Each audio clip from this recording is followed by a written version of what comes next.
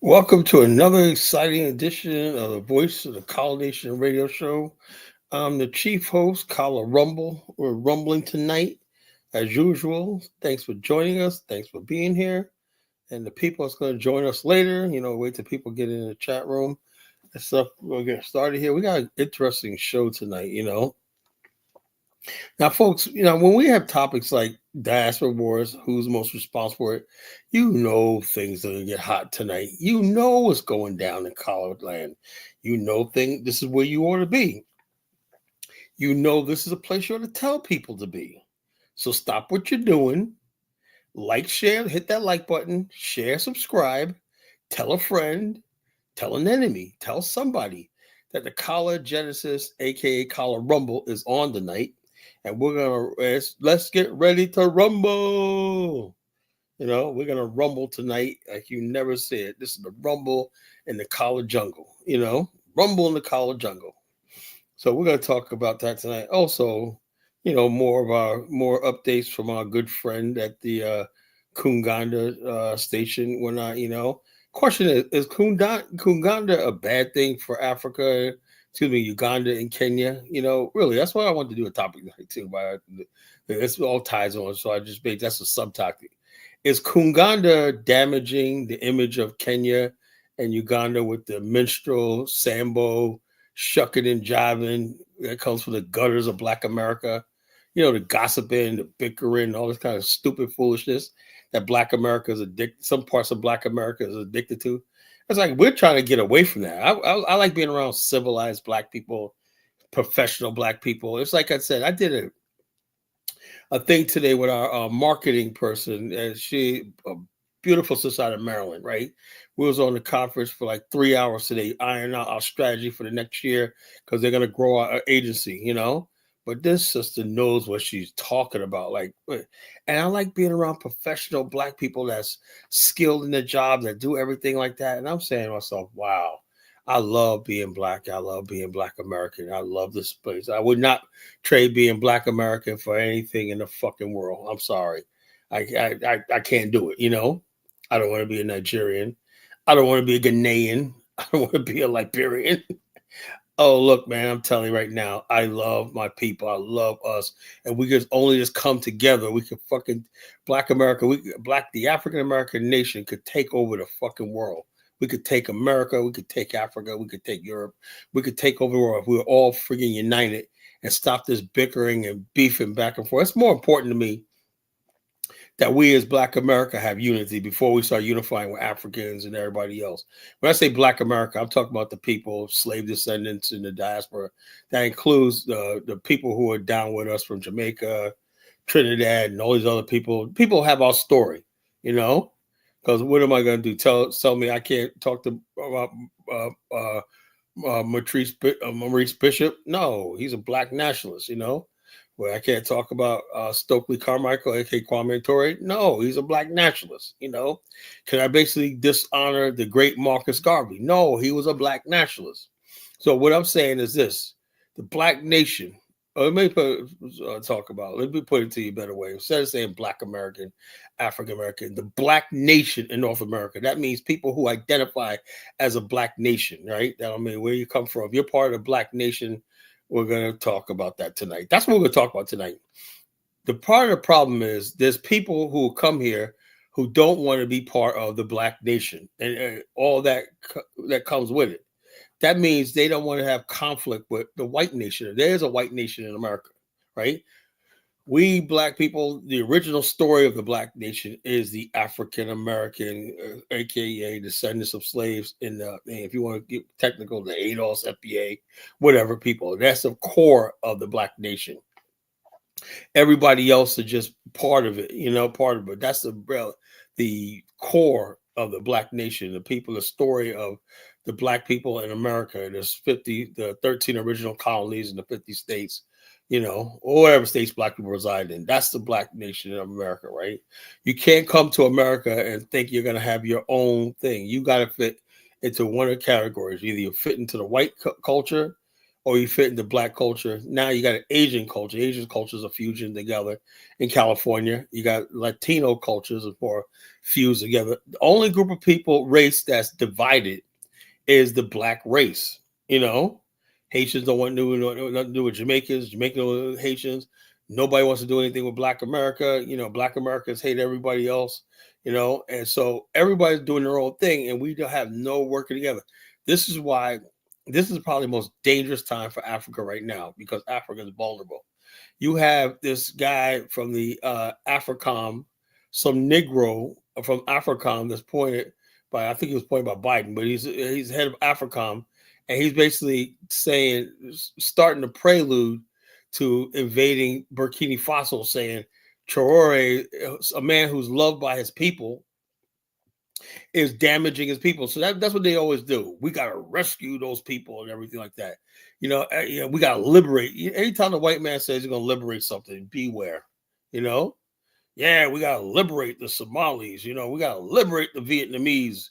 We got to liberate Mexico. And, you know, we got to liberate Panama from the clutches of Colombia. You know, the Panama Canal. Panama used to be part of Colombia. People don't know that, you know.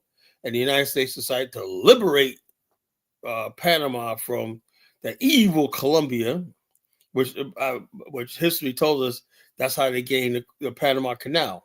You know, every time the white man says he's going to liberate somebody, beware. So now they want to liberate Burkina Faso. You know, Traore is a brutal dictator. He's basically like this beautiful young man who's basically an inspiration to all of us, right? As what a strong black leader should be. It seems to me that it doesn't matter. As long as a white man's on this planet, we're never going to have peace, you know? So like I said, these are the staging grounds to Armageddon, you know? Because that's where this is going. This is headed to the Great War of Armageddon. I believe Armageddon is going to be, the battleground for Armageddon is going to be in Africa, you know? That's why I think that's going to be the beginning stages of Armageddon as Africa goes, you know? So this is what we're talking about tonight. But are Africans prepared? Absolutely not. The African immigrant is foolish, you know. He's arrogant. He's conceited. He's vain, and all these other things like that. He's selfish, you know, short-sighted, childish. And so the bottom line is he has no idea what's up his way. He don't even care. You know, you listen to people like Elvis. They don't even care. Say, Elvis, you understand your country's dying. It needs you at home. No, I can't do that. Mike Olawale, how come you're not in Nigeria, man, helping out? No. After dumbass, you got a lot to say about the blacks in America. You should be in the Gambia, you know, helping out your homeland, you know. Everybody should be in their homelands helping out and building. Because what's coming down the pike is this. The United States plans to shut down half the embassies on the African continent. Do you understand what I just told you? If the United States shuts down all the embassies that it wants to shut down, that means almost most of the continent would cut off from the black people here in the West.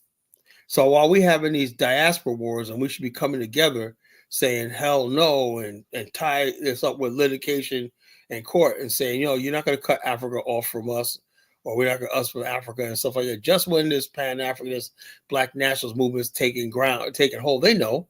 They see us going to the continent. They see more of us going to the continent and everything. And so the way to stop that is by getting in there.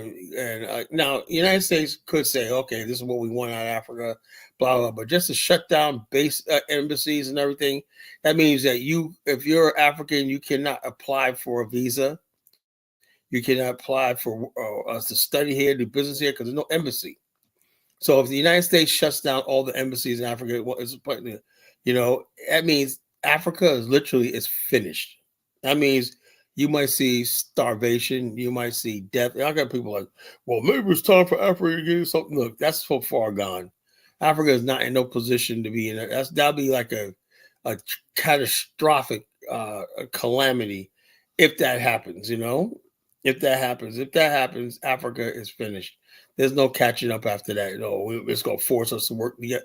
Look, I'm so sick and tired of these jolly ass Pan-Africanists who think, oh yeah, maybe it's going to force Africa to. No, Africa, it would take Africa starving and dying before they say, you know, let's come together with the black people in the West. Let's build an Afghanistan. Let's build whatever they can to get our people to the continent. They still won't do it. Let's consolidate. We don't need all these countries. Why don't 2 or 3 countries merge together as one state? Why don't we have all these things and everything? So the bottom line is this. That's what it is. I don't know what it's going to take for Africa to get it. Why you got different tribes feuding with each other? Why you got different nations feuding with each other? Can the Congo, DR Congo, and Rwanda get along? Why is this conflict as the world is set to marginalize Africa and destroy all the countries in Africa? You got African countries in conflict with each other, But the question tonight is the diaspora wars, who's the most responsible for it? The reason why I basically did the show tonight is because I was answering Kid Ola's show the other night. Kid Ola was saying, "Oh, you Black Americans, blah blah blah." You see, look, yeah, Black people in America could be ignorant. We like roasting people. We like saying shit when not. But I don't think it was ever that serious with us. We never, I don't think, ever had any real hatred towards Africans or Caribbeans or anything like that. But there's some people from Africa. I don't know what it is. Because the difference is we brought up in a Christian culture. We're taught to love everybody. Unfortunately, we're taught to love everybody, love the fellow man, all this kind of stuff like that, right? But Africans come from a culture where they believe in destroying their enemies or destroying people who aren't like them and stuff like that. So they don't have the same value system we do. So there, you take that to this thing. It's easy to realize how tribalism could exist. Tribalism exists when you only see yourself as part of a tribe. You can't see yourself as part of a nation or global Black community. You just see your tribe. And I see it all the time. I try to give Africans the benefit of the doubt, right? And I listen to most Liberian sites where, oh, yeah, he's a good crew man. Yeah, I ain't mess with him. He's a Grebo man. Or, I'm a Loma. He's a Loma. He's a Medinko. He's a fool. I'm like, to Black people in America, we look at these niggas like, y'all all look alike. So the fuck y'all fighting for over what tribe you're from, But tribal identity in Africa is real, And Shanti don't want to give up his identity, Khan want to give up his identity. And the bottom line, these tribal things surface all the time. And then the thing is, when Black people from America go to Africa or get involved with Africa, you join this tribal war, And a lot of Black people in America take it as Africans don't like us. No, you got to understand tribalism. If you're not part of somebody's tribe, they don't see you as their race or whatever like that. So we take it as, oh, they don't like us. They don't want to include us. No, just Africans have never been civilized to the point where they learn how to respect other humanity. You have to respect other humanity, like the Japanese had to learn. You can't just be like, okay, if you're not Japanese, Japanese have come a long ways in understanding its fellow humanity, And like I said before, it was too late. Before the Japanese, oh yeah, if you're not Japanese, And now you got people who are not Japanese who are living in peace in Japan, because the whole idea of Japanese is you had to be Japanese. If you want to drop something else, Chinese or whatever like that, you cannot be Japanese, blah, blah, blah. And so therefore, those things are dying in Japan as people become more educated and enlightened, despite being a highly advanced civil technology country. Japan was always very backward when it came to human development. It was very primitive and tribal when it came to its culture, But now Japanese are modernized. They're starting to accept mixed race people in their country. They're starting to look beyond being Japanese and stuff like that, giving foreigners citizenship. And so people can evolve, The question is, when is Africa going to evolve? Now I expect Africans to be but then again, it seems like Africans have no problem with other races, but they seem to have a problem with their own kind. I don't know what it is. They have a problem with their own kind and everything like that. Like I said, tribalism is real, and people stick to their tribe. And so if you're not part of somebody's tribe or you ain't speaking their dialect or they can't talk to you in their language or you don't eat their food, whatever, the culture hasn't evolved to accept people as strangers. They're always going to be standoffish towards you because you're not one of them. So we see people look like us, sort of, and we like, these are our people, blah, blah, blah. But they don't see things like that. So when it comes to America, it's the same thing. They don't say, well, I got to go fit into this black community over there because they look like me, whatever like that. It doesn't work like that. You congregate with each other and everything like that, just based on they come from the same village, town, everything like that. So we take it personally, like, oh, they don't like us. They don't know. It's not that. You just don't understand tribalism, And I don't take it personally. I understand that, what I'm dealing with. Salute Josh, salute everybody in the chat. Marcus for joining us. Thank you for coming by tonight. We're gonna have a good show tonight. But the topic is the diaspora wars. Who's most responsible for it? And so, like I said, I put the blame on everybody, all parties involved. But I will say, like I said, the kid only the other night, I said, for the most part, Black America, we always saw people as Black. We didn't see any difference between African and Black. We figured, okay, we're all one race, whatever like that. So when we went out there doing the Black Panther, we're doing Wakanda and everything like that. Africans said we were appropriating their culture and we're not really Africans. People like, well, don't we call ourselves African Americans? And don't we basically say acknowledge we're from Africa and stuff like that, And then you had Africans saying, no, you're not African American. We're African American, African immigrants. We're like, so in other words, basically you're trying to erase my heritage, history and stuff like that. And so you could claim to be African American. African American is an ethnicity, And so basically when that sort of thing was going on, people started questioning this whole idea of Pan-Africanism, That's when people started questioning this whole thing. And unfortunately, that's when the so-called ADOS movement appeared in this discussion. Then the FBA, more extreme version of it, appeared in the discussions. And people started saying, no, we're foundational Black American, we're not Africans, and all this kind of stuff. That happened right around the same time, That movie Black Panther really did a job on the Black race, I love the movie. Really, I do. I loved it. Or not. It was cinematic genius. But while we're celebrating Africa and celebrating this Sesame movie, Vibranium Juice. That's funny.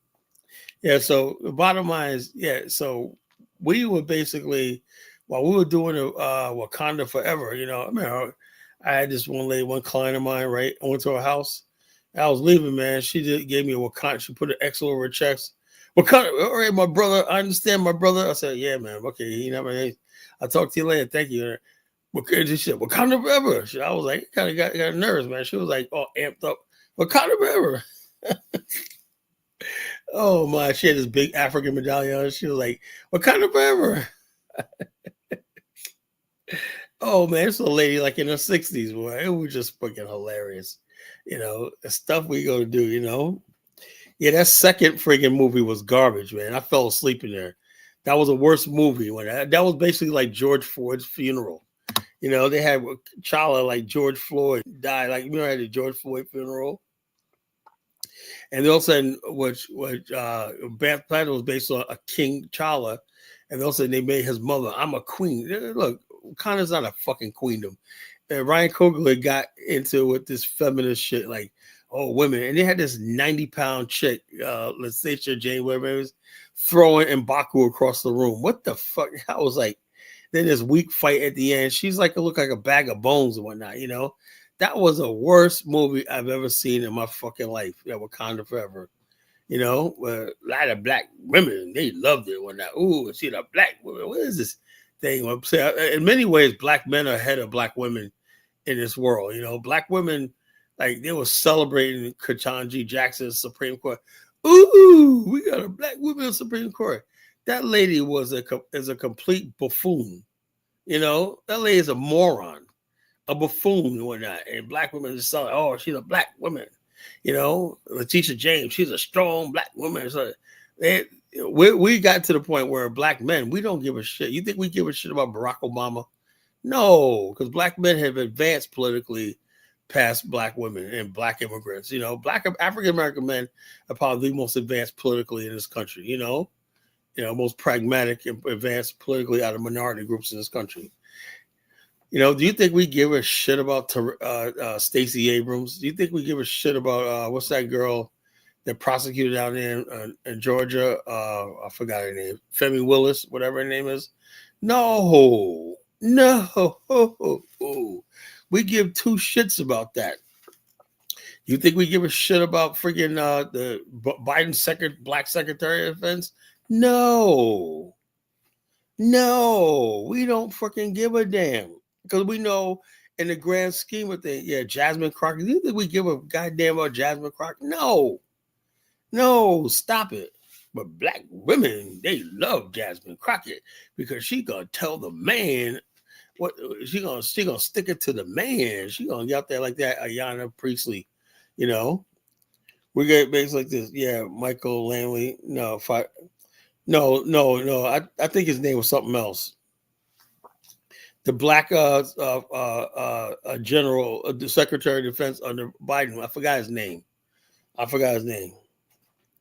Faggot sugar mama. We're here.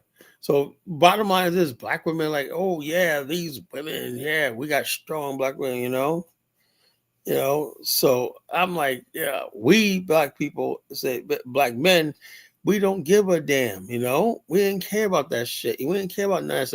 That's why a lot of us voted for Donald Trump. We're sick and tired of these virtual signaling people, So yeah, so this is what we're talking about tonight, And we're back to the topic, but Diaspora Wars, we basically in Black America, black men, have been open to anybody that basically want to be part of us and stuff like that. You want to be part of our culture, community. We're cool with that, We're really cool with that. I don't know the relationship between black women and African women. You can see it on these shows tonight. We have Africans up here. We go back and forth, whatnot. I don't know what I never see. I don't know. Think about black women. I don't really see too many popular YouTubers or stuff like that online. Maybe because I could point me to a direction, but I don't really see any consistent YouTube channels or blogs out there that's done by black women talking about black nationalist politics and stuff like that. It just seems to be the same old, oh yeah, fight the power, we're all black, whatnot, That sounds good, but we got people coming over here from overseas who don't see it that way. They call us victims, We should be grateful. We should be grateful to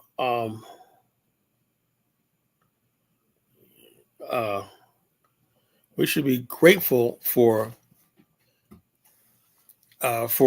being in America. We should be grateful for what the white man has bestowed upon us.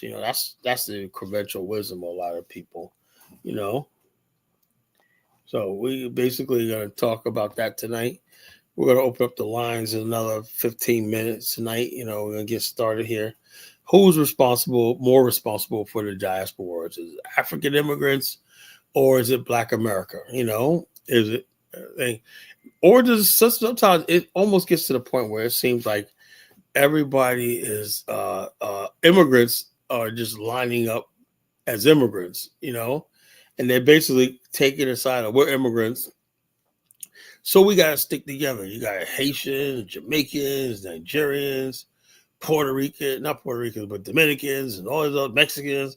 They're all fellow immigrants. I couldn't believe what the fuck I was hearing when you hear these fucking stupid Africans talking about, I got more in common with America. Yeah, of course, your immigration status when I as an immigrant, whatnot, but in America, it's about race. It ain't about your immigration status, it's about race.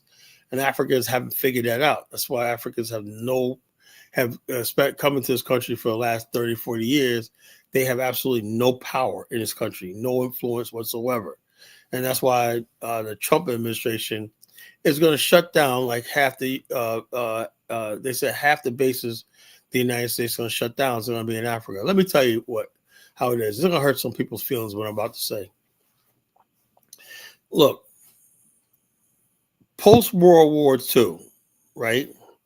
The world was in this humanitarian thing where we believe all people had the rights of nationhood, self-determination, and freedom. That was coming on the heels of Nazi Germany, fascist Italy, and Japan, and everything. So therefore, all these places basically petitioned to become independent states, even though the Western powers were dragging in places like Vietnam, Indonesia, Africa. That's where the world was headed towards, independence, everything. But at the same time, part of the world, Western world, was digging down into certain parts of the world, like Africa. The Westerners dug in South Africa, and basically they dug in Vietnam, and stuff like that. So they basically said, okay, we have it. But in the process, some of these countries achieved so-called independence, right? And we see now with the merger of Immigrant, they never really had independence. I'm finding something out new every day. They're saying I did not know foreigners own so much land in Africa, foreign colonial thing, own thousands of square miles land, which they can monetize. It uses as a base the current French West Africa. The reason why France could print money and whatnot is because all of its holdings in Africa, it literally borrows against. Whether it's land, gold mines, all this like that. People don't understand. Just because somebody, when you do gold, okay, you're making a profit. But what's the value is the land it sits on, and that's how they make their money and everything. So Ibrahim Traore is saying we're taking all our gold. And Ghana's trying to do the same thing. Take all his gold back and stop the mining when I realize now that the colonial structure, right? The whole thing is this.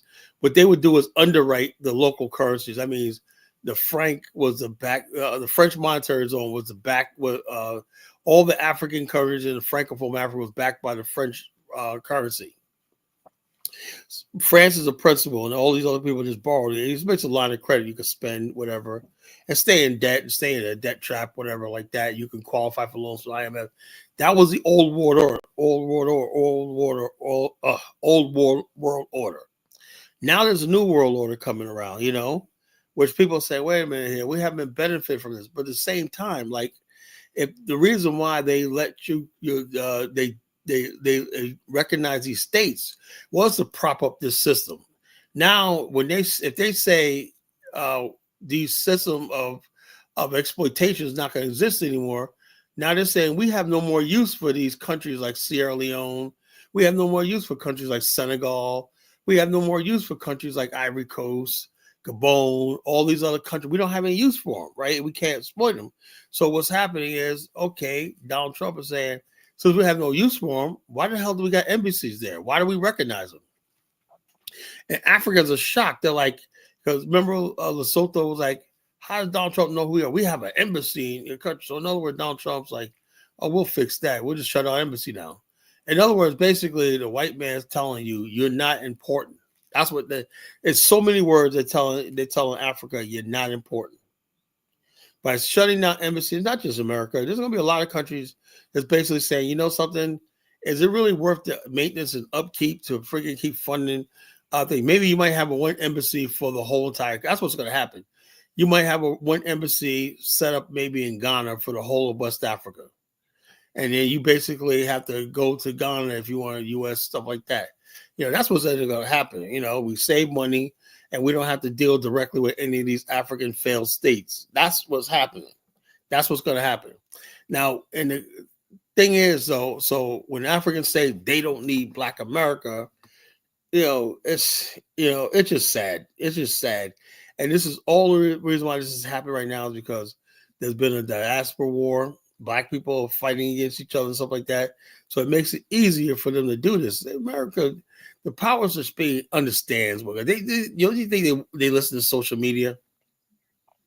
They listen to TikTok. They look at the Discord before they do anything that major. Say, how is this going to affect Black? Because they remember when the apartheid movement right here, when the United States was trying to give South Africa, Black people were almost rioting in this country because the United States was dared to support the apartheid regime in South Africa.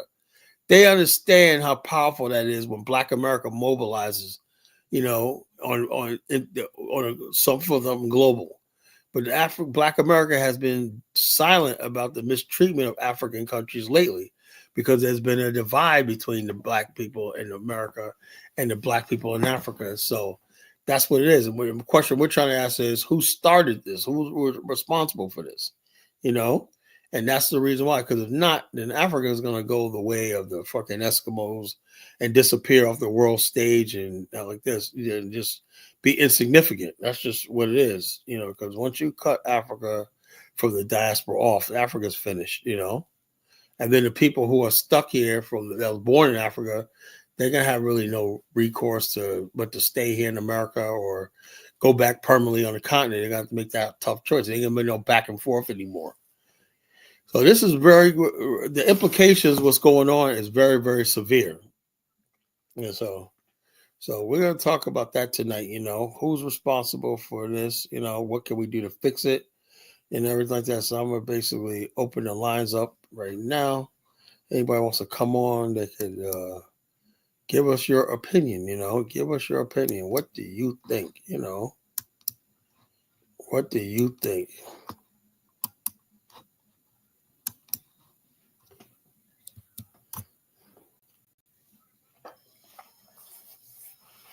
So as we go on tonight, folks, I was basically, the last couple of nights I was talking about our friend O'Shea Doofus Jackson. And he basically, look, I was on one of Brother Bomani's conference calls yesterday about his tours, and I listened to him go over the itinerary for his Ghana tour. There's nothing like I've seen. I'm in the professional world. What I like about Bomani, he's very, very professional in what he does. He's the top of what he does. I've always admired somebody who could start a business from scratch and make it work from nothing. There was no blueprint to do tourism and what he's doing in his community over there. But I was always like that. I always started a business from scratch, no turnkey, but just start a business from scratch and put it together and make money. I always was fascinated by that. I built businesses when I was in my early 20s. I made money. I had my own vending business. I used to do events and stuff like that. I was like, shit, I made something from nothing. That's the best thing you can do. And you make something from nothing. Sitting on YouTube making fucking YouTube revenue is not anything big. It's something. I guess you can call it significance, but it's not really significance as you building something from the scratch and you making money off something that you convince somebody else that they need, that they're going to purchase. That is amazing. Anybody who does sales, marketing and sales understands the genius of that, And like I said, Bomani is like pure genius when he comes down to business and what he does with his tour business. I could never put that thing together, I could never have the patience or afford to put something like that together. And so we give Bomani respect over here. So when people's like coming at him, and like we said, if you have evidence or anybody like that have evidence against me, Bomani, you could always reach out to us. You could always call the embassies that we're dealing with, the countries we deal with. You could also report us to the United States governments, whatever. You can do whatever you want. But if you don't do that and you don't have any evidence, you need to shut the hell up, because we're not going to sit here and take abuse from any just peons that basically are not on our level. That's just the way it is, folks. That's just something you have to just deal with, So we basically talk about that tonight. And we talk about the diaspora wars, who's responsible for it, And another thing is Kunganda hurting or helping Africa, And I'm saying to myself, when you talk about Kunganda, right? If you're gonna sit around all day and all night talking gossip, how does that move the race forward, And I'm talking about, we get to the point where what we're trying to build in Africa is real, And I thought about that yesterday when I was basically doing a senior event, whatever. To build Africa, we're going to need, I look at other countries, other things. One of the things I do is I work for the AARP, right? That's the Association of Retired Persons, whatever,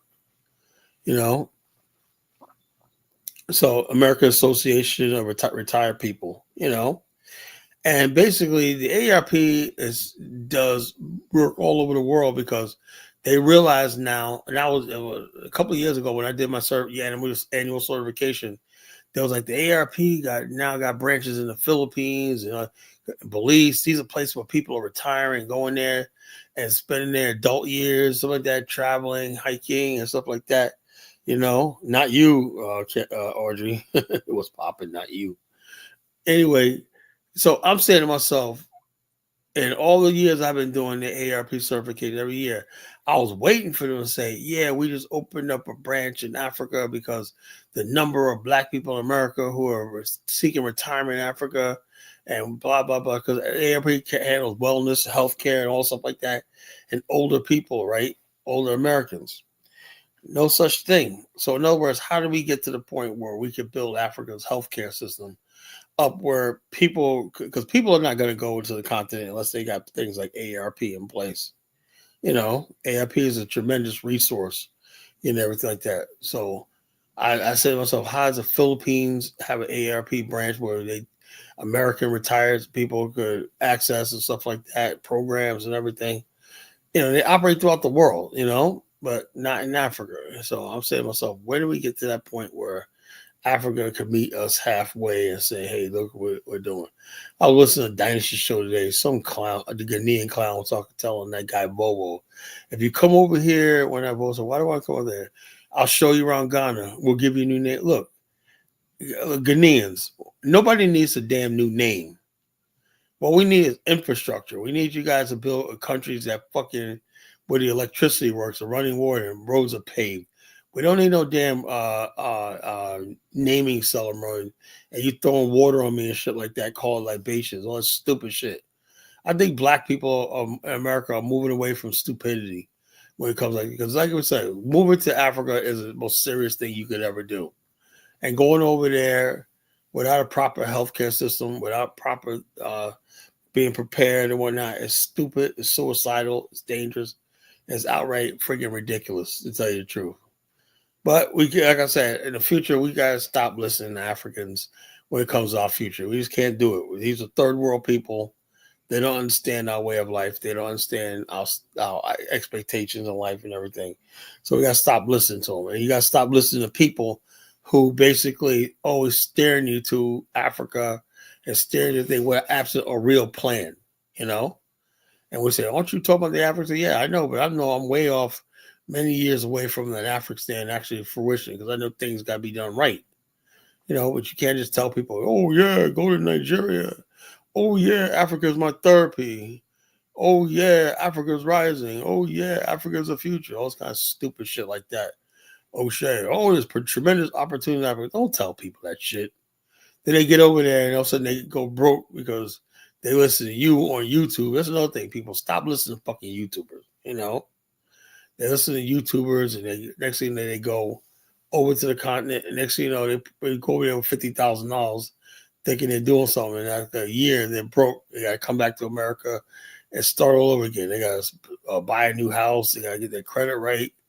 They got to do all stuff like that because they listen to some YouTuber telling them, oh, yeah, come over to Africa, man. You can just do anything you want. You'll be rich in 2 years. Akon told Black people, oh, yeah, in Africa, you'll be a millionaire in 1 year.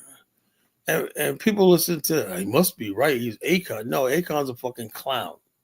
That spook is a clown, He's telling you to go to Senegal, whatever like that. In a year, you'll be rich, whatever like that. You'll be millionaires and all this kind of stuff like that. In poor ass Africa, there ain't no fucking getting no rich in Africa.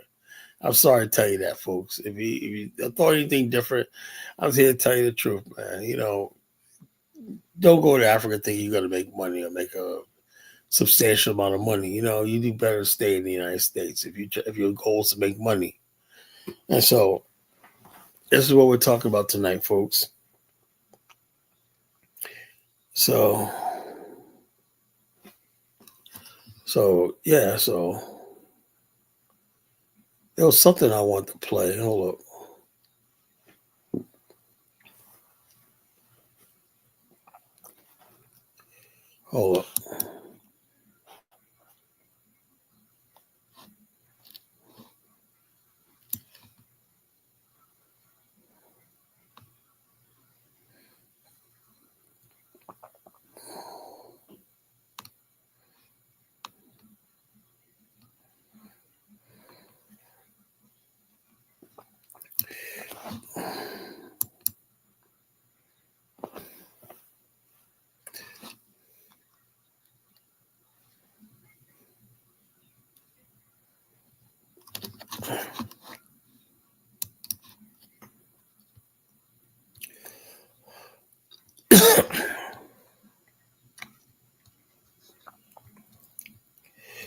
Give me a second, folks.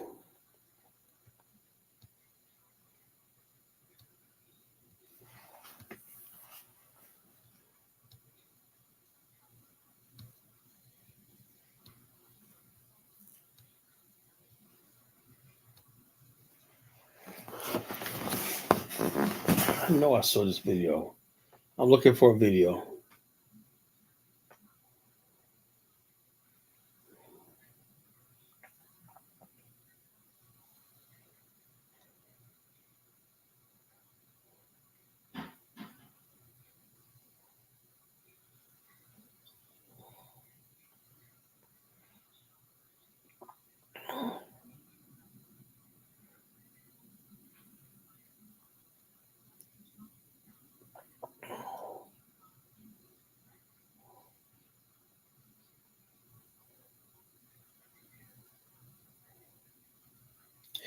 I was basically the other day arguing with these, and my comment got deleted off the site. Anytime you challenge white supremacy and all these other people the right way, I know it's something. I get my comments deleted, right? Because I know how to debate white people and they're racist and whatnot. I could destroy them. That's why they don't come on this channel. I could debate them and destroy them. Other black people, they act so weak when they come to debating white people. They act so this and that. One thing you have to learn: stop giving these people so much power and so much respect. The question was basically Letitia James of New York was saying basically, oh, she's innocent, he's unfounded, right? There's somebody made the comment like next thing she's gonna say blame racism, right? And basically this everybody follow it, and that's how those people usually do.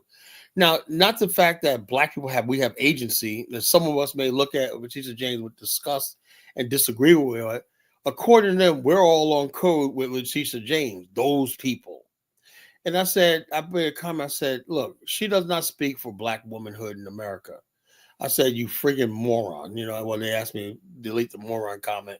So I said, what? M N. So you get the picture. I'm calling you a moron. And I look at all the comments in the section. Oh, yeah. Those black people, they always going to talk about racism. She's going to talk about this. I'm like, this is what they think, which were the Carmela Anthony Austin whatever the last name is. This guy Austin was 200 something pounds, so was his brother, right? They're big guys. Carmela Anthony was 130 pounds. And they was coming after him and they put hands on him. He stabbed him. Okay, it's unfortunate the boy had to die. But at the same time, right?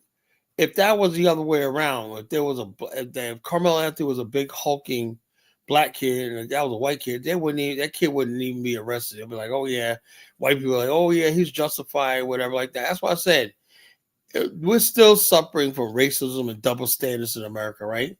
And the whole thing is when you come over here off the boat and you basically sit here and see that and you basically act like you have nothing to say. That's what angers a lot of black people in America. When the black immigrants sit there and be quiet. Now, when they getting ready to go through shit right now, which is really serious, more serious than what we are, because the United States is about to cut Africa the fuck off, and deporting a lot of Africans out of here, right? So basically, what they want is our support. Oh, where's Black America? How come you don't stand with us? Well, not. Hey, look, if you guys can't stand with us, we can stand with you, and that's where the divide comes in. At we're always respected to stand with everybody else, and then when our issues come up, nobody stands with us. We're not. I think Carmelo Anthony, I would never say justified, but the thing is, he did what he had to do, and I understand why he did what he did. Because like I said, if you're 130 something pounds, right, and you got somebody almost 100 pounds on you, two people, you're going to be like in defense mode. You're like, I'm only a small guy. Now, if they were equally sized, that'd be a different thing. But Carmelo Anthony was only 135 pounds. And this Austin Metcalf was 225 pounds. He's a football player. And so, therefore, yes, that happens. You got a size advantage and stuff like that. So this is what we're talking about tonight, When you come to this country or not, you're expected if you're black to get on code and say, hey, look, I understand that, whatever like that. That's just the way it is. If you don't agree, but social media gives people a platform to disagree in anonymity. And when I was like, oh, so that's what they think about us. Oh, so that's what Nigerians think about us. Oh, that's what you think. That's what's happening. And people are saying, well, geez, man, these people don't like us. They're like this. No. Just that, just like you got black people who don't agree on everything. The Africans and black immigrants really don't agree on nothing we say. So it's like, yeah, black people are saying criminal ethics should be locked up, whatever like that. Those people exist. But they really exist in the black immigrant community, people like who always see things in terms of the white man's point of view. So these are things we're talking about tonight, So let's see. I'm gonna look for this video.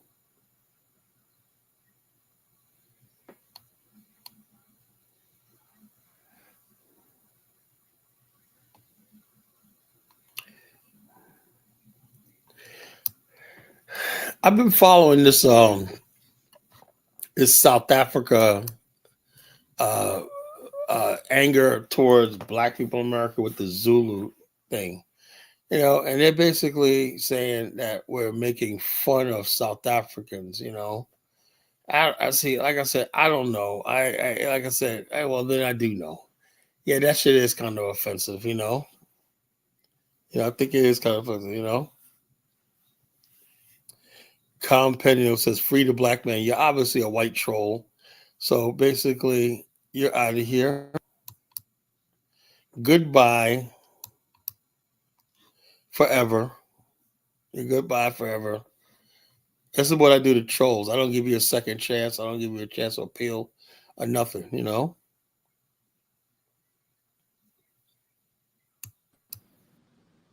What's up, Marcus? Zam, how you doing? Oh. You get me? Hello? Yeah, I can hear you. Go ahead, brother. Yeah. You said who started the I don't know shit. I'm gonna say this because you from the old school. You from New York, East Coast. You been around the motherfuckers. You been around the motherfuckers and shit. And it looked like I'm outside looking in. I'm from the South, so we all Black American. I guess they assimilated to y'all. And I don't know. I really don't know. I would say this, right? I don't. Yeah. But in New York, right? The way New York is, right? This is not like the South. No offense to my Southern brothers. Y'all, Southern people are loud. Y'all let people know what you talk about. You talk out loud. You're very loud. In New York, like this, you could have you go to Harlem, right? Yeah. You go to a friggin' diner or something like that. All black people, you can hear a pin drop. You go to deli, everybody waiting for their sandwich. You can hear a pin drop. It's very serene. People don't talk above a whisper, whatever like that. So people keep their thoughts to themselves. That's the culture shock. That's how millions of people act in New York to get along because it's just too many people. And so therefore you don't really know what people are thinking. What we see now is like people saying, "Oh, so that's what you were thinking all this time." Yeah. Because I met Caribbean people from the South, like from when they moved from New York to the South, they said like y'all ain't got no culture. They said we got a culture type shit. It's like I don't know, like it's just how they come from New York City, the newer generation around my age group, they talk a lot of hot shit about y'all, about Black American New Yorkers. So growing up, the whole thing is this: what they do is this, like there's this myth going around that when you see somebody that's successful and they're black, they must be from the islands or foreign. Yeah, New York They City, basically made it seem like all black people, African Americans, are gangsters, ghetto, and whatnot. So they basically try to distinguish themselves or as hardworking immigrant, and that's a lie. Most of the black middle class is Black America, us. They got ghetto ones though. That's what I'm trying to tell you. Like the ones that leave New York City that sometimes come down south, they ghetto. The Brooklyn, the Caribbean ones, the Panamanians. Yeah, there's a lot of ghetto ass people, but also you gotta say something. A ghetto culture is a ghetto culture. Like you got people like Cardi B, she's ghetto. When it basically spans. You even got white people that are ghetto, And on the East Coast, you got white people. I remember back when Virginia, back in the days, you had white girls that fucking had gold fronts, pack heat, and just had the braids in the head. They be having like a mixed race baby and whatnot, And one, they be running with thugs and whatnot. They call coal burners. They run with thugs and whatnot. Mud sharks. Yeah, mud sharks and run with thugs. So that ghetto culture transcends, right? But somehow they make it seem like ghetto culture is Black American. It's not that, ghetto culture is ghetto culture. Anybody could be part of it. But, anybody like this, so. Yeah, I feel like we took the mantle, though. I think the newer generation No, took the mantle. what I think is the mainstream media, when they want to promote that stuff, they got to put a face on it, and they just decided that we were going to be the face of all this shit, So that's what the problem is, But people go along with that shit, and I'm like, no, that's not the case. In other words, basically, we have a thing where, in Black America, somehow white people always try to make us seem like we're the coolest or not. Yeah, I'm the Black. You ever see these shows? You ever see that movie White Boys? Yeah. Remember that? He was like, "Oh, I'm gonna get in touch with my black." I'm like, "Yo, that's not what the fuck being black is all about." They watch a couple rap videos. They think it's hip hop. They think hip hop and all that shit like that is being black, And we used to, even when we was growing up, right? I was a hip hop head. I understood. I didn't do hip hop for my grandparents, my aunties, and when I had family gatherings, That was something like that we did in the streets, We got to I had my hip hop tag name and whatnot. It was a subculture. Respect your people. When we had our regular culture, like I had my Puerto Rican friends who were in our crew or not, but when they went around their family, they did a Puerto Rican thing, But when they were part of our crew, their name, the tag, it was a subculture where we all met together, whether you're from Caribbean, where that the streets. It was a culture of the streets, Our youth and whatnot, streets. We gave our names. If your name was Melvin Wright, your name became Melly Mel. Facts. It was Jazz. It was Jeffrey Thompson. It becomes Jazzy Jeff. And so you know how that's how hip hop was. We took on a different persona. Unfortunately, white people took that as that's who we are. No, motherfucker. Yeah. So therefore, we didn't have when people look at hip hop and whatnot, they think as African American culture. That's why I said when this FBA argument, we founded hip hop. No, hip hop was founded in the streets. It was Black Americans, Caribbeans, Puerto Ricans. All these people did that hip hop shit. It had nothing to do with like any specific race, whatever, like that. So that's why I disagree with these FBA people trying to say we claim hip hop. No, we didn't. Hip hop was something unique to the Bronx, and the Bronx street culture, to spread to other parts of black America and stuff like that, and Caribbean America, So I understand. But now the argument at hand was like who started Diaspora. I think it's the newer generation of immigrants that came over. Because I think the ones that came over, the newest ones, they have money. Because they're coming over here, they're going to white schools, they're living in white suburbs, stuff like that, They're not assimilated into Black society, And they don't want to assimilate. They don't want to. The thing is, they don't want to assimilate into America. Like I got pilots. It's not just Black society. They own their own social media. They're not American. They're not American. They don't want to be part of America. Yeah, they don't want to be part of the thing. But the thing is, though, America is getting to the point. They thought they could come over here and basically change America, right? In other words, you don't come in somebody's house and start rearranging the furniture. You just sit where you know what I'm saying? Yeah. These immigrants come over here and they thought they were going to change the language, change everything to them. And everybody's like, in America, and the backlash with Trump is people like, no, this is our country. This is what we, what we fought for. We fought for one. You can't just come over here and take over and shit, Civil War. They don't understand that though. Like I got like a lot of foreign partners, you understand, and they come here. They like fuck F America, screw America. I'm going back to Pakistan. Like these motherfuckers talking. This motherfucker, you think he Al Qaeda or something? You know what I'm saying? But you'd be surprised how many of these people hate this. They come over here. Hate this country. They hate America. I worked with some dude from Afghanistan. I don't know. This was 2021, 2022. Man, they paid for everything. His kid's school, he getting like $30 an hour, everything. Man, this dude talking about we beat America. He looking up weapons on the computer. You understand? He ran back to Afghanistan because his kids were becoming Americanized, but they were just talking down like on America, just in general. I got another partner from Kenya. He said, "This your country. You gonna fight for this country. I'm going back to my homeland. You just come here, just get money and if y'all women." And that's the problem. They come over here, they get money. They don't have any. If they don't have any love No for America, allegiance. they don't want nothing to do with Black America, especially. You know. Yeah, that's what dude said. I had a conversation. It was about the Hebrew Israelites and what it is. You heard me, the why they threw rocks.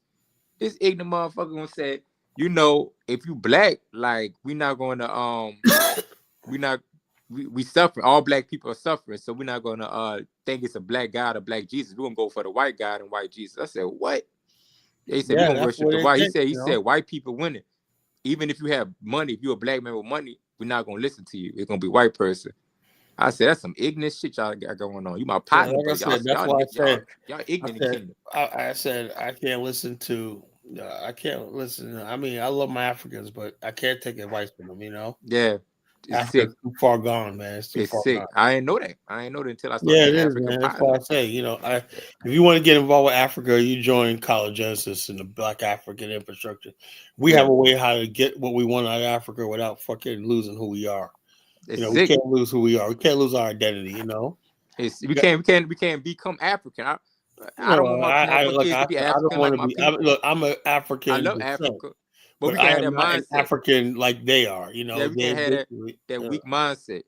It's because I'm talking to my people. They said, yeah, that most Indians own stuff in Nairobi and Kenya. I said, so my other people was like, so if you needed something from a black person or Indian, he said, oh, it doesn't matter. I might just get it from the Indian. I said, that's some sick shit. Y'all got y'all. We want what y'all have. We want our own nation, and y'all just giving y'all shit away. Like you got to understand something how it works, right? A nation is something you evolve into. You can't just a tribe is devoid of a nation. You know, you don't see the bigger picture, the bigger society. That's why what's happening right now is all these countries in Africa are crumbling over the tribalism, right? And so therefore the nation state doesn't affect. That's why the United States is about to close down 30 embassies because the country are completely unfunctional. You know, look at Cameroon. Look at places like Sierra Leone. Look at places all over the continent that friggin' are in chaos, right? Because of tribalism. Nationalism is something people have to intelligently evolve into. You know, sometimes it's culture, sometimes it's religion, sometimes it's just basically something happens in a storyline where people are inspired or a spirit, you know. But if you don't have nationalism where we see ourselves as a people, you know, and stuff like that. You got tribalism and not just tribalism, but nepotism, you know, and people for their own family and their own whatever clique or whatever like that. You're not going to build a nation. And so if you can't build a nation, then how are you going to deal with a country like the United States? You need to be unified as a country like against a country like the United States, you know. And the United States is ready to start doing business with serious countries, you know. That's what's going on. You know, and so if the United States can't get minerals out of Africa, exploit ask me, like Nigeria, America gets oil from Nigeria, so Nigeria is pretty much safe. You know, the rest of these countries in Africa, what does America have vitally that America needs to have diplomatic relations for? You know, nothing. You know, America is nothing from Ghana. Really, it really gets nothing from. Most of the continent, it really gets nothing, you know. So what does America have to maintain a base for? You know, that's what it is. Before the whole idea, if you was head of a patch of land called a state, you know, you got recognition, you got invited to the White House, you got invited to this, and so these people felt so proud of themselves that at least I got a nation. You don't hear Africans say that. At least we got a country, you know. Your country is only as good as people recognize you, you know. The United States doesn't recognize it. When they shut that embassy down, that means the United States no longer recognize that republic, you know. You know. So I don't know how that's going to lead. It could lead Africa in the hands of China and Russia, you know, and that will escalate a war. I say the war of Armageddon, you know. The war, well, they're not gonna survive that motherfucker. Them Africans, they don't have a military. They don't have military. They don't have economics. They have nothing, you know. Yeah. So Yeah, I saw your email, man. So you email me back, you know? Oh yeah. I got your information. I was talking about my other one of my partners. I told him about Liberia and everything. He works with his hands now to paint, build houses, everything. I said, shit, contact my people, and you trying to go to Liberia, you try, build some shit. The I got main somebody. thing, you go on a trip, you go on that tour, you'll know a lot of the country, you'll have a good time, you get a feel for the country. And like I said, we take you, you'll get a real good feel of the country with a Florida tour and tour bus and stuff like that. You have a good time, meet people and whatnot, you know. And so the bottom line, you'll be like, yeah, I want to come back here and live. You know, I want to come back and do this. And I'm telling a lot of my people that. I said, shit. They say it's like the deep south. I live in the south, so I said, it's like shit, they're gonna it's love like the South and Africa at the same time, you know. Yeah, so I was like, shit. Liberia, I would say Liberia is an entry point to Africa, you know, to me, you know. I wouldn't take nobody to no fucking Benin and voodoo shit like that. No, no Nigeria, no, you can't do that. It's a culture shock, you know. Liberia is tailor made for Black America if you want to go to Africa. Yeah. And kick it and stuff like that, get into something, you know. Yeah. Right? Yeah. No Congo. What the hell you talking about Congo? No, none of that. No, frick the Congo, man. Like I said, and you ever know Congolese, they're the worst when it comes. I always thought Nigerians don't like Black Americans. It's actually Congolese. You ever hear them motherfuckers talk? No, what did he say? Oh man, I got a lot of Congolese blood. It's one guy video going out on TikTok where this guy said to a Congolese guy sitting with two white guys. He goes, I'm gonna take your black card. He goes, I ain't black. That was black as ace of spades. I ain't one black like you. You're a stupid nigger on welfare. I'm like, yeah, Congo. I was like, God damn, man. And the black kid, said that was like shocked. Like he never heard. See, I expect that stuff like that. I know how to handle it, you know? Yeah. It basically, there's one guy about a month ago said this Congolese, whatever guy that was adopted, right, by white people. He said, oh, I was adopted by white people. And the guy starts saying, "Oh, you was." He goes, "You one of them niggas that was on a milk cart, right?" Yeah. The dude was like sitting there, like, see that dude. That dude was ready for him. He goes, "You one of them? This nigga one of them niggas on a milk cart. We just send money to him, and you know." And white people adopted him, man. He goes, "That's no flex. You was adopted by white people because your family couldn't survive, whatnot." And dude was like, "Yeah, nothing to say." It's like, I grew up with white people. I ain't one of you people. So you one of them feed the hunger niggas. Well, the people, well, I'm gonna tell them Congo people sick. You understand? Let me tell you why. When Leopold controlled the Congo, it wasn't white people in the middle of the freaking jungles doing that shit to them, the natives. It was their own people.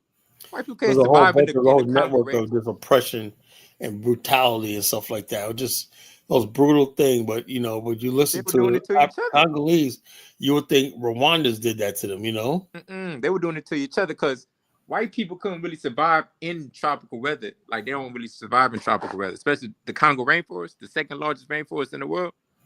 Hell no. They were overseers, but the black people were the main ones cutting off people's hands and shit. Yeah. Look at Baruti. He goes so-called. Why does he say so-called African American? Baruti, I'm an African American. I ain't no so-called. He said, "Too invested." Yeah, we are too invested in USA. And use the arc of decline. America's is no fucking decline. Do you get the impression that America's a decline? No. I was in fucking Dallas one night, sitting on top of corporate America. Oh, you was in Dallas? Yeah, I was in Dallas. I just came from Dallas. I loved it. I was staying at the Fairmont, Oh, okay. Yeah. Right. And the marketing company that we're with, we was at the top floor. Yeah. Executive one night was like, because we were invited down because we're one of the top agencies in the country, and they really thank us for our work and our partnership and everything like that. They treated us to a freaking dinner, drink, everything like that. We had like a 2-day seminar at the Fairmont Hotel. You ever heard of Fairmont? Yeah. I love that hotel, big money, man. I love that hotel. The best hotel I've been. You better invest in Dallas. You got money, invest because the stock market's about to move. I tell you what. If everything goes right and we get to bump up the partnership, I might move to Dallas, man. That'd be a nice. There's a lot of money, a lot, and it changed. Well, I like being in a place where I see black people thriving. Move to DeSoto. My people got a house in DeSoto. That's it's like PG County. You got DeSoto, City Hill, Duncanville, Lancaster. Yeah, I might move. That might be an area I might want to move to. Yeah, look that up. I got a friend of mine Me and my brother, we got a friend that lives in Dallas, man. He's a lives where? former Navy contractor. He makes like $200K a year. Oh, that's good. He's a retired Navy chief, Navy contractor. That's good. And so bottom line is this, we got to know a lot of people now in Dallas. And so bottom line is this, I just like being around black people that's making money. Don't be like Carmelo when these people move to Frisco. A lot of y'all moved to Collin County. Well, I'm not moving to a place where there's a lot of white people in the South. Y'all moved to Frisco. Plano, it's nice neighborhoods and stuff, but south of the Trinity, we have, like I said, DeSoto, where I went to school, high school and everything. That's 70% black, upper black, middle class neighborhood city. Yeah, and there's another myth going around, right? People keep saying this, right? Yeah. Brody says, as Americans sink, America's not sinking, bro. Why can't you basically say America's doing well when but we could do better? I never say when I'm talking about they wanted to sink. Huh? They wanted to sink. They wanted to be destroyed. So the bottom line is, what you call it? I basically don't believe America's not sinking no place. America is about to fucking go into a really big time period as far as money and stuff like that. Give it to Donald Trump. And so the bottom line is this: Africa is not no fucking it's an exit plan to Africa. Yeah, this is what angers me, right? Mm-hmm. When people talk, I'm the one that talk about nation building, and stuff like that, right? Mm-hmm. But then when I talk about how it should be done, I get pushed back by people like Baruti. How are you going to build something on build a nation and go to Africa on a fucking Ubuntu? You're gonna die. You need infrastructure, you need science, you need math, you need technology, you need investment, you need all those things that we should be learning in America. Not about American sip sheet. America's not sick as shit. And then people like Brewery wonder why people don't listen to him because he sounds like a fucking. Where's Brewery from? You mind me asking? He's from New York. Oh, he's from New York. So the bottom line, I hate when people say, "Oh, America, we gotta get on." Look, we're not going no place. Black people ain't going no place until they're fucking ready. Yeah. We can easily get a job. I lost a job. Bottom line is this: right now, what Africa could do is this. In Asia, right? Asia could say that America sink because you know why Asian kid could do? He can go to Hong Kong. He can go to Singapore. He can go to Malaysia. He can go to South Korea. He can go to all these places, Thailand. He got all these places, that's developed and thriving, where he can get in where he fit in and take his get money. But the bottom line, there ain't no place in Africa, Baruti, where black people in America can go and have a good quality of life. There's not one fucking place without you going there starving. I just started IT. Africa didn't do the right thing in building itself, so we could go over there if shit fucked up in America, right? But we're not gonna fucking while we're talking about getting out of America, you got Africans lined up around the world to try to get it fucking inside of America. How's that sound? Africans trying to get it here. Yes, I am African. What do you want in life? Some people say I want a new bike. They won't go to Europe and America. That's what want to go to Europe and America. They want to get that's what my people told me. I mean, that's all the sentiment. It hurt me because I was in Liberia. Like, I love this place. They're like, man, all they tell me about America, man. That's all they want to do is tell me about America. That's why, they want to go to America and Europe. They think that's the golden land or whatever the hell. Popping and whatnot, Oh, it's Banana Island. They don't go to Nigeria too. Ain't nobody want to go to Nigeria. You check this out, Banana Island. Everybody got a generator. No fucking the power line. Me and my boy saw a power line down on the Banana Island. I said, damn, man, it's all swamp and whatnot. You got a couple of nice houses. It's all swamp. I said, it's all weed, swamp, whatnot. They don't do any manicure. When you go to neighborhood, right, you got manicured lawns, hedges, landscaping, there ain't no such thing as landscaping in Africa, like, God damn. Shit, And I don't want to go to Lagos. They probably got beautiful spots in Lagos, but after that, you go to Shanty. I don't want to see that shit. The only part that looks good in Lagos is Lekki, Lekki. I'm good. I don't want to be around them people. I'm good. I got a bad taste in my mouth around them people. I'm good. No, nobody wants to be around that shit, Shit crazy. We can't go anywhere.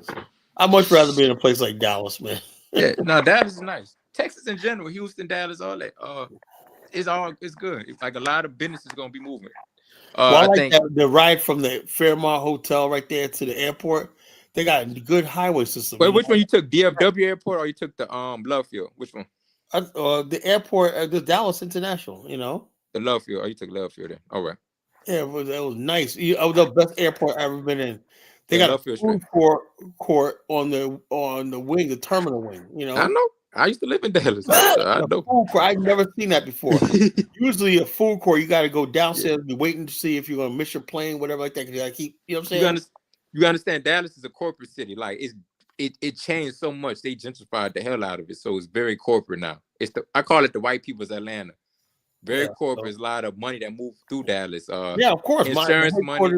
The headquarters of our corporations in Dallas, man. Yeah, I love insurance. it, man. Because you're in insurance. Dallas is known for Yeah, insurance. marketing, insurance. Yeah. Yeah. So I think your company is based in Plano, I would assume, or first. No, it's right there in downtown Dallas. It's in downtown I don't Dallas. know about Okay. anybody. It's just Dallas. All I know is Dallas. All right. You know? Yeah. But yeah, it's nice. For what? You're not gonna like Tarrant County though. They redneck. They behind the time. You're not gonna like that. You ain't gonna like Tarrant County. Dallas more your speed. But there's a lot of money, like I said, in Texas. They don't have that I stay away from poor people. Maybe you must not go to Nigeria. I ain't got nothing to say about that. Chukwu's a clown. Yeah, I ain't got nothing to say. Yeah, so like I said, I'm around Black professionals all the time. Not, people top my game. Oh, something they would say, oh, Africans are good. Now I was down there, right? The top agencies in the fucking country were there with us, right? Chukwu, I didn't see no Nigerians, man. What's up with that? All African Americans, right?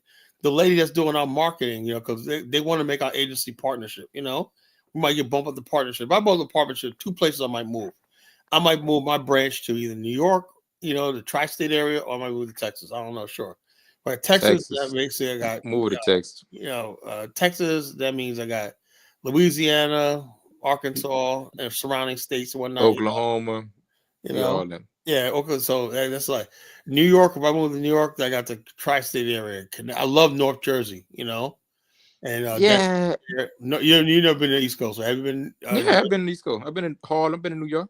Right, that area right there between South New York, right there by the Tappan Zee Bridge. All that area right there. That's where Vanessa Williams is from. Tappan Zee Bridge up there, and then that area going towards Connecticut, New Haven. Then you got New York, and you got North Jersey. That area right there for me would be a gold mine, as far as building my business. Yeah, but I'm trying to tell you though, the new stock market about to move to Dallas. Oh, really? Texas stock market. I'm trying to listen. The marketing company I'm with is probably going to be running it. Yeah, and in Houston, they're about to have the Apple factory. I think Nvidia's going to be also moving to Houston, a little factory too. Austin, that's the tech hub. So they about to build up Texas because you got California coming in, you got New Yorkers, you got a lot of people moving to Texas. Then you got the Texas oil money. You understand? So there's a lot of money flowing. Yeah, I used to watch that TV show Dallas. Dallas. Yeah. Dallas, like when I was standing outside the corporate building. Did I ever play a video? Let me play a video, folks. You should have told me. I think I probably was in Dallas during that time. While you playing? Oh yeah, I didn't do a show because the first night we was there, I was just so tired, I couldn't even enjoy it because I was trying to party. We had dinner one night. I crashed out, but we just got off the plane. The morning we got off the plane, we had to meet at 12:00 in the afternoon, and then 8:00 we did a tour one night. We had a dinner one night. Was up in the drinks with the executives and everything like that, and the owners. And then basically by 9:00, I would just say, look, I go up to my hotel room. It was tired. Crashed for like 12 hours, man. Damn. At 12, I woke up. I just crashed for 12 hours. Then we had another meeting at like 8:00 in the morning for breakfast and stuff like that. With an all-day event and everything like that. But yeah, then that same night, it was just so quick. That same night, we got to get back on the plane and whatnot. So it was like, yeah. I was like, that's fast. But I had fun, man. I can't, like, the girl that does our marketing, right? She said, I can't believe that happened. We just had so much fun, and we connected with so many people. I just like being around people that are successful. People. Yeah, you don't want to be wrong. I don't like. Look, I'm telling you now. In the future, I'm getting rid of knuckleheads, bums. You have to. They're gonna drag you down. I'm telling you, I'm sick of clowns, man. Really. Now, who's this? Omar Sinclair. Omar Sinclair, can you turn your camera on? You talking about honey? Who that? I'm not letting nobody up here unless I see who they are. Mm. I can't see who you are. But yeah, I can't see your face. Sorry, I can't see your face, bro. You ain't getting on here. Goodbye. who you talking about? You talking about honey flower? Okay, I think I can see him. Do you see me? Oh. This is Omar Sinclair. Yo. Omar Sinclair. Man, come on, man. From Kofi. Ivory Coast. Oh, Lord, man. Man, come on, man. What are you doing to me, man?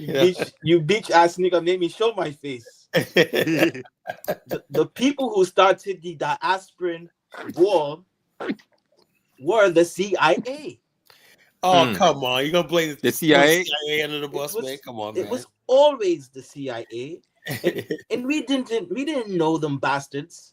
When they had their headquarters in Liberia. We didn't know that they were headquarters in Liberia? Yes. The CIA? The CIA, no, he's fucking with you. Guess Kofi, he's fucking with you. No. The CIA definitely had the he lied. He's fucking with you, man. He's fucking with you. The CIA definitely had their headquarters in the CIA in Liberia. Well, the first country in Africa was, they said it was headquartered in Liberia. Yeah, they were there was a Peace Corps actually.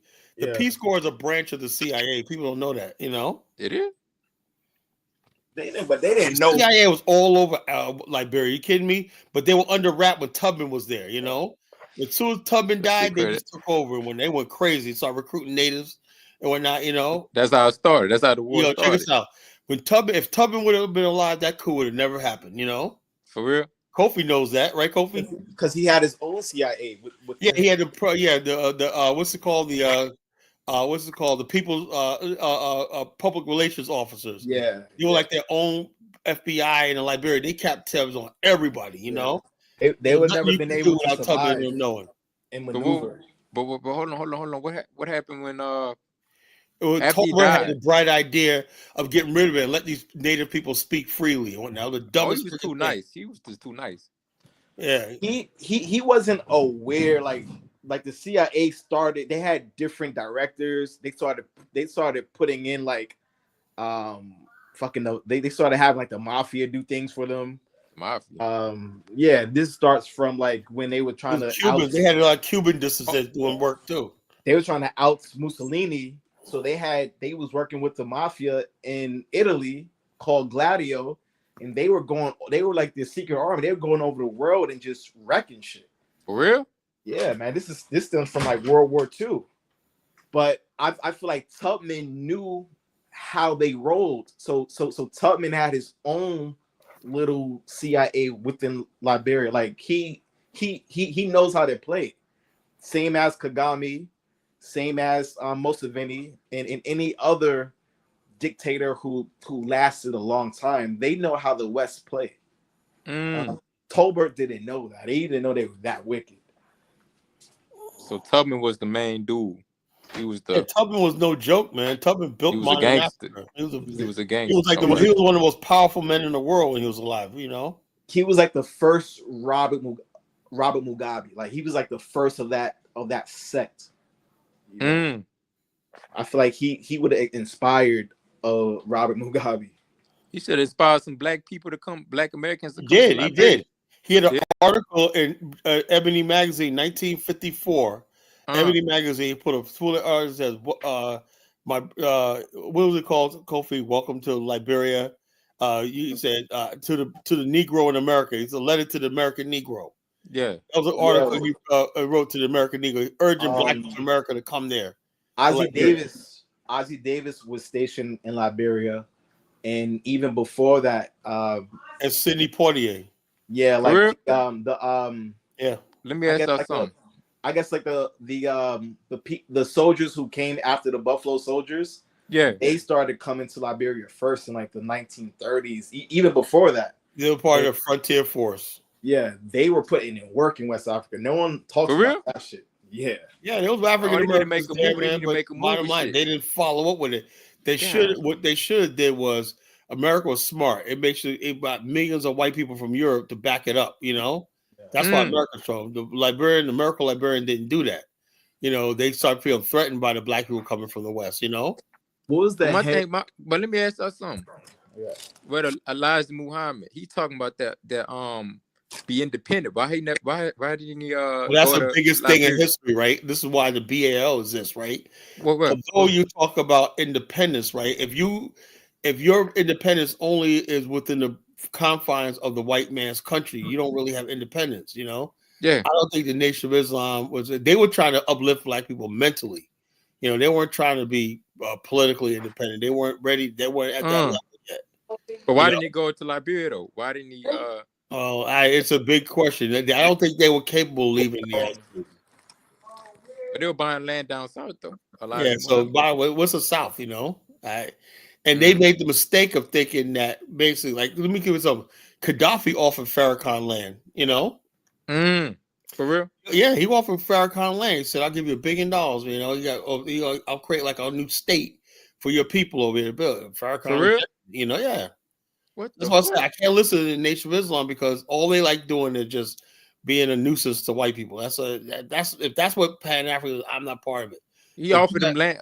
Wait. So Gaddafi offered him land because they had built new irrigation systems in the desert. What they the offered fuck?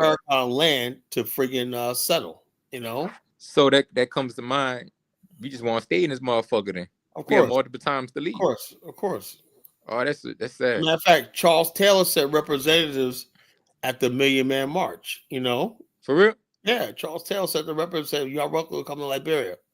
There's so many people that try to reach out to Black America and whatnot, but they didn't do anything. Let me get this lady, Honey Flower. What she was saying, but all right, Honey Flower, what's on your mind? Hello, I was watching your video yesterday about you made the video about are we sending our best ones to Africa or whatever, right, like that. So I was just thinking about that video the whole day. Not the whole day, but it was just like I'm glad I'm getting people thinking, man. I've been trying to get Kofi thinking for years, man, but he's just I think about Africa all the time because I just think about like yeah, what's on your mind? What do you take away from it?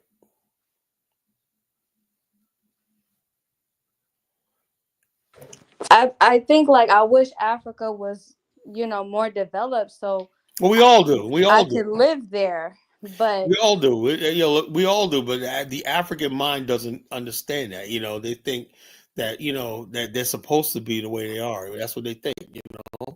Exactly. And I was thinking about like what you were saying. I think that it's like, African Americans is really not their responsibility because the African mind, like they don't even have a sewer system, or like in some countries they don't even have like sidewalks and stuff. Like they literally just like they know how to build those houses made out of poop and mud.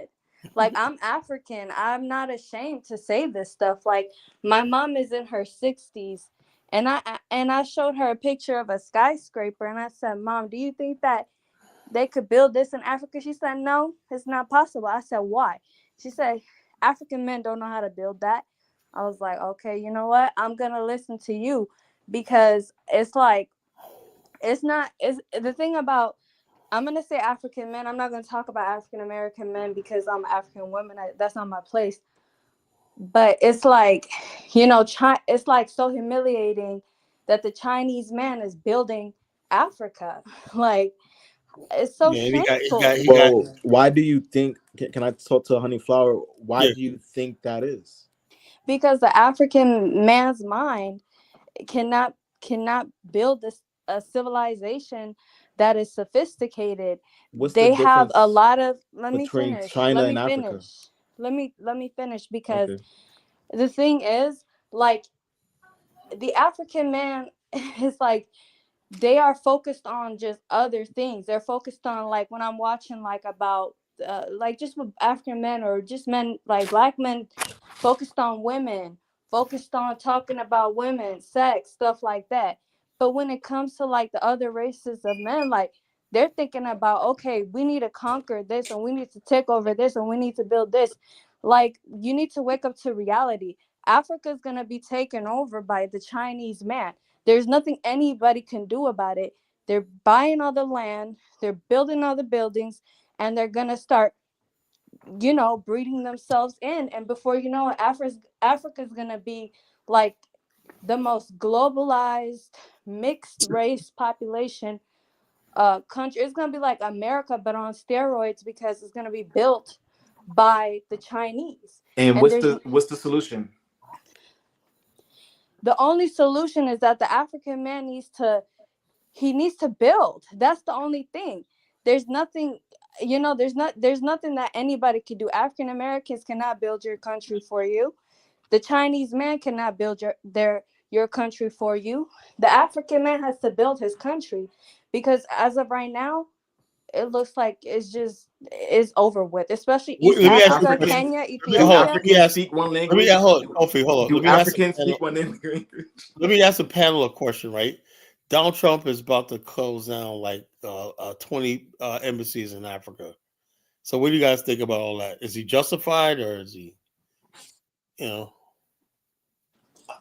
This girl sounds a little ignorant, but go ahead. Hello. Well, that's what a lot of these people think, man. So it's not just open the panel up, let people listen. I'm 30 years old. I'm a woman. I just have a very young sounding voice. This is reality. You're too old to think. Your countries are being built by other nations of men. They're building your roads. They're building. Hello there, Carla. Are you there? Your homes. Hey, what's going on, Lewis? Wake up. Wake up. Let me get Lewis on. Lewis, what do you think about the fact? Who's this stupid woman you let on here? Oh, come on, Lewis. Come on, man. Who the hell is building houses out of poop? This is not African people. Yes. That's what they build. You need to have that shit slapped out of you, bitch. Come on here. Who's building Lewis? Who's building houses out of poop? I can't be hurt by these words. Stupid cows like you shouldn't be allowed to speak. I know you should be in the kitchen making my poo-poo, making sure there's no lump in it. Shut your fucking mouth. Who's building houses out of poop? Los Angeles, is your house built out of like poop? That, because you guys don't. Is your house built out of poop? You stupid hoe! You should be in the kitchen. Fucking making my poo-poo. I tell you, come on here, tell us you're building house out of poop.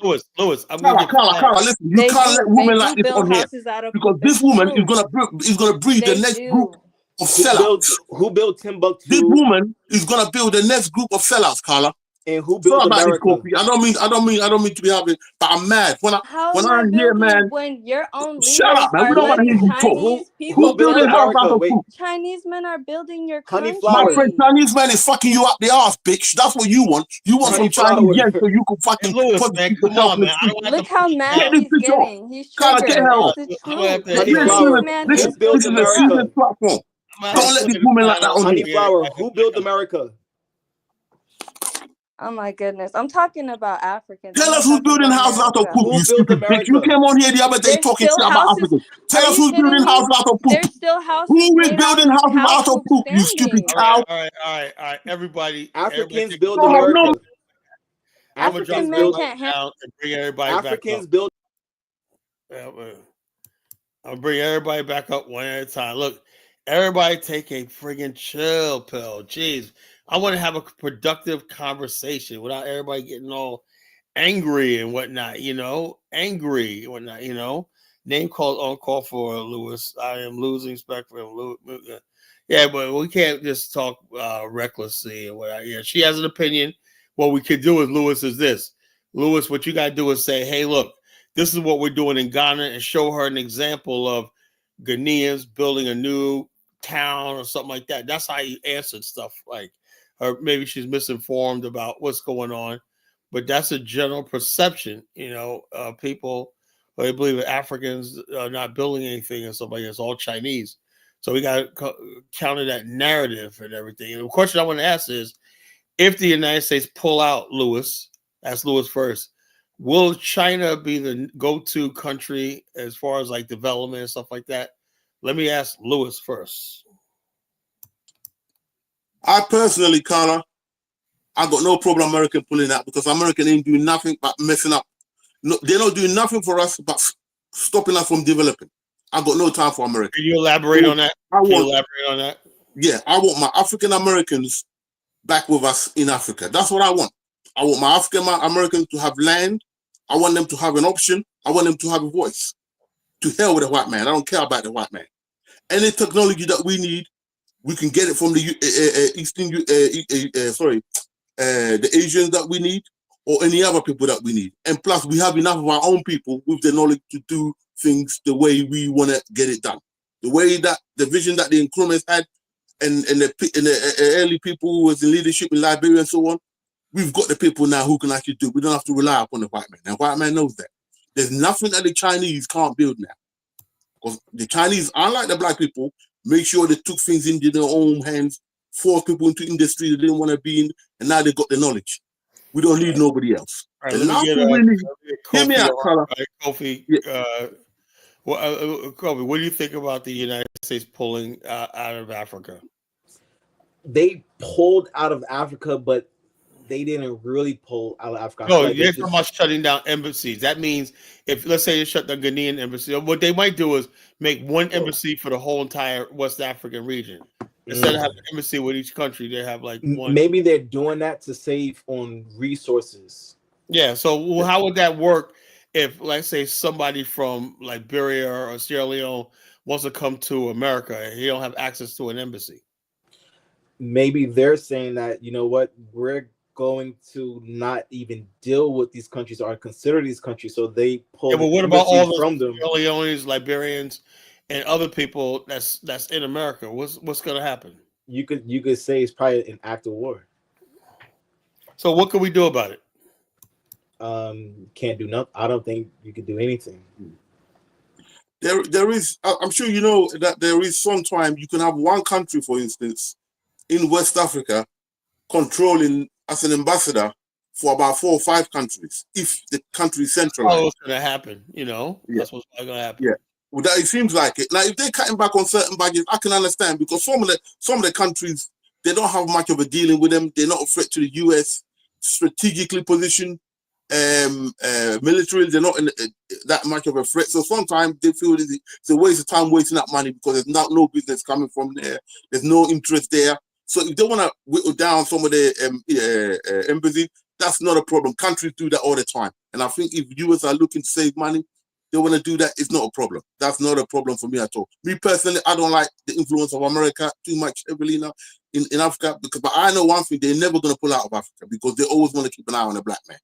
Yeah, what we want is what you said at the beginning of the program. We want to develop. All that the black man needs in Africa is basic infrastructure. That's what I want to hear. Industrialization, so we can have jobs for our people, basic infrastructure. And we are doing that now. Nobody say independent was going to be easy. But the last thing I'm going to have, with black people having got to where we are, where I'm talking to you as an Ashanti man, Carla, in 2025 on this platform, we are now talking. It wasn't easy to do that in the old days. Okay, we got people with different ideas. Kofi's gone back to Ghana. He's gone back to the West. He's dealing and working out how he's going to do. This is what we call moving forward. You go on the internet. Let me ask you a question. I don't want to lose my thought. Give me 1 second, Carl. Well, as we now our mind consciously is coming together, even through the Hebrew Israelites and other people. Our mind is coming together slowly. The last thing I want to see is a woman coming on here trying to psychologically mess up the black man on his platform that he's got, okay, by telling them you build a house out of poop. This is people from weak tribes. They need to cut their head chopped off. Don't even entertain them. She done it deliberately because she's been on other platform talking crap, and I never got in the panel because I didn't even bother. I thought it was a one-off. Now I see her coming again. You got to chop those people's head off. Enough of that crap. You can't psychologically put into the mind of the black man, not the black woman. Let me ask you a question. We build the house out of poop. Your grandmother built your house out of poop. Lewis. Yes, brother. I'm angry that way. I understand. We understand. Let me ask you a question. Now, what you call? I said the question tonight was Diaspora Wars. Who's most responsible? When I say most, that means that we're all responsible for it. But who's most responsible for this? Because let me ask you, I thought about something, Lewis, right? I thought about you, right? Yesterday was Sunday. Yeah, Sunday was yesterday. Okay, yeah. I've been busy at work. I've been getting a show. Annual show, right? Mm-hmm. But I went to this the hibachi grill on Sunday, right? I love hibachi. It's my favorite food. Is that on anyway, it was, huh? Is that on YouTube or the place? No, I wasn't on YouTube last night. But I went to a hibachi grill yesterday for lunch, right? Okay. Anyway, there was this African family that comes in, right? Mm-hmm. And obviously Ghanaian, you know, and stuff like that. Anyway, the mother, right, had an African garb and stuff like that. The black people there were in their church clothes, you know, Sunday, you know. Okay, yeah. She was in an Black people love our best. And basically, you know, you're not, how you doing? When her daughter looked fine as hell, man. She was like tall, slender, whatever like that. She looked fine as hell. Anyway, and then son, whatever like that, you know, just a regular kid, black kid, whatever. But the thing is, I get the impression sometimes, this is my opinion, I could be wrong, right? That Africans always want to make sure they're distinguished from us in public, you know? You know, like this, I'm something different than these people over here. I'm from Africa. Because the lady was, I think, was overdressed. She had an African dress on with the head wrap, you know? Okay, yeah. Was it a big in Africa, you know? Was it a big head wrap? Because it was big head wrap, you know? I said to myself, was that necessary? You know? And so over the top flower. That okay, and I said, well, and that's why I just told me tonight, right? And the whole thing is in America, black people traditionally always got on code when they came here. I mean, everybody pretty much dressed the same like that. I'm not asking them to do that, but we have a situation where we have the Carmelo Anthony situation, right? Oh, okay. Is that the boy, the guy who shot one of the white boys? Oh, he stabbed him, right? Okay, all right. Right. Now, I haven't really gotten to what Africans thought about it, but I do know there's some black people in America talking about, oh, he didn't do it. But here's the thing. The kid was 135 pounds, and that kid Austin is probably like 200 something pounds. Now, just a couple of years ago, if you don't remember, we had a situation. Remember George Zimmerman? And we had loads where the black man was the one who was the victim. And the white guy just went away. Yeah, loads of them. White America rallied around in that situation. Yeah, gave him money. Situation with Darren White. Said my boy Jughead. He knows all this stuff. Jughead knows it. Now that choking victim in the subway, I had mixed feelings about that one, right? But the whole thing I'm trying to say is, for the most part, black people always on code when we basically all thought George Zimmerman was guilty. You know, of course, we knew that. I'm mad the guy's still walking free. Yeah, so I'm still mad the guy's walking free. I appreciate in that case. I know there was a lot of Ghanaians that were on our side with that. You know, they were on our side with that because I remember that. You know, and then the Michael Brown situation or whatever like that. There's certain things that we get on code with as far as black people. We always upheld. If we see something happen in South Africa, we always take the. We've been that from time go. You know, I've given up on South Africa, but I hear you. Yeah, I know you don't like South Africa, but what I'm saying is, what we see apartheid when that Soweto. I was a little kid when the Soweto uprising killed, and all we black people in America were like, "How does white country in South Africa?" I didn't know nothing about that. Now I look at it like, you know. But back then we was like, man, we want to go to war with South Africa. It was that. All we saw was people that looked like us, abused by white people. So that's the difference in African Americans, right? But I think what a lot of African Americans are saying, Africans don't have that same, for the most part. I know they do, but for the most part, they don't have that same anger and fire that we have when we hear injustice towards them. I'll tell you what it is. It's like you always say, Africa, we are not sending our best to Africa. You always say that. Yeah. We're not sending.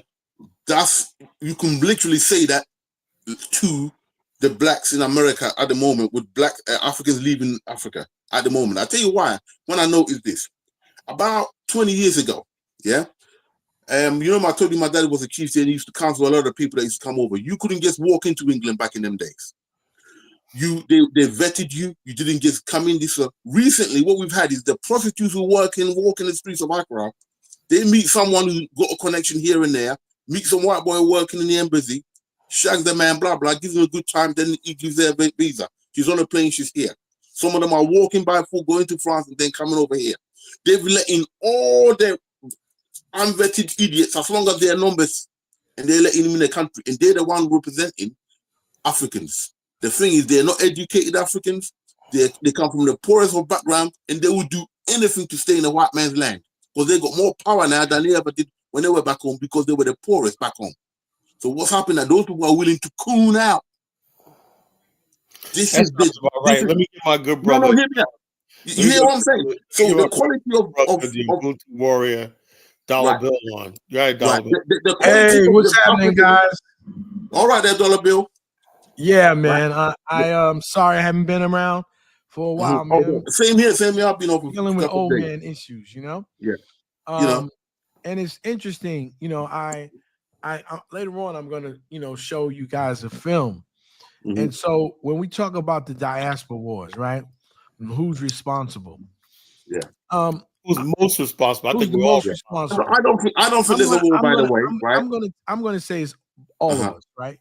I'm gonna take the neutral side, and I'm gonna say that we're responsible, all of us, right?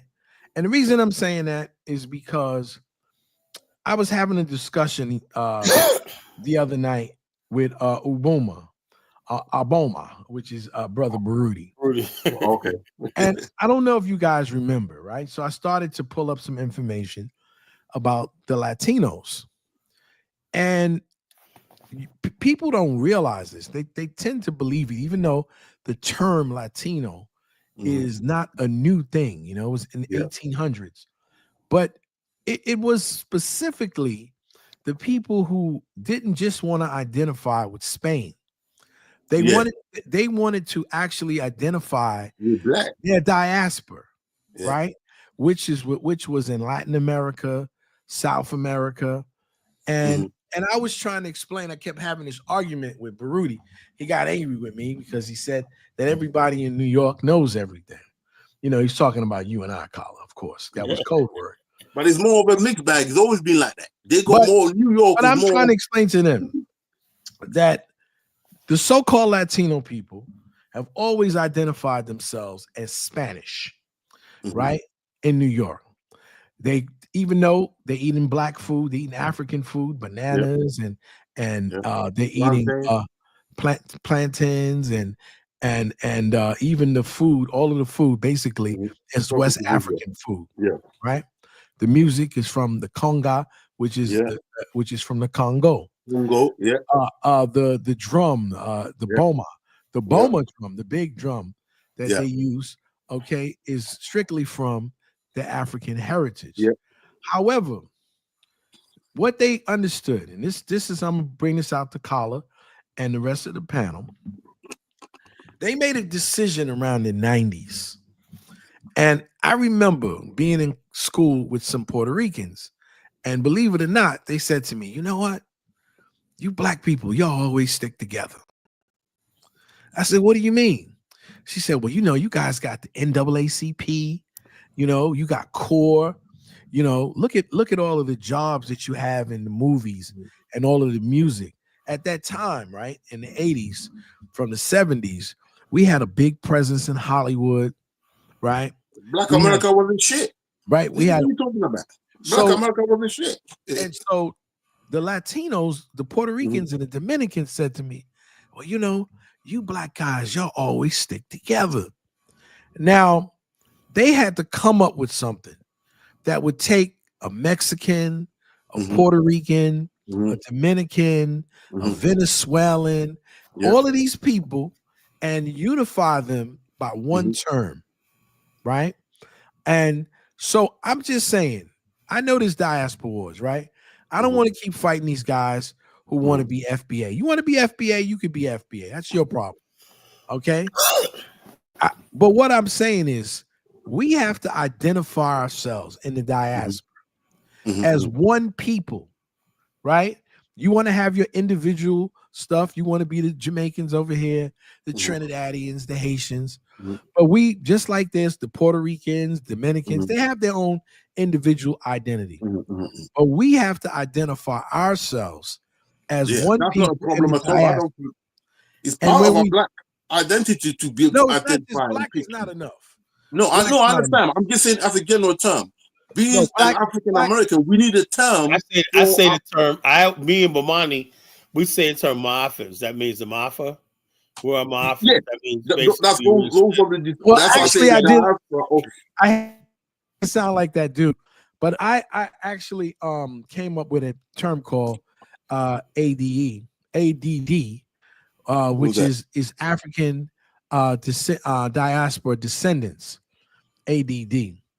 And the reason I identified those things is because, you know, a lot of times when people talk about the African diaspora, they're usually talking about people like yourself, people who are native. It can mean that. It could mean that. Yeah, that's what I'm saying. It's two types. Indigenous. Dollar Bill just to really had that argument, right? And the Biden administration, see how slick these people are, right? Oh yeah. Biden administration got in there with the African Union, some other group, international body. I pulled up on the show, right? Yeah. And they said you got to redefine when you say African diaspora, right? Yeah. Because they said, look, we're talking because what happened was there's a lot of people said we're ready to work with the African diaspora. These are white liberal people, right? They're not sitting there. They're not talking about people like me and Bomani, you know. Right. They're talking about people like Chukwu and Zongo. And people like that, you know. The white people like to get slick with words, okay? Well, words are important. They've always got at the back of their mind that they don't want us to unite. They don't want that, okay? Even during the apartheid side time and all that, they'll look at what is happening in the core of the black support, and they'll go along with it, okay? Right? Like, for instance, if they do newsreel of the anti-apartheid movement, you think it's only white people, the ones who were fighting it. But they're the ones they're going to show them clips. But they're not showing you the black politicians behind the background who were doing the heavy work. You won't see them clips. You just see the white liberals who was at the front doing this, and they're the ones they stick the microphone in front of. They like to drive the narrative. They know what we mean, but what they've done, they've waited till we got enough Africans here now in the Western world, and they're trying to use that and separate the African American, or they shall say FBA from the argument. And then they created this fake ass FBA movement, you know. Yeah, you know that's definitely them. Listen, anything that divides us, they are behind it. That's why I got no time for Tariq Nasheed. He took money. That Cornell was the one because she was she hates Africans. That raw lesbian. Well, these people come from think tanks. Yeah, you got to realize that these think tanks are actually put together. Oh, they don't stop thinking. They've been working on this FBA stuff for a long time. It's only now coming out because they know that at the time. You know what? I don't even want to fight them, to be honest with you. Yeah, it's not yet. Leave them. People like who are on the show tonight are saying you want to be in your little FBA thing. Fine. Yeah.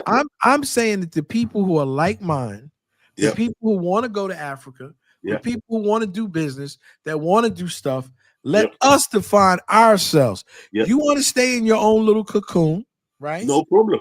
I have no problem with that. I'm not going to fight you on your little cocoon, right? If that's what you want to do, by all means, you know, stay in your own little cocoon. But I'm talking about the people who, because see, I know we're going to win out, right? Of course. Okay.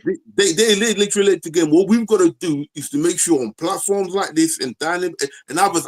Sometimes I'm not questioning, but listen, we know, you've been around long enough. When you look at the elders who were there before us, you know how to follow the elders to get to where the core of the issues are or where the foundation is coming from. Okay, you learn from that, man. You read that book. Have you read that book? You talk about that book. You got that. Oh man, this guy. Oh, I've got a whole series. Like when I get back Ghana, one of the main things I want to try and do is to get our education system. I've got to get in touch with people like Dr. Kababoni and some of the chiefs that I know to get the education system in such a way whereby we're teaching. Oh yeah, it has a funny one. Listen. That's what's missing in Ghana. But don't forget, people forget, when they got rid of Nkrumah, one of the most poignant things, they burnt down his offices of all his political parties and all the books they had. They burnt them all down. They had a big bonfire. It's on YouTube. You can see it. Okay? Let me Lewis, let me get in here. Brewery says, dollar bill, someone now use the term, Wana Umbutu. It sounds like more like Kunganda, man, you know? I don't want Umbutu. Okay, someone not use her to linguistically connect African people. However, African Americans they need an African linguistic group. No, dude, man.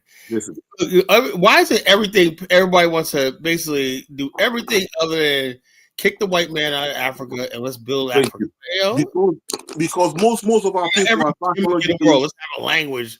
Let's have a religion and whatnot. Somebody said, it's important though. I agree with him on this. Listen, you got to understand something. Yeah, but how do you? Well, here's where I disagree. See how I'm talking right now? Yeah. If I try to talk to you in a different way, good, I was sitting here, mums of words. I wouldn't know what to say. Language is just communication. That's all it is. But what we have to So do though, we have to think down the road, right? We can pioneer, but we're not going to be here, okay, for the rest of the. It'll be like 500 years from now. I don't think it'll take 500 years. Listen, one of the things that I people know because I've mentioned it before. Years ago, when I was a young person, I was with the Hebrew Israelites, not the brothers on the street who the original one. Well, you knew them? The original brothers, right? All right. Not the cats that are on the corner acting crazy. Yeah. The one West group. Okay. The ones down, town in Harlem that have been there for years. The one West. Right? They were the Ethiopian congregation. And one thing that I liked was that when people were when the children that were born in actually spoke fluently Hebrew. We had a God rest her soul, Sister Deborah was a sister who actually taught Hebrew. And my teacher, my Moray, which was mean teacher, he also taught Hebrew. But the difference, the thing is, when you develop a kid who understands more than one language, okay, you have a way of interacting with one another. And now the parents might not have learned it, but the children will learn. Yeah. Oh, and so the thing is, the thing that I always say, and I have it, is that Swahili is a language that's being used in South Africa. Yeah, it's Kenya. And it's not just Kenya, it's Kenya, it's Tanzania, and they're talking about making it the official language in South Africa. And those are the people that still like that. There's certain people peddling that. I don't think they get aware of that. Yeah. Zulu, they already got indigenous language. They got Zulu. Zulus are small. South Africa. They'll never be. Those Zulus like one of the dominant languages there. Kosa. Yeah, but I don't. But see, Swana, Kosa. They're big. Across South Africa, Zimbabwe, Swana is spoken in Botswana. Listen, that northern part of South African is Swana too. We're for over 300,000 languages now. Well, what I'm trying to say is, we can get a language like Swahili is relatively easy to learn, right? And when I was looking at a show this weekend, I'm listening to even though the language to Setswana. A lot of these words, are very similar. Yeah, when's somebody gonna come with a dictionary, And someone, in some ways, even some of the words are exactly the same. Because one of the things, look, the English language itself is 650,000 words in the English language. Let's not get away from the topic too much, though, bro.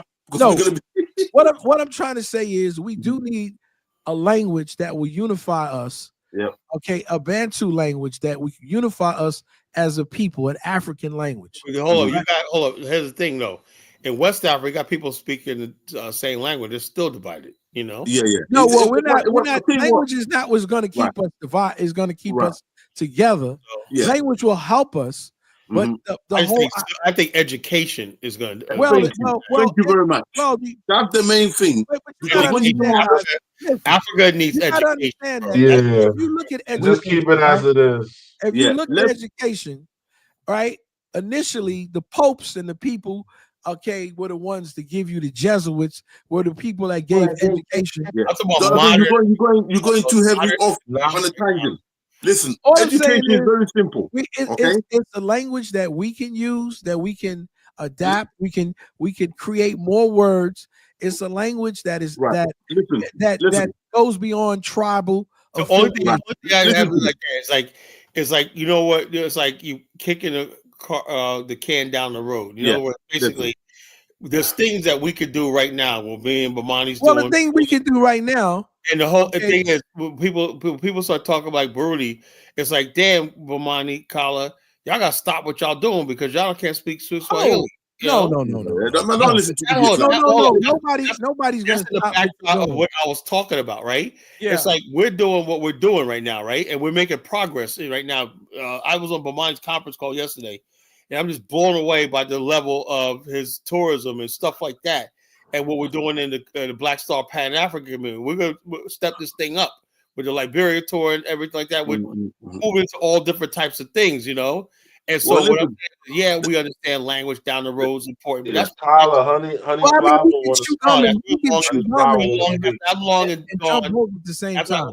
After I'm long and gone, whatnot, people can say start that stuff like that. But my job is to make sure people understand that look, the United States is about to freaking shut down half the bases in Africa.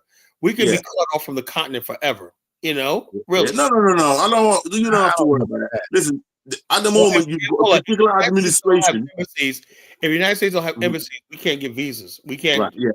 Yeah. Right. No. I get, but that's not of us living in America. right. Can't hear me out. Listen, America, the administration that they've got now, okay, they're trying to be gang hold, doing this.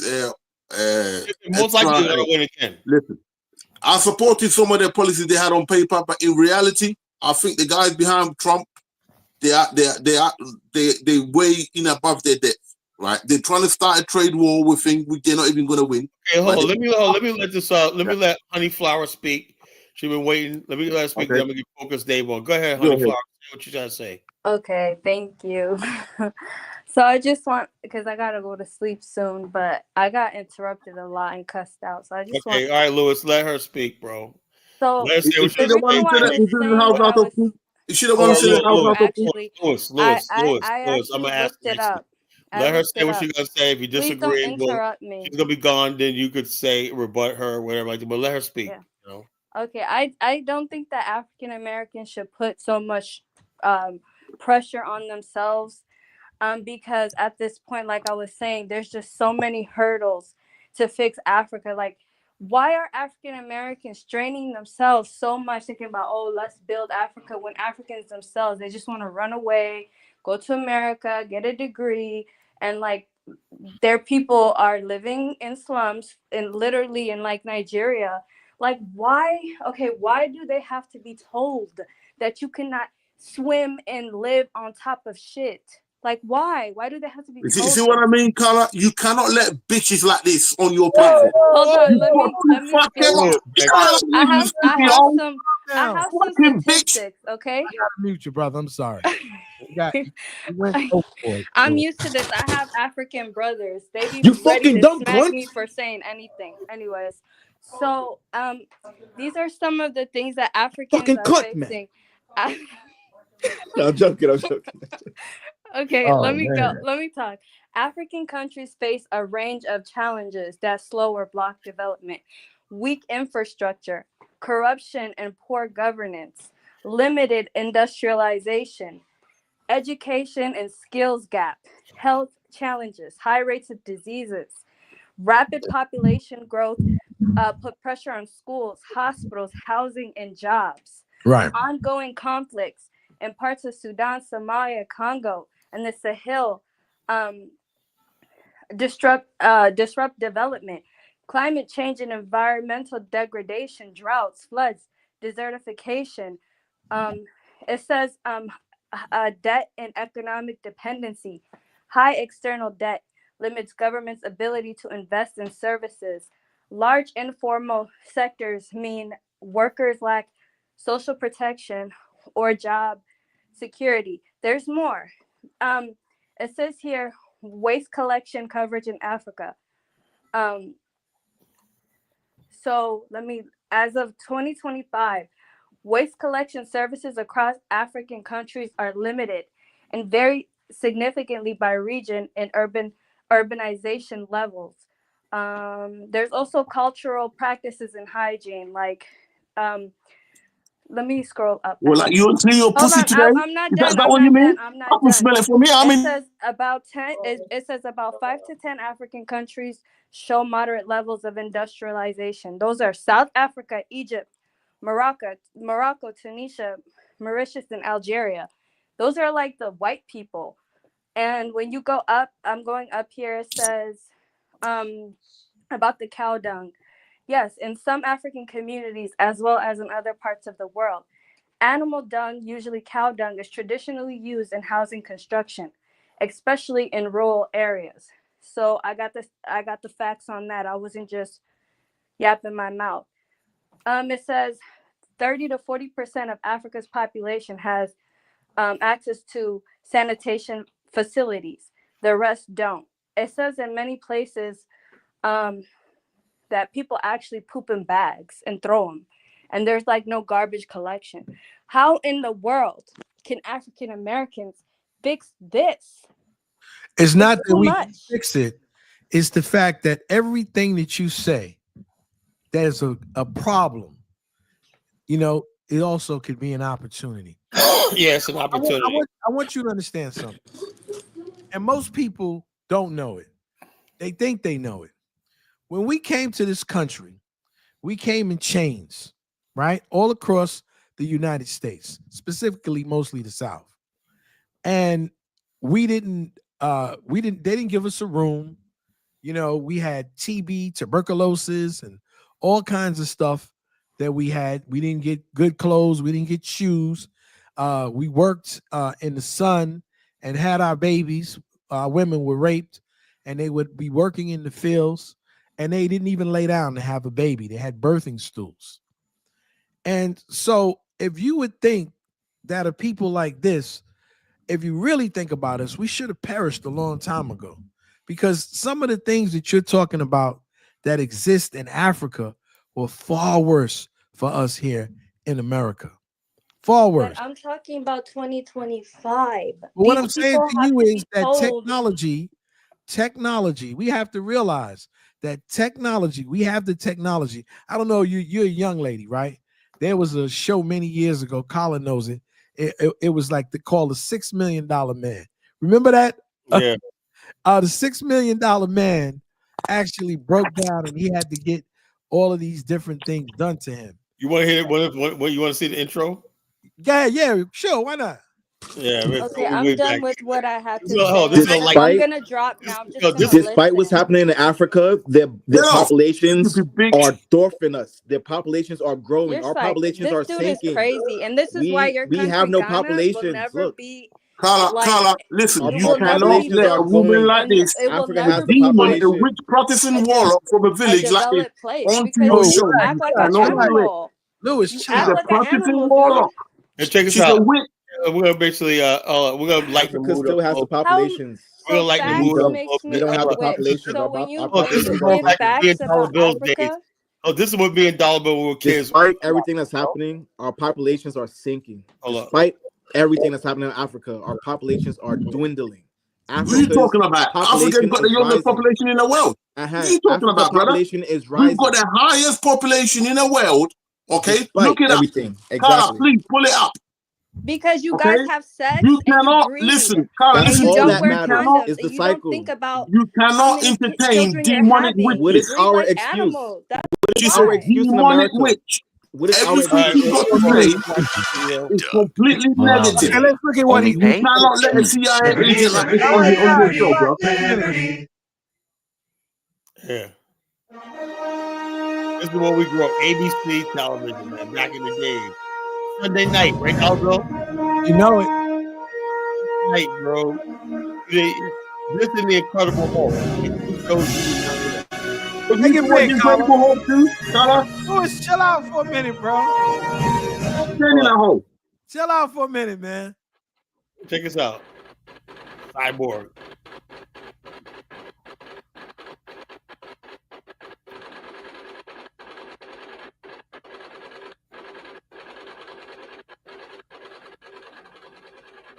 I used to work this one as well. One small step for man, one giant leap for man. 1 minute. Someone's keying their microphone. Okay, stand by for systems. Okay, Steve. Okay, you got that. Listening. I think for you. Okay. Yes, arm switch is on. Okay, Victor. Landing rocket arm switch is on. Here comes the throttle. Chevy breakers in. We have separation. Inboard and outboard, they're on. We're coming forward with the side stick.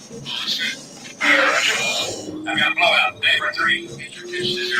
Pitches up. Can't hold altitude. Correction. Alpha 4 is off. Track flight in emergency. Flight call. I can't hold it. She's breaking up. She's breaking.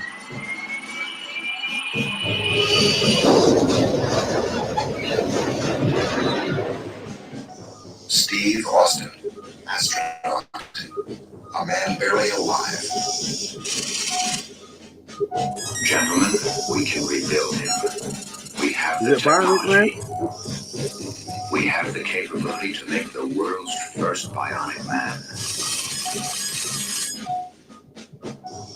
Steve Austin will be that man. Better than he was before. Better, stronger, faster.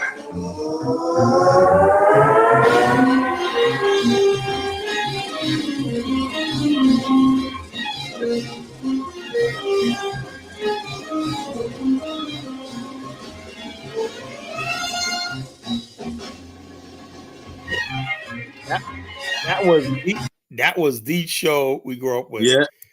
Sunday So nights, man. That was the show, What bro. time? What time did it used to come on in America? Sunday, like Connor? 8 o'clock. Sunday Yeah, night. we used to get chips at 6, and then 8 o'clock we get this one. Well, see, the Sunday thing, the night. whole idea is, I'm not going to just say anything bad about the sister. And she I pointed will. out, I will. we're not going to do that. But what I wanted to point out is that everything that she's talking about means that there's opportunities in Africa. Yep. And so for every problem, there's an opportunity. See, I remember when the Japanese were the biggest thing, okay, in the Asian world. And I remember with the chairman, I can't remember his name. Chairman Mao. We are larger than Japan. Yep. We've got more people Than Japan. Smart people, and we will outdo Japan. Yep. So see, the mindset is that it's not the people who are there now, it's the youngest, and if we can get through technology to the people to do mighty things in Africa. That's one of the reasons that we talked about in Afghanistan. It's one of the reasons that we get up here and we talk about this night in and night out. And it's not that we are the saviors, because I know I'm going to get people like my brother Dongo and said, okay, that we are the saviors. No, we're not coming to save anyone. We're coming, okay, to do what we can to make our contribution to our, homeland, to our ancestral homeland. And so people who don't want to do it, who want to stay here, okay, as Baruti would say, under the nuts of white people, have a good time. Cool. We need them people here. You want it. If you don't want to deal with anything and you just want to look at all of the problems, we're men. Men have to come up with solutions to problems. And if we don't, then we're saying that we're inept as men. We can't figure it out like the Chinese man, like the Japanese man, like the Malaysian man, like the Arabs. They all figured it out. So you're saying we're incapable as men, as African men, to come up with solutions to our problem. I can't believe I gave the solutions out, right? I laid them out. All people do is listen to them. People refuse. Look, this is the problem I have, right? Even though every time, like me and Mamani was talking about this today, over 2 years, him and I were doing shows. Almost everything as far as like liberating Black people was said that was going to be said and stuff like that. And it culminated with a successful tour to Liberia. We did it, right? We showed that we could build stuff together. We saw two brothers come together, build, right? Mamani is doing it with his village. My problem I have is, why are people friggin' listening to somebody like O'Shea Jackson? You know, why? Don't worry about that. That will pass. No, I have to know. Look, I have to say something, because we keep going in circles and whatnot. We want it because people don't have any friggin' direction. That's what the problem is. You know, people don't have no direction. You know, like, I completely laid it out. I said the other night on the show. I said, look, when I first got on this, right, the reason why I didn't do YouTube, because I thought somebody was gonna come up with our own Black platform. You know. Like Rumble and stuff like that to compete with YouTube, so we can have our own shit. How you gonna talk about building a nation or building a country and you can't build your own friggin' social network? I mean, seriously, the Chinese built TikTok, you know? Yeah, but they didn't start out doing TikTok. You know, they started out by reaching out to their diaspora. They started out actually just like Japanese did, by manufacturing. They didn't start out by mass appeal. And by the time the ball was rolling, okay, and they really got their stuff together in their manufacturing, right? Mhm. You know and it's and like I know people need to look at that show about the men who actually the Porsche and all of these people who were actually taking a Volkswagen Mhm. and taking the first Porsche was a Volkswagen, Mhm. right? They put an engine in a Volkswagen, Mhm. okay, and made it into a high performance engine. Mhm. See, the problem is No, there was hear me out. no, hold on one You- second. Hold on one second. I want to say something to you. There was a time in Mhm. America where African American men were on the precipice of owning, okay, the aeronautical industry.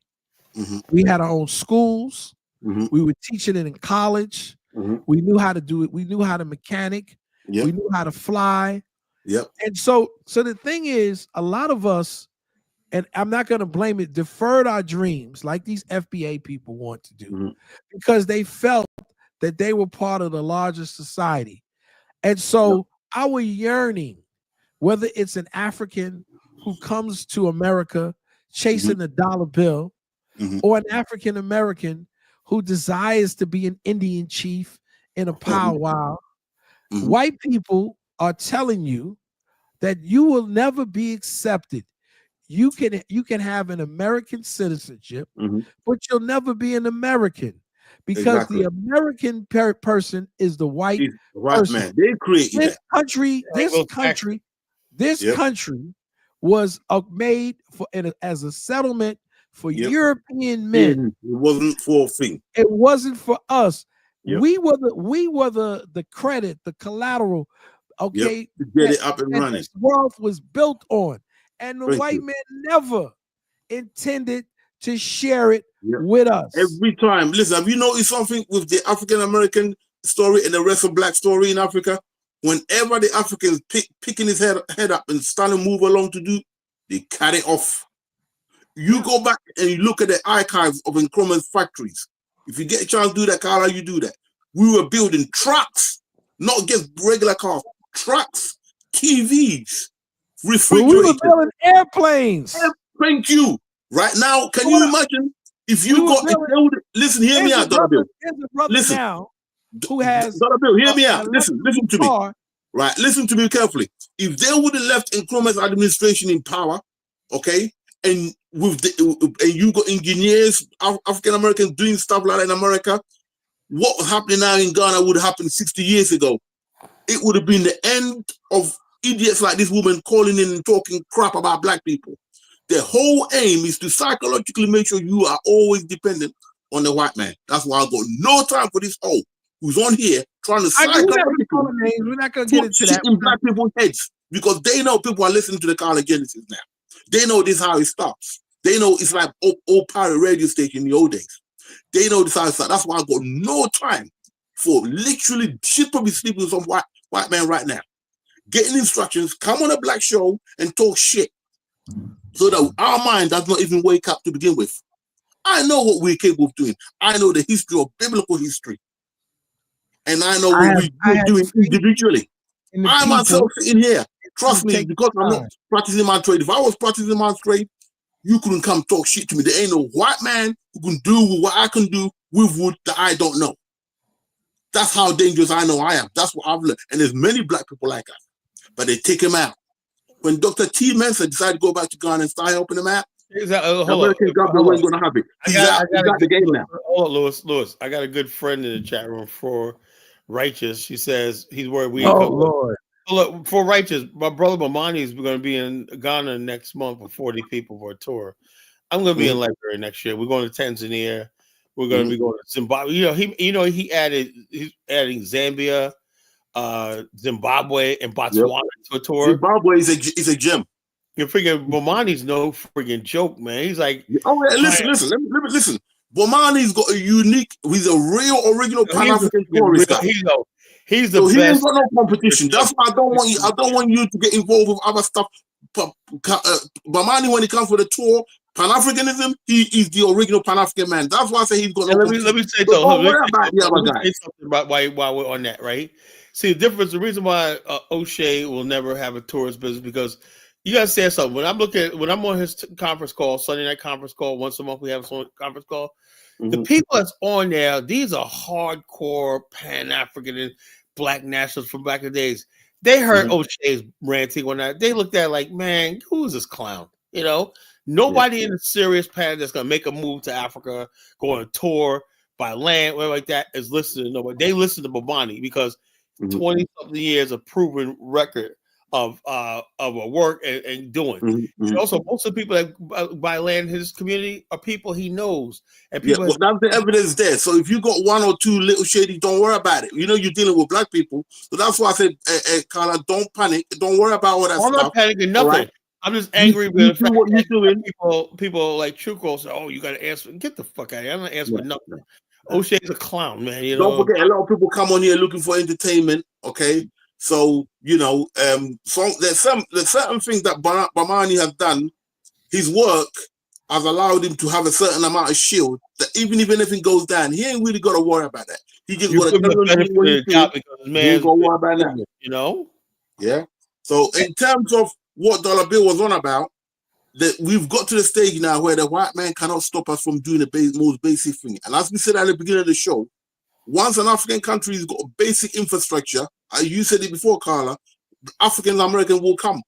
You ain't. That's why I get mad at Ghana. Another thing too, like I was telling Bomani yesterday, I was at a senior event, right? We got another one next week, senior Liberia. And I said like this, see, I work with the AARP, you know. The AARP is American American people, yeah. Retire. What's the other state stand for? American AA. Oh, man, I should know this. I'm gonna fail the test. Retired people. Retired people. American Association of Retired People. Okay. So anyway, basically, the AARP. This is sad. The AARP, when I be doing my tests every year, they say, "Oh, we got to expand in the Philippines because of the Filipino American population."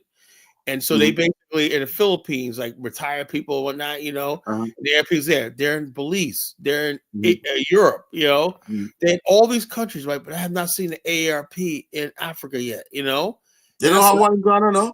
Huh? No. Because they got the peace corps and everything. Lots of people can basically make the. That's what I'm saying. The black people that go over there, right? That's what I'm angry about. The black people that go over there could be an AARP member and say, you know something? We access AFC. Why don't you guys have an office and thing? And they'll probably put one there if they could prove that there's enough retired people that live there. ARP will go there. But no, I know. These are the things we're talking about. We need because if you're going to bring retirement people to a place, you need things like the AARP. You need senior services. You need. I know, right? You remember that program? I think Dollar Bill might know them. They call Off the Wheel. It's an African American couple in Ghana. They don't do a lot of posts. They call Off the Wheel. He's building a community for retired African American people. A whole he's a brother from New York. And his wife, and he's got the investment. He sounds like a found man. And I think he's capable. Look at Zongo Bongo. I'm gonna tell Bomani says he wants to punch Zongo in the face. Check out Zongo. He goes, O'Shea goes, O'Shea is more credible than Bomani. Oh, really? You know, Bomani has done 40 tours to Africa. How many tours O'Shea's ever done? You know, none. O'Shea's not a tour man. He's a presenter. Bomani has a technology business, right? At his house and office, right? And he basically fixes computers and also installs everything from cyber systems, everything like that. That he works hard every day, and also he does tours, like 6 tours a year, you know. And so the bottom line is this: so when you talk about O'Shea, what does he got? A raggedy ass studio, raggedy ass setting with people with bad weaves on, talking about fucking stupid shit in his thing. Would you like a different show? Would you like to see my film on O'Shea? Oh no! No! Let's not get involved in that. You were actually being too nice. You were actually being too nice with that motherfucker, man. You know? Listen, don't. Let me present. I wouldn't. I don't think you need to take that fight on. Yeah, you go ahead and present, but I'll take a break. That guy O'Shea is a freaking. You was too nice with him on that video. All right, guys, I'm gonna share with you my Can you see my Ubuntu King? All right, guys. Oh, come on, bro. Just relax and check it out, man. Calm yourself down and relax. What's up, you beautiful people? Hope you're having a fantastic Tuesday. I've got a spicy one for you today, and I know it's gonna ruffle some feathers. We're diving into the world of repatriation YouTubers, and there's one name that's been causing quite a stir, O'Shea Duke Jackson. Is he becoming the gatekeeper of African-American content creators, or is this just fair competition? Let's just jump into it and break it all down for you beautiful people. So, who exactly is O'Shea Duke Jackson? Well, this guy has become a pretty big deal in the repatriation community on YouTube. He's got a massive platform where he talks about African-American issues, repatriation, and all sorts of related topics. Now, O'Shea has managed to build up a huge following. We're talking hundreds of thousands of subscribers, millions of views. Like, holy crap, that's a lot of beautiful bastards watching his content. And with that kind of reach, he's got a lot of influence. But some people are starting to question how he's using that influence, especially when it comes to other Black content creators in the same space. Here's where things get a bit messy, you beautiful people. There are claims floating around that O'Shea is trying to become the gatekeeper for African-American YouTubers in the repatriation space. Some folks are saying he's using his platform to target other creators and eliminate competition. Now, I always try to look at both sides, and competition in any field can be tough, right? But here's the thing. There have been some specific incidents that people are pointing to. Some creators feel like O'Shea is using his influence to push them out or discredit them. On the flip side, O'Shea's supporters argue that he's just sharing his opinions and that any targeting is just fair criticism or debate. It's like a whole mess of he said, she said, but with real consequences for these creators.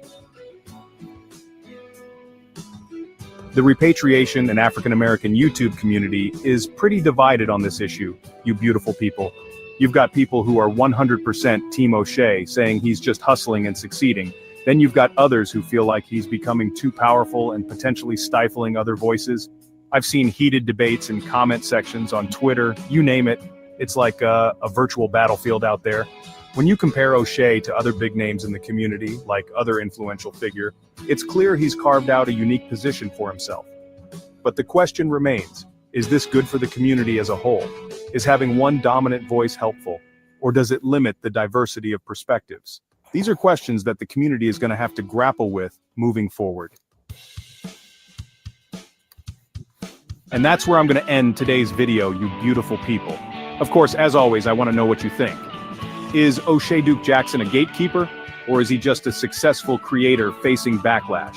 Is this good for the repatriation community, or is it causing more harm than good? Let me know in those comments down below. If you like this video, hit that like button. If you're new here, make sure to subscribe. And as always, thanks for watching, and I'll see you beautiful people in the next one. All right. So that was my thing with O'Shea Duke Jackson. I have a couple of other things that I'll probably play later. And the thing was, is he trying to be the gatekeeper and shut other people down? Because he's not just talked about Bomani. He's talked about T3andMe. He's talked about Kala. He's talked about other people. And basically, he wants to shut things down where he's the one that's running the repack community, and people have to listen to him and his advice. Now you have people like Bomani who've been doing things for about 20 years with many tours across, you know, and to put him in a pen with young people like T3andMe who are just getting, you know, established is really unfair, right?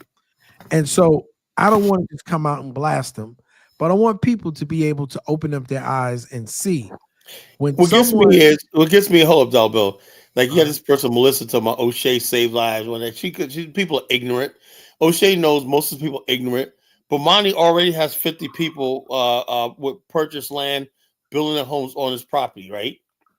He doesn't need your scam money, and he doesn't take money just from anybody. You got to prove yourself that you're going to be part of this community. It's more to just buying land. You know, people are going to be part of this community. You got to prove yourself. You had to have gone on a couple of tours with him. You got to know him, you know? So this idea, O'Shea's he's out there scamming for land and whatever. Nobody needs you broke ass niggas money and whatnot, you know?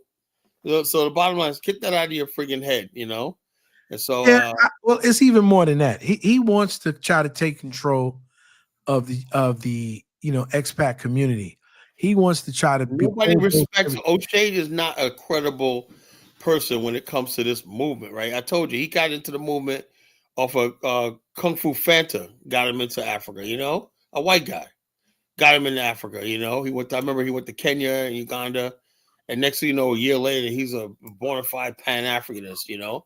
And so it's freaking a joke, man, you know. So, O'Shea has said things about things happening in Ghana that he never known about, and he got the information only off of YouTube, and he unknowingly are putting our lives at risk while we're living in Ghana. And yeah, didn't he comment about the land situation, the Sabo and all that? Yeah. Before even speaking to the people that's actually there, he's in Uganda talking on us, not unknowingly putting our lives at risk. Yeah, I remember that. We are a minority there, and that's wrong. He shouldn't do that until you come to the country and be amongst the people. The reason why I couldn't make all these YouTubes because I was surrounded by people who were responsible for us getting our citizenship that were very important, and the reputations within the country and us in the country is very important. So I would say for O'Shea to fix that shit. Whether you have check us out. Now Zongo goes, is O'Shea Zongo, he has land in Ghana and there's nothing you could do about it, you know? You're sitting over here in America. He has land in Ghana, you don't. That's pathetic. He's a Ghanaian sitting in America, homeless in America, right? And while Mamani's over there building a community, your freaking country, you dusty should be at, you know? Zongo, you should be in Ghana right now. Instead of trying to wait for some hot chick to come along, which is never gonna happen. You should go there, get yourself a village girl and whatnot, you know, dig a hole for your poo-poo and basically get mud and everything, you know, and be done with it, man. Zongo, you know. Y'all crazy, man. Hey, Dave, you got that video with the Chinese paying off the night? We want to play it. Y'all. Yeah, I got it. I'll send it in the chat, man. I'll send it in the chat. I'll put it in the back chat, man. I got you, man. Yeah, Zongo needs to just go back to his village, or not dig a hole, you know, so he could poop, you know, maybe dig a borehole for the water. You get himself a solar panel. When not I see solar panels on top of a hut, you know, the grass, you know, you do a lot of stuff you can do, man. Well, if you guys like the content, man, please go to the Ubuntu channel and like and subscribe. You know, because I have a lot of information there and more stuff is coming up. Thanks to my brother Kala. He allows me to, you know, to play my my AI films, and I appreciate that. Yeah, keep them coming, you know. I could help you add like cooler black voices. Yeah, give me on that, man. That's what you gotta do. I'm evolving. You gotta get that James Earl Jones type of voice. I got a great voice. I'm gonna do my thing. And that guy, Kirkland, you gotta get that Allstate. You gotta get that Allstate guy. I'm gonna do it all in my voice, guys. I got P.B. Kirkland and Joseph Jenkins Roberts' voice. Nah, I'm gonna use my own voice. My voice is trained. I'm good. Zongo's out for war tonight, man. Must have pissed him off. Says, nigga, I'm not sure. I mean business. Woo! Zongo Bongo. Is Zongo gonna come up tonight, man? You know? Zongo gonna come. You know, it's hilarious, man. You know, it is freaking hysterical. Dave, you find that video? Yeah, I found it. I'm about to send it to you. To put it in the back private chat. I would say that. Go ahead. Got to stop, man. You know, but one thing I will say is this: Black America was caught completely off guard by what, like I said, like Marcus asked me earlier, how'd you guys get away? Well, in New York, like I told Dollar, I told him, I said, in New York, you know, if we go to Harlem, you go to any store, black people in New York, for some reason, we're probably the most civilized black people in the world. People are very. We are. Let me tell you something. Most of this nonsense, this FBA and this distraction in the movement, is coming from a lot of people from the West Coast. These Phil Scott, it's not New York. These the Tariq Nasheeds, it's coming from the West Coast. You know what I mean? And we got to step on it. You know. I don't understand it, man. I don't understand this, man. You know what it is? I'm just gonna ignore them because I think the more you give people your attention, whether it's good or bad, it's attention, right? And I think the greatest thing you could do for people like that is just let them go. That's who they want to be. That's I'm not going to spend my time trying to fight somebody. But the thing is about that, brother, is the fact that those guys, I would say that, right? But those guys always find their way in our spaces, They're they on want to Diaspora learn channel. something. They want to learn Diaspora something. channel. They're on this channel. They're like everywhere. They can't say it's like that person, if, let's say you don't want nothing to do with them, right? But they always find a way to knock on your door. I need some sugar. I need this. Or you say, nigga, get the hell away from me, man. I don't want nothing to do with you, Because they want to learn. They know that there's no end game in the FBA. There's nothing. All you can do is beg the white man for him to say that you are supposed to get something, and feel that maybe one day, in the goodness of his heart, the sad part about this.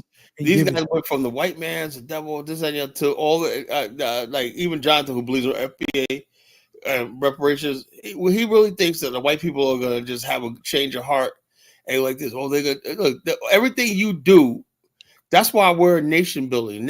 Black nationalists is always about taking our destiny to our own hands, and that leads us to nation building, right? Because that's something we can do without white people approve. Reparations is you're putting the power in the white people's hands, so them to tell you no. Anything that some people, that's all they know about. They want to really believe in their heart to heart that we, as African men, as black men, and both should be synonymous with one another, cannot define our own destiny. We cannot. We're incapable. So Chinese men, are supposed to be able to build.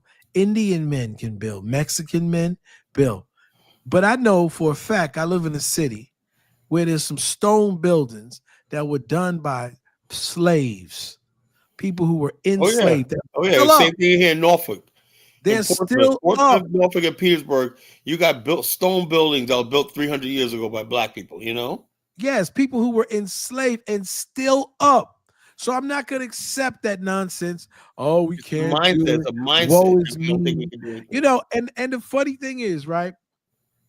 These are the same people who say, you African Americans are whiners and you this and that, but you don't want us to go here. You don't want us to go to Africa. So you want us to stay here and complain, and hopefully, so you can think that we have to keep the slave mentality, because you really listen. I don't have an issue. Some people have an issue with people coming to America. Come to America, get your cheese, right? See, I tell people all the time, I'm not one of those people, right? I'm not one of those people who sat on the sideline and started hating on other people because they were doing something with their lives. Because in my life, right? When I'm down there and I got invited because I have one of the top agencies in the country, and I'm on a top floor of a building in Dallas, Texas, looking down, and I'm saying to myself, God, I made it to the top, right? I'm not worried about what some black immigrant does. He's not in my league, not even close, man. So I'm like this. So let me before I get Ahmed on, let me play this video. This is gonna crack you guys up. Okay. This is a friggin' this is sad, man.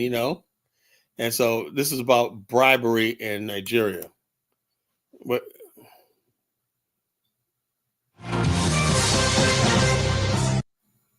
All right, if you just joined us, it's still Journalist Hangout. I still have Charles Deho around here, and Asikwa James right here with us. Now let's move straight to our next conversation. So let me say before I start, the police force. Now, see how this guy's studio looks with the background and everything like that?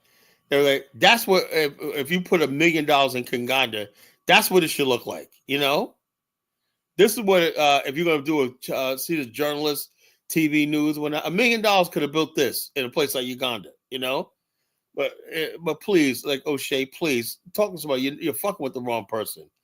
I'll bring all your business out, nigga. He's back.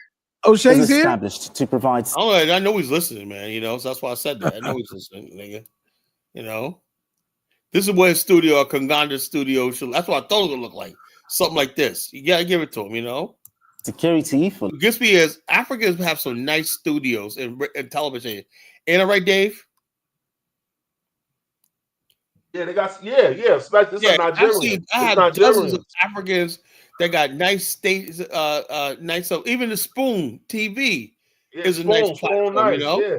in Liberia. And I got this other brother that I know who's about to build his own television station and whatnot. He said he was gonna build a television station, radio station in Liberia. He said he was talking about $200,000 for television and radio station, whatnot, nice studio, everything. How the hell you spend $1 million and you got a raggedy ass studio with a couch or whatnot, you know? It's, come on, man. Well, he got a lot of people fooled and whatnot, you know? So let's see. Let me play this video. For lives and property, as well as uphold the law with integrity. However, that duty is compromised when officers become recipients of handouts. A viral video showing Nigerian police officers collecting money from a Chinese man has raised serious concerns about the ethics within the force.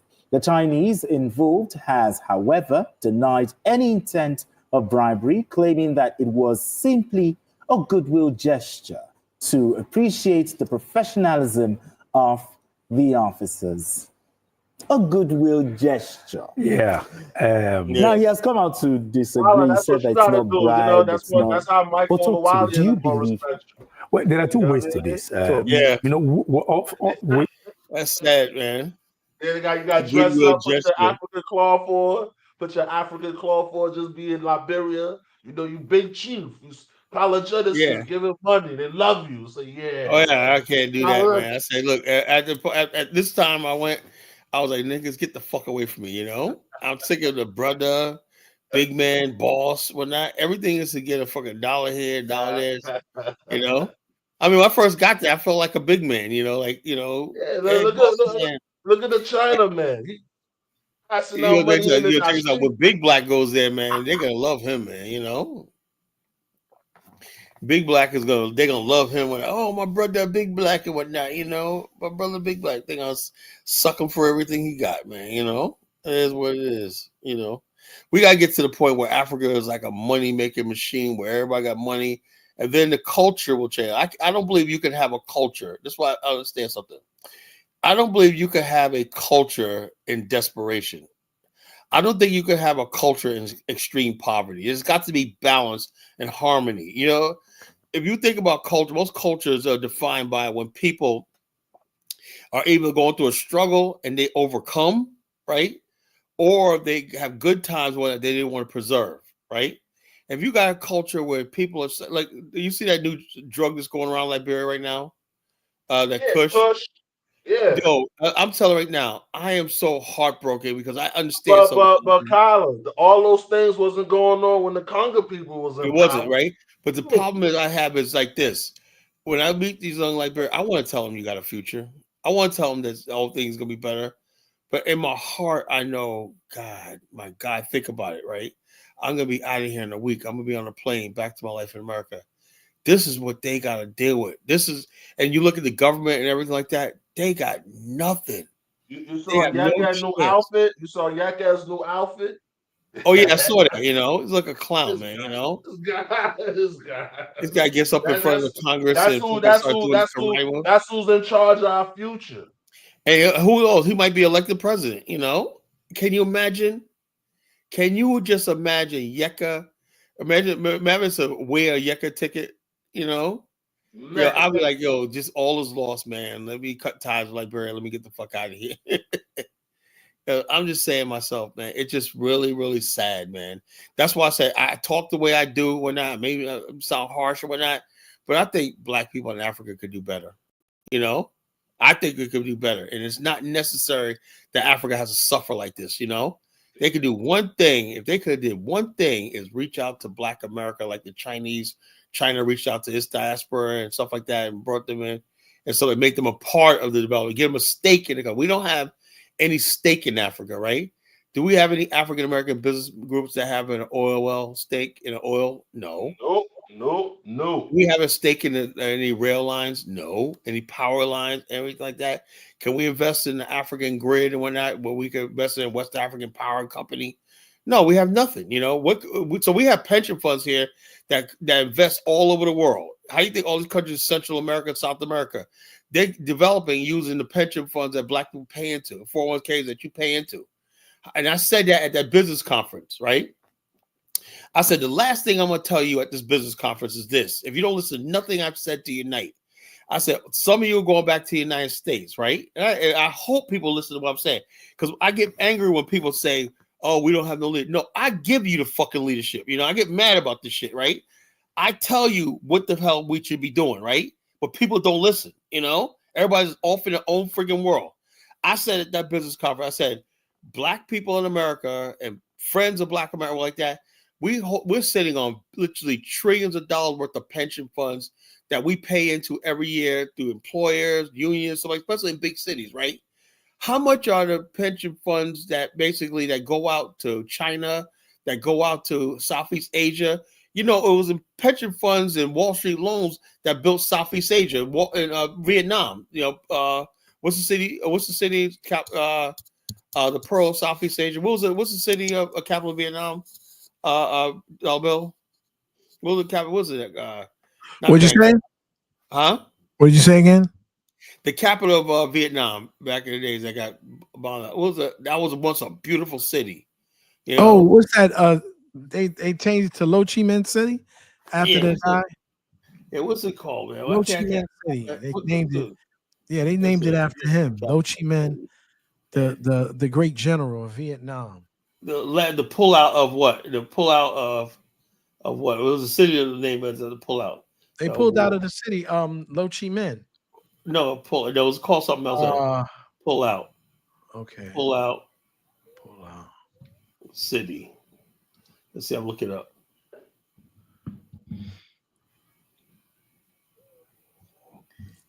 Okay. Saigon. Oh, Saigon. Saigon. That's it. Saigon. But they named it like Pearl of South City, right? Pearl of South. I think it's called Ho Chi Minh City now. Yeah. But it was Saigon. That was what the French built. You know, it was a friggin' pearl of Southeast Asia, and that was built by Wall Street money. That's why we was in the war, because we had to recoup that money. You know, and so basically, I'm saying to myself, when are we going to have like our money, our pension fund monies, our investment dollars that we pay into, well, stocks and all like that, develop a city in Africa that we got a stake in? That's what we should be talking about, you know? But we don't talk about stuff like that. And I said that at the business conference, I said, we have to change our mindset. We're not a poor people. We're just people that are foolish. I said, both sides of the Atlantic, you know? I said, when you go back, I said, I want everybody to do a homework or something. I want everybody to look up a sister city project in your area, right? I said, you go home and whatever city you're in, ask if they got a sister city project. We have one in Virginia Beach and Norfolk, but the thing is, Virginia Beach, the Ghana one was horrible, man. I eventually went to form a sister city project with between Virginia and Liberia, you know, in Norfolk. Norfolk is the birthplace of the first Liberian president, J.J. Roberts, you know. I know I could pull that off, you know, as soon as I get established a little more, you know. And so therefore, I'm saying to myself, why don't we basically, all the cities that we're in, that we brag about, right? We could be forming sister city projects with different African cities and governments and everything. And sister city projects invest funds and stuff like that because they want to basically do business with these places overseas. The Filipinos in my area, right, got sister city project with all different types of Philippine towns and whatnot. And they basically be shipping. They got American companies over there now. And it just angers me that black people don't friggin' think on that level, you know? And then when I try to bring it to people, right, they're like, oh, yeah, what's next and whatnot. And we're still sitting around talking about what are we going to do? I just told you what we should do, you know? Why we start acting on some of the stuff people be suggesting, you know? It's all out there.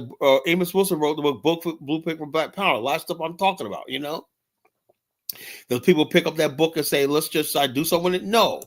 We're sitting there waiting for this. It shows me that we don't really want to do that. That's why I'm with Brahmani, because I know I'm seeing him actually do something. That's why I don't have time for somebody like O'Shea talking to somebody who's actually doing the work. You know, what somebody's doing, that means more than me somebody just talking. You know, and that's the stuff that angers me, is that we have these problems and whatnot. We could solve. What problems in Africa could be solved? You know.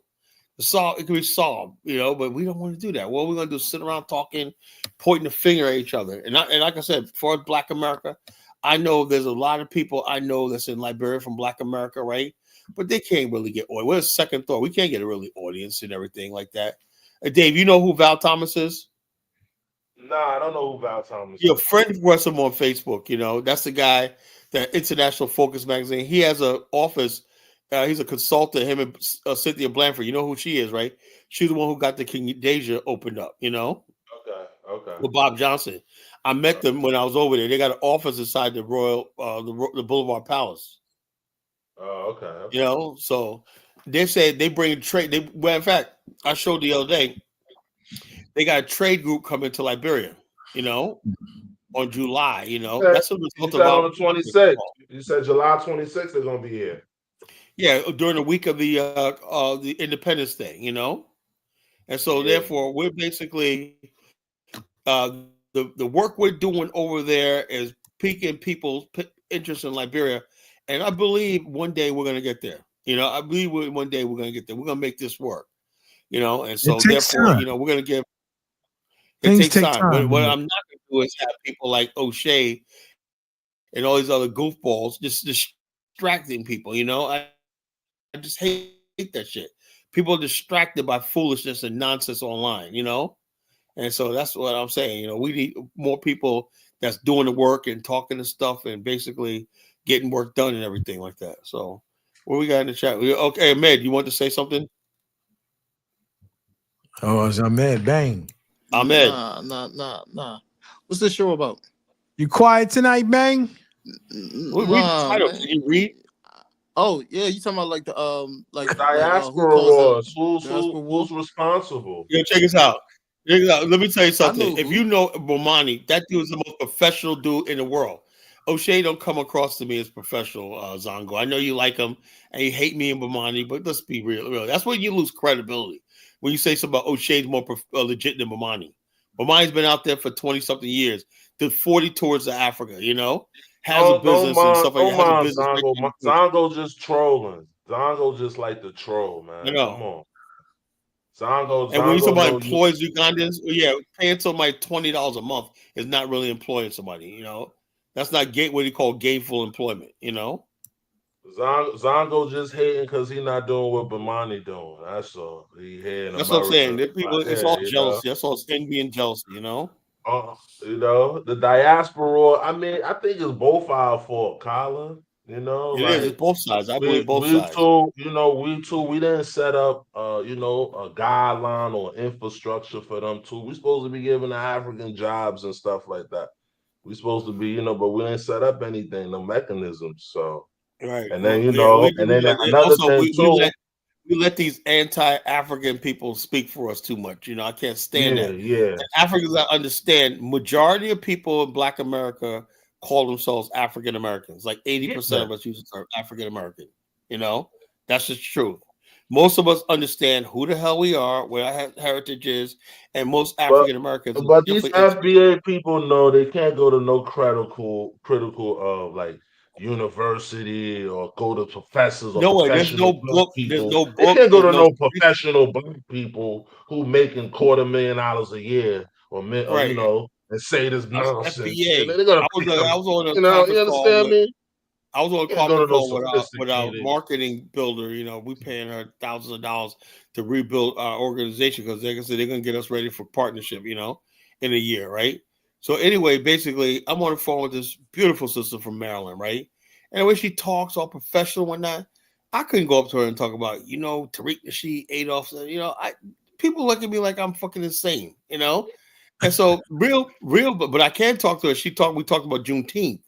We talk about the African American, So that's normal. That's why I said when you talk about Black professionals like this, they're still being Black, church, the Black church, Juneteenth. And then and Kyla, and I wanted to piggyback off what what's the name had to say earlier. What's his name who came on, the Ghanaian guy? Lewis. Yeah, Lewis. I wanted to piggyback off what he said. They're sending the worst of Africa, Yeah, they are. A lot of you got to understand. Like we get people like the Zongos. We get the Zongos. I'll tell you like this. Okay, like let's give it Liberia for instance, right? My mom came here in the 70s, middle class family in Liberia. You know, my mom went to college in America. My aunt went to college in America. So you had to. So before coming to America, it was a certain type of African you was getting. Now what they're doing, they're just picking people out the bush. They're tribalists. Some of these guys are still in their traditions. Exactly. How you stuck be in in their ways. America and you're still identifying with a fucking bush tribe?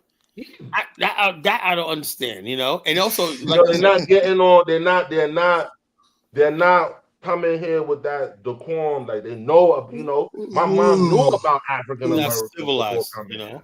Most of them not. Ahmed don't like what we're saying. He's yawning. Go ahead, Ahmed. What do you got? You got something? No, Ahmed, Y'all keep going, man. Y'all keep going. Y'all keep No, going. I'm just man. saying, like back in Y'all the rapping. day. Y'all getting the flow, man. No, I'm just then after saying, that, back Dollar in the Bill gonna day. kick in with the, you know what I'm saying, with the next hook.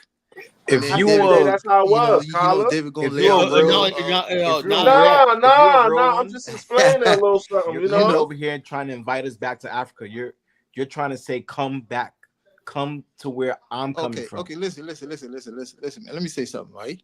This diaspora war and all that, who started it, who this and that, right? I say it's both. What do you say? I mean, you ever watch your movies like, you know, like Friday After Next and all that, right? Yeah, what about them? That has nothing to do with Black America. That's a movie. It's a B-list movie, man. Well, that's nothing to do with Black America. What about it? It's a movie that a lot of Black folks like. And if you a lot of people like that, you know, not everybody. Let me get to the point. You'd be surprised how many people don't know Ice Cube, don't know what Friday is. You know, what is like a lot of Black folks like? Do you know how vast Black America is, bro? Hold on, caller. I've been in this country. Smoke is taking a shit. Nah, go ahead. I've been in this country for a little bit, man. So, yeah, but hold on. It's not like last time I watched Friday, I think I was 2010. like 29 years old. You know, it was when you're young, you watch ignorant shit like that. Yeah, fine. You know, but what about what are you trying to say? It's not like I came in 2010. You know what I'm trying to say? You get that's what I say. A lot of immigrants get their view about Black America through these movies and stuff like that, and that's not real. They don't really get to know us. It's not real, bro. That's not every day. That's hood, and you just laugh. And, all right. I'm not gonna say nothing. Friday shows every aspect of Black America, the super religious side, the coon, the well-to-do family that had two parents. It just showed imperfect humans. That's it. Okay, look. I went middle school here, elementary school here, right? So what years? 1998. Okay. Yeah, so I'm not somebody just, you know, so I went to school in this country. And what happened? So you know, when you watch, you know, like Friday and all that, right, making fun of Africans and all that, right? Man, come on, bro. Hold on, I'm getting to the point. They were making fun of Africans. Come on. Are you kidding me, Carla? Okay, you go to school, right? You have a little argument with somebody, right? Oh, they figure out you from Africa, right? They be like, "Oh, you're African." This, you. No, I didn't have any Africans in my class. You know, I had one guy. Carla, he went to school in the 80s. I could talk for this, Kyle. I had Africans in my class. You know. I had no Africans. So it was his age group. It was the bro. You know all of that's jokes, bro. You know all of that's tough love. They were really wrong. Listen, David. Go ahead. Hold up. David, let me say something, right? I learned how to play basketball before I learned how to play any sports. It was basketball, football, and then soccer. This will let you know how much I was into this Black thing in America. So it's not like basketball, football, and the Black man. Come on, no, I'm saying in America, of course. What about Larry Bird, man? The best man. No matter what race you are, like once you're in America, it's just like one of those sports you're just gonna be good at, especially if you come from a Black neighborhood. So you see what I'm saying? Good at none of those sports, bro. Okay. Now I was only maybe basketball, but that's it. So I've heard every joke, every insult comes back about you being an African. Every insult coming from a Black American is about you being an African. You can't take that. Oh, come on, it's a difference. Okay. Yo, hold on. When I went to school in 5th grade, I'm from New York. I told you so many times. When I was in school in 5th grade, I went down there. I used to get beat up every day because I was a New Yorker. You know, they say you dumb New Yorker. There was like big New York guy. hookers on the streets. They got pimps and whatnot. They went by the image they saw on shows like Starsky and Hutch. And it's like, we don't want that down here. Y'all New Yorkers and whatnot, you know? And so I used to get beat up. I used to chase home from school. And when I was in 5th grade, black kids, you know? So join the club, man, you know? Join the club, man, you know? No.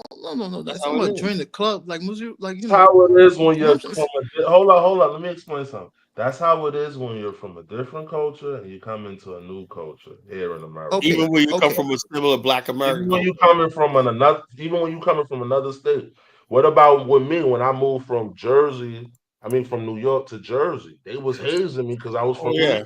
Yo, So right, hold on. they're gonna do that, bro. And you wait, hold on, my Dave. You came to Jersey, so you know, like, bro, you gotta get roasted every day. I got roasted every day because I was from New York for like 10 years. So that's why I'm like, I don't know why these Africans every day. I got roasted every because I was day, from bro. New York Like for 300 days plus, and I don't know why these Africans get every up single here day. and get mad over jokes, bro. Ahmed, sometimes I used to get jumped because I was from New York. I got jumped because I was from New York. They hate the way I talk. Ahmed, are you from the Vi? All Are my you from the everything. Mende? No, hell no, man. I'm not from Dubai. Like, I meant, bro, you really just That's how exposing it that you is, weak, bro. bro. Are you For Mende? real, What come you on. mean? What you mean? Listen. Do you consider missing yourself the to be point. Mende or just like Y'all missing the point. Y'all missing the Islam? point. Y'all missing the point. What I'm trying to say is it's like when you have a issue, right, with somebody, right? Let's just say it's not a joke no more, right? It's something that's a bit serious, right?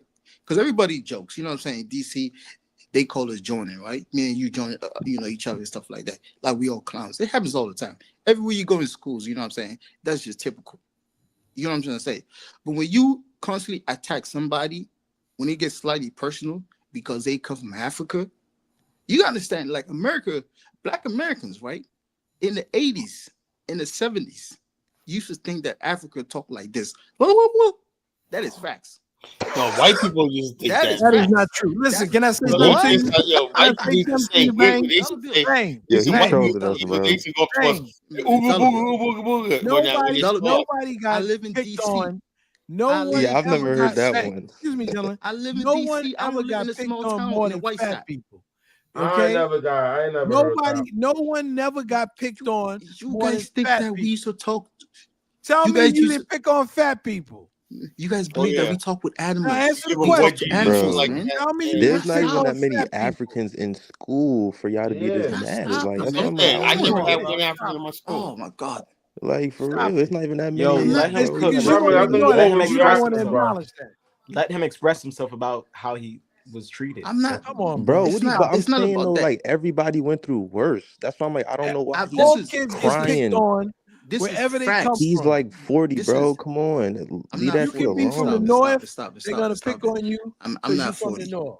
But I'm just I'm not saying though, 40. bro. Like, bro, I'm You younger gotta than understand you. this, I'm not right? crying about school. Like, bro, just What am I crying Just about? get your get your testosterone up. I don't know You why talking this is about something offending from you, bro. What's ironic is Okay, what's okay. ironic is the Y'all gonna reason let me why you talk? left your country is this Y'all gonna is let me what you're talk? complaining about. You gonna let me talk? Go. Yeah, Talk. let him answer that question. Because I told you I've been in this let me country ask for you a a little question. bit. I'm not somebody that came in like 10 years ago. I'm soon knocking 30 in this country. So I'm not somebody just came out like 15 years ago.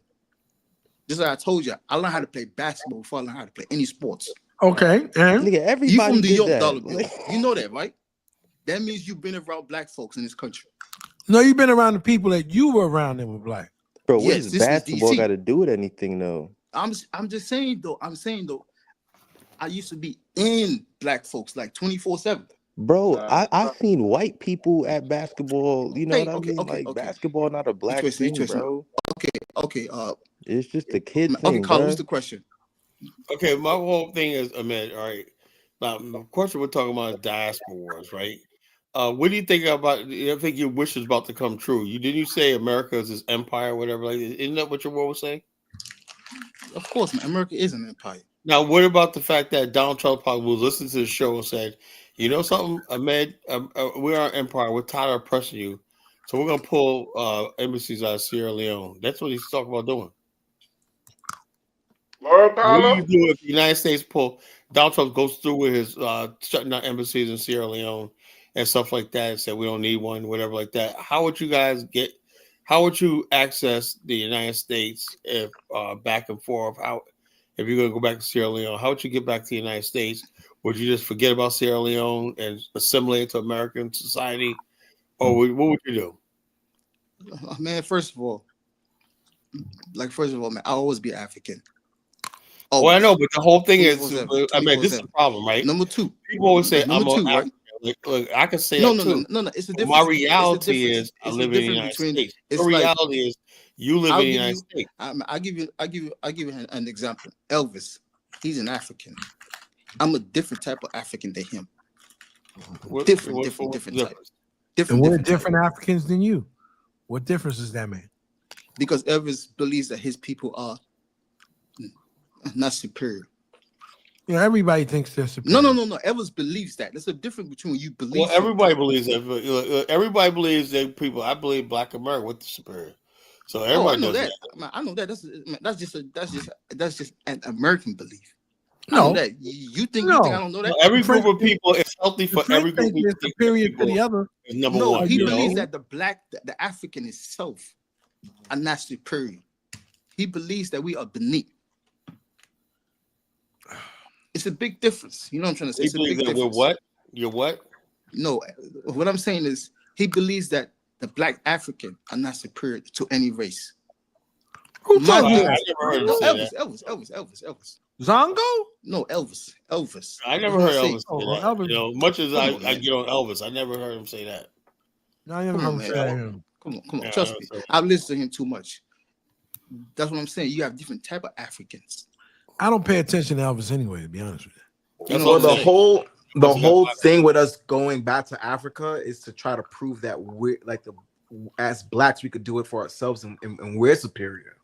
That's why we're going. That's why we're going back so we could. You think I don't know prove that? You to the world that we can do it. You can't you see how you say it that we are superior. You see how you say what I'm right? saying is this. Hold on. This is what I say. Okay, let me see this. Right? If we hold on, if we don't go to Africa, right? We don't make an attempt to go to Africa. What's that saying to America? The world is the white man was absolutely justified in the slave trade and bring us over here, uprooting us and everything. So by us making an attempt to be part of Africa, right? Just an attempt. Africans don't understand that.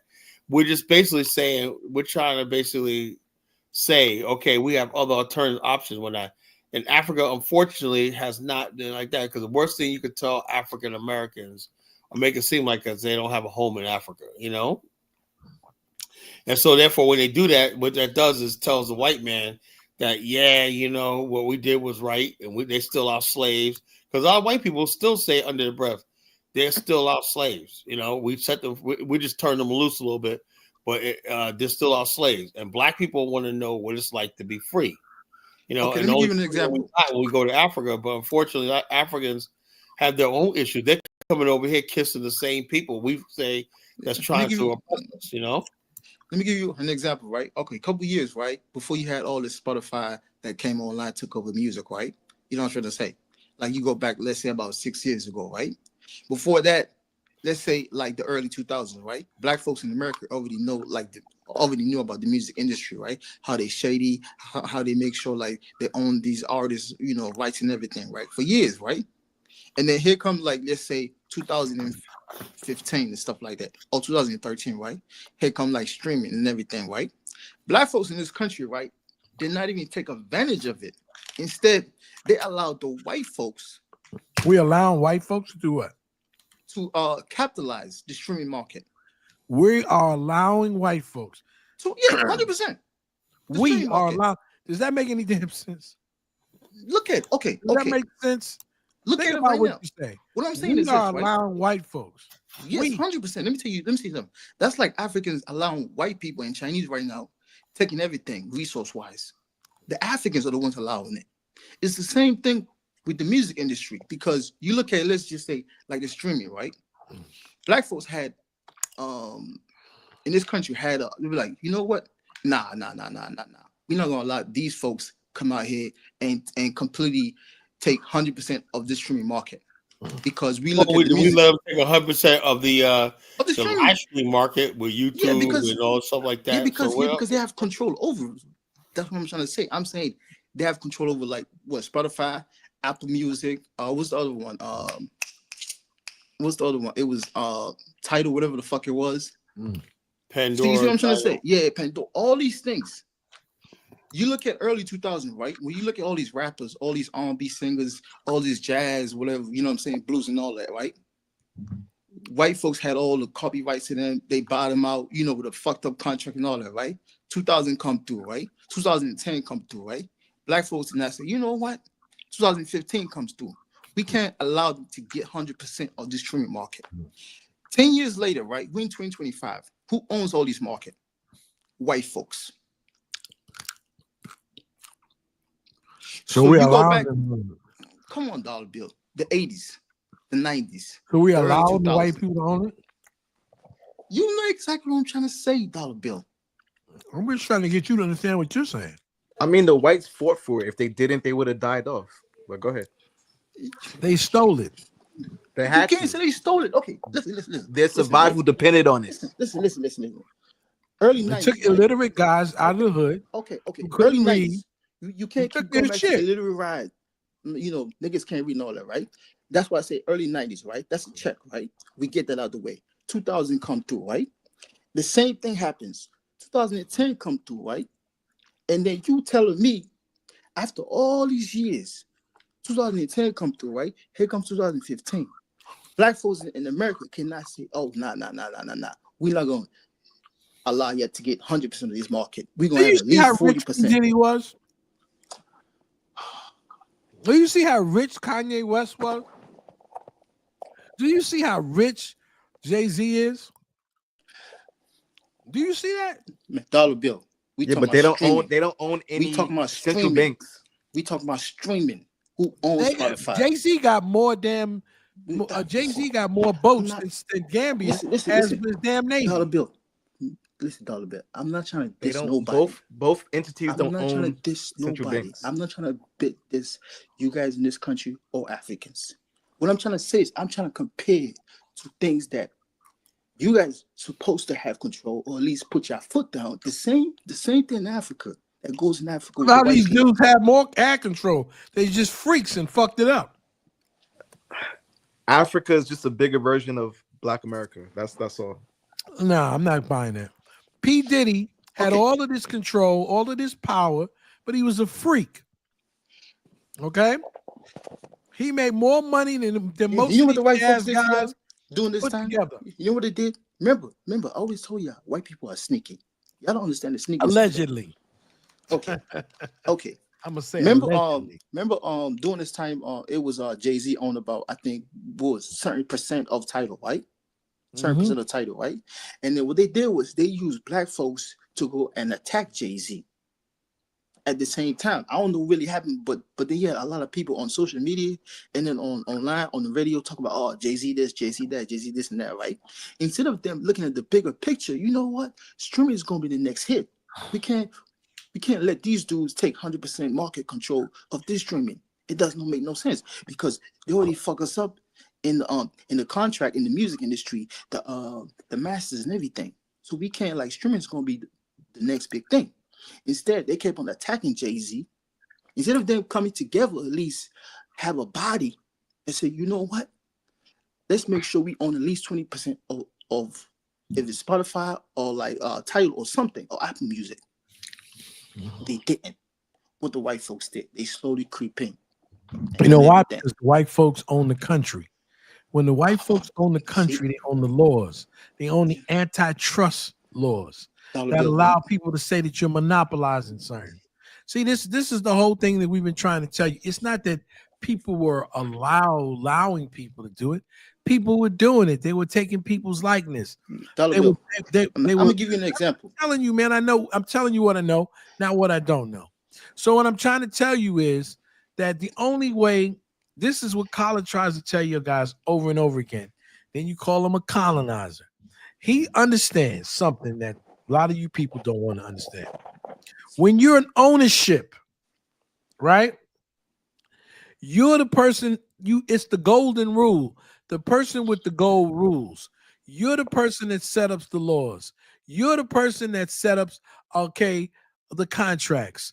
And see, if other people are in control of your manifest destiny, then you have none. White folks have more money than black folks. So all they have to do is sit back and let you do proof of concept, and then they come in and do it as a hostile takeover. You're not giving it to them. They get up and they buy you out. They buy all the stocks that are available. Not only do they have their own money, they print their own money. Famous Amos. Remember, in the 80s, Famous Amos came up with a chocolate chip recipe, right? He's going to put pecans in there. You want to say pecans. We say pecans and all kinds of things into his recipe. But what he didn't realize is that when he sold his business for like 50 or 60 million dollars, he could never come back because he had sold his whole name. Because although he was a successful business person, he didn't understand. It's just like BET. When the people, when Bob Johnson and his wife, sold it to Viacom for $1 billion. $1 billion then was a whole lot of money now, right? But you don't realize that, see, this is what I say to people all the time. I don't trust white folks. You don't. I don't partnership with white folks. I don't trust white folks. Because I know eventually that when they do these things with me, eventually they'll find their way to push me out. To get I remember when Park Sausages used to be owned by black people, and they used to have white people saying, "More Park Sausages, Mom, please." That was a black-owned company, right? But when they do these hostile takeovers, they take over the stuff and push the people out. See, all they got to do is take a little trinkets and put it in front of your face, and you go, "Man, you mean to tell me I can make this kind of money?" That white folks are sneaky. Yeah, well, black folks have to check this out so they can survive. Check this out. Y'all thinking partnership? Hold on. I'm not partnering with white folks. Let me tell you something. Right? It was a couple of years ago. It was about, I think, about 15 years ago, right? On the, I think it was the BET Awards show, right? They had they had the Caribbeans performing. They had like a couple Caribbean artists performing, right? The BET Awards show, right? And then you had all the black folks happy and excited, right? So then I was like, wow, this was 15 years ago, right? Mm-hmm. You know what I'm saying? I said to myself, look, black Americans could have owned 100% of the entire BET, and then make sure like the BET awards show is centered to them as well, and then dictate everything about it as well. And then you look at they could have owned like certain rights about reggae music. And then nowadays, the past 4 or 5 years now, you got Afro beats and everything, right? So you guys would have been the head of the top. So hip hop would have been y'all. Then you would have had the reggae music. Then you would have had the Afro beats. You know what I'm trying to say? In America, but instead, let me tell you a little story. Let me tell you a little story that happened when I was about 18 years old, and I'm 60. So when I was a young man, we were out there searching for a record deal. Sorry to cut you off, Dollar Bill. I'm sorry to cut It's the bigger picture. It's the bigger The bigger picture is that when white people have more money than you do, they lay in the cut, just like Carol's daughter was a woman who did her business outside of her in her house, right? Then a conglomerate takes over. They buy her out. They give her more money than she's ever seen a day in her life. That's what they do. America takes these companies, and they buy them from you, and then they sell them to these big conglomerates, and they give you more money than you've ever seen before, and they push you out. Okay. Now let me push you to the IPO. Hold on. I get you. Absolutely. So I don't go into partnership with white folks. I know that white folks are in business to dominate. They're not in business to partner with me. If they partner with me, it's because I've got something that they want. I stand between something that they want. And see, they can change, they can turn around in midstream and change. There's a reason why, like there's a guy that comes on and calls me a union guy and so on and so forth. I decided many years ago, when I was a young man, I used to work for the Hertz Corporation. And at this time, okay, everything was starting to be computerized. And I never forget the brother put together this beautiful computerized system for Hertz Corporation, because Hertz and Penske were actually like parent companies. Okay, but Penske was smart enough that he said no matter how big Hertz is going to be, he's always going to have his piece of Hertz Penske, and he wasn't selling it, right? So this brother put together this elaborate system, and as soon as he did, okay, the people who were running the Hertz Corporation, I used to work downtown, okay, in Manhattan at the headquarters of the Hertz Corporation.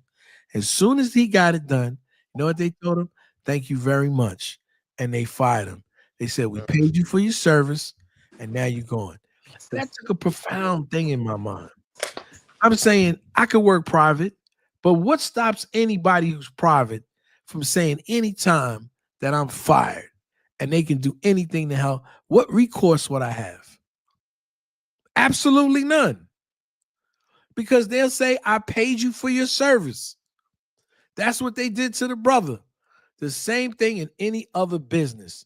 These people, black people, used to have, okay, in the 70s, inner city broadcasting.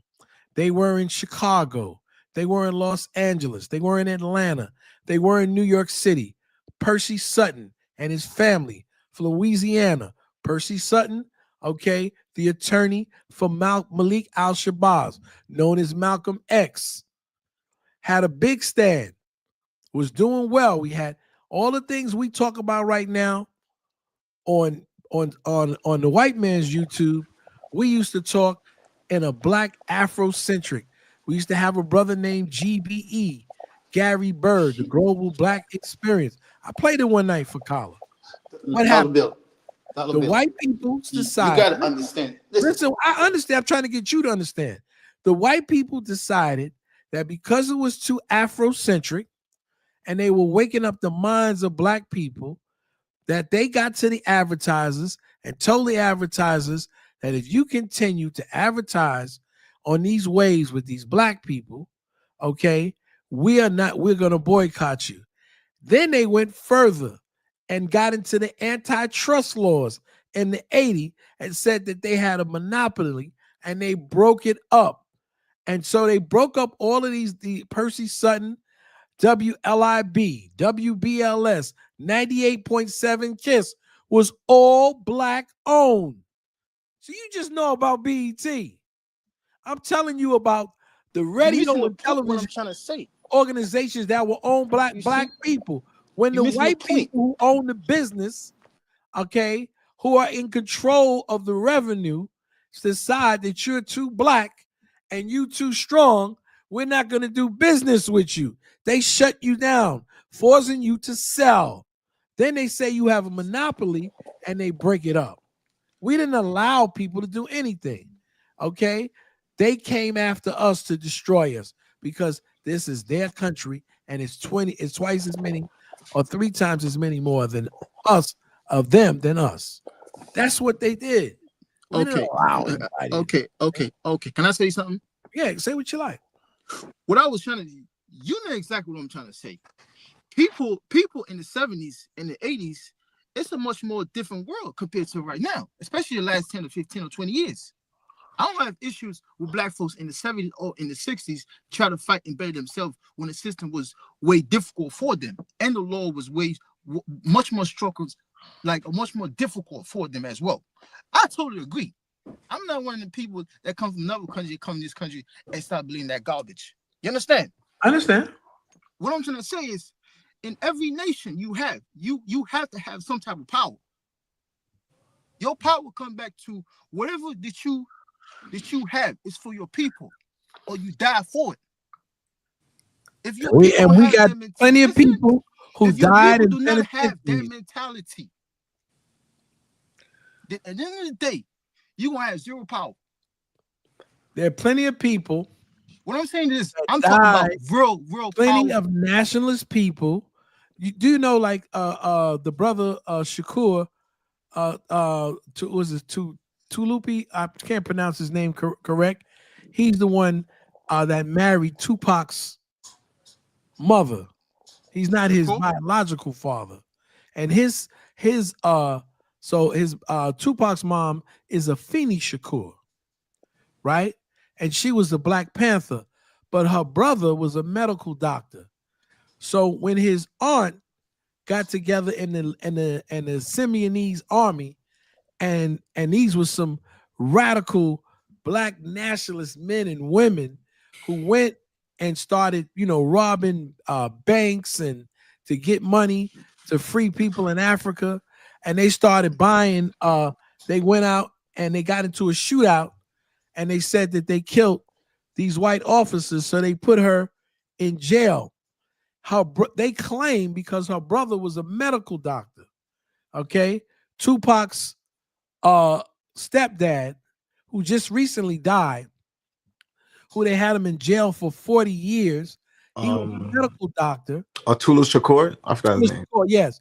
He was the medical doctor that went to the University of China in Beijing and learned how to use acupuncture to cure people who were intravenous drug users. Mutulu.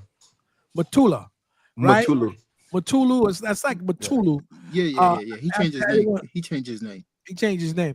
Yeah, well, what I'm trying to say to you is they never caught him doing anything, but they said he was so smart that somebody had the mastermind to break his out. So it had to be him. So there are plenty of people. There are plenty of brothers that died in Attica and upstate New York trying to fight the power for Black people. There's one guy right now. There's plenty of people who paid the price, and most people ignored them because they just wanted to get a job and be under the nuts of white people. So there's a reason why Black people in this country don't want to get involved with radicalism, because they know that the people, who they're trying to free and trying to get together, they're not gonna remember them. They're not gonna revere them. They're not even gonna go. They worship guys who went to jail, being heroin distributors. They put them on YouTube and they big them up. Oh man, you made a lot of money. You were slinging for 3 years. You killed millions of your own people to satisfy your needs as dope fiends and killers. But the people who were freedom fighters who try to help their people, like Geronimo Pratt, those people, nobody talks about those people. So we understand why people aren't into where things they used to be back in the day, because most of the people sold out on them and they prefer to go on Don Divas and all this other crap and talk about drug kingpins and all that other bullshit. Dollar Bill. Now, what you just said, right? You know what I always say, you guys, y'all biggest issue, right? Yeah. Outside of America, right? Once y'all step your foot outside of America, right, is geopolitics. Like, I'm not saying 100% of y'all, probably like 70 to 80% of y'all, very high. You know what I'm trying to say? Geopolitics wise, always come from the view of the white man. Our views don't come in from the view every educated person. I'm not saying 100%, damn near but comes from the views of the white man. Yeah. But every I educated person. enough for me to say that. My views don't come from white people. I'm talking about geopolitics wise. You got to take yourself out of the American system. You know what I'm trying to say? Because the American system is an empire. Like it or not. So when we talk about geopolitics, it's oligarchy. We understand that. When we talk about geopolitics, you oligarchy. got to know the empire affect other nations and make sure these nations they don't. Do you think the United States really cares about that? When you say, when you say the view, wait. I'm gonna play. When you say, when you say the views of the white man, are we? Do we know the white man more than Africans, or are we? It's almost like saying, you know what? I get the for the white people. What they're saying is this. They're saying is Would you listen to that one night when the girl was talking about on Diane's show, that crazy chick was talking about by default we're responsible? Nah, come on, Colin, man. Because the white man we're not dealing with these do all stuff like that. So I give the impression Africans are holding us responsible for whatever this white man is doing to their country. Okay. No. She's nuts. I ain't got time for crazy people. Colin. Man, $1 bill. I don't spend my time with crazy people. There's crazy people everywhere around this world. There's crazy people everywhere around this world. But there's a lot of Africans like that. You gotta admit that, right? Okay. The person that's head of the Federal Reserve, right?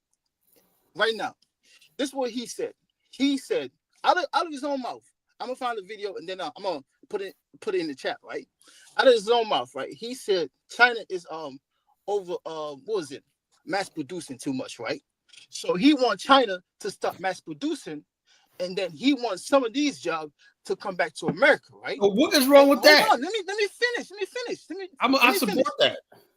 Okay, let me finish, right? At the same time, he wants the Chinese government to buy the dollars as much as possible.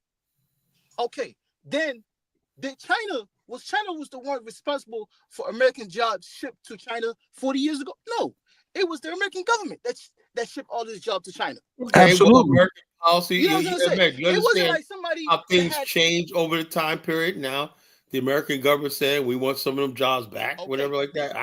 That's not anything like, because all I know is as long as I know black people can get something out of this, we can get better jobs. I'd rather have the jobs here than over in China. How about that? But Carla, why do the American power structure have problems with China? Because China is challenging for the #1 spot, like it or not. Yeah, well, hold on, Ahmed, I don't understand. This is what I don't understand. Like this, hold on. Ahmed, this is what I understand. This Ahmed. Always make sure black folks Ahmed, hold on. Let me ask you a question. Ahmed, let me ask you a question, bro. This is what I understand. Okay, if you feel like that, right? I guess you obviously rooting for China, Team China, right? Why do you guys come to the United States? I was just connected to what $1 bill was saying about the whole structure in America against black folks in this country. He said every time black folks climb up, the white structure make sure they come back down. Until it gets a point, but we still got millionaires and billionaires. No. The point. Come on, Carla. The problem is that we now have millionaires and billionaires in this country, right? In America, right? In the middle class of Black America. I'll say this again. In America, I live in DC. In DC, there's only 2 street matters: Pennsylvania Avenue and K Street. Everything else does not matter. Pennsylvania Avenue and K Street is 98% controlled by white folks. 98%. Outside of Pennsylvania and K Street, right? New York City. Let's say about 90. All right, man, we hear you, bro. Let me get Kidola on, and I know he has something interesting to say about this. You know, Kidola, the Diaspora, who's responsible for it? I think you are, Kidola, man. You know, you and that for dumbass. Kidola. Yeah, go ahead. You see, nothing like diaspora war until the internet came. But the battle, it was kind of like hatred was already in the surface, was already like under the ground. But the Africans that came to the United States never came to Africa to start speaking about they don't like us or they don't see us as part of them or anything like that. And it's quick for Americans. Let me ask you a question, Kidola. Is that vice versa? You know Africa is very tribal, right?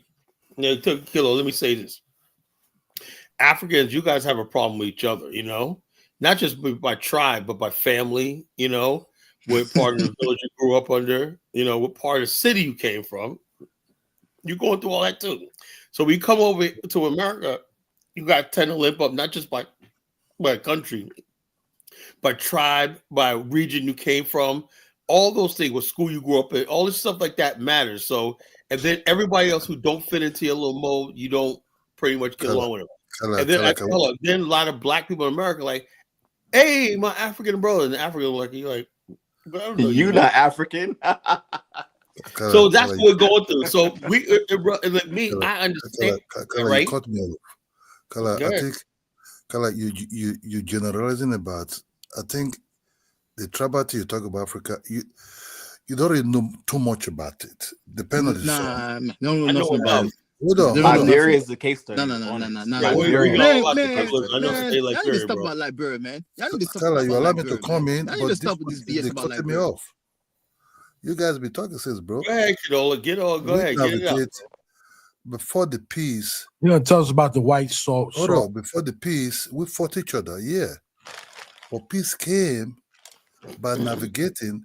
We understand we're not to step into where we have to respect each other's culture, each other's zone. You understand me? How did the peace came to some of this tribal society we see in Africa? Forget about the Fulani, the so Osman Fodo people. By intermarrying to each other. You understand me? Because before, you don't really marry somebody from the East. Igbo men or women don't marry people from our side before. That was about, I'm telling about 60s, 50s. But how do they keep the peace? They start having this kind of integrated type of marriages and everything. You don't say Igbo man married to a Yoruba woman. But now they marry each other now. You understand me? These are the way peace and everything still.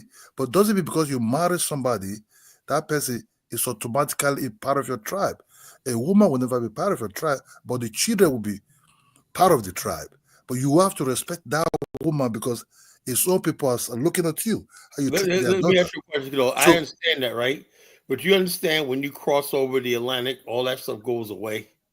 When you cross over to United States, all that tribalism stuff should die. See, because when you cross over to United States, you people say, "Oh, it's part of our culture. We roast."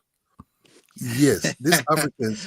Hold on. These Africans, when they start coming to United States, their dressing will be different.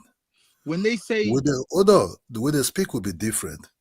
But it seems like the moment these people step in, because I don't believe there is no Africans that understand there's a Black America somewhere.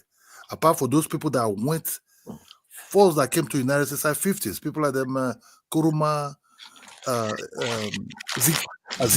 Zikizin, we'll call it another Zikiwe, you know. But these are few elite that came. There was no TV, highest radio, not everybody have radio. So when these people started coming inside 60s, started seeing two different type of Black people, but they thought maybe that might have the same type of mentality, but it's not really the same like that. That maybe this person, where they from? Maybe Black Americans too, they might know something about Africa, maybe the white person saying it, but seeing an African man who came with his traditional type of clothes, speak different, they start laughing at them. They make fun of you. Of course, they diss them. They make fun of you. You are. Of course, they make fun of them. Insuperior. They smell everything. You are insuperior. You talk to monkeys. People dismiss. You know what? I'm not gonna pussyfoot around. You know when it started? You live in the trees. When it started. These guys, man, come on, man. When you live in the trees. When Black Americans went to Liberia, the Black Americans weren't accepted. They didn't speak any local language. You live in the trees, and they wore different clothing. And they were ostracized.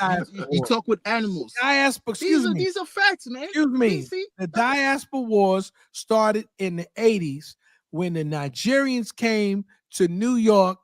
They were looking at magazines and Ebony and all of this stuff, and they thought that all Black America was the way it was. When they got there, they got there during the crack epidemic, and they saw people, African Americans at their worst, and then they began to talk about us, and say, I thought all of you guys, and I was there, so I'm not saying this as a person who read about it, I was there.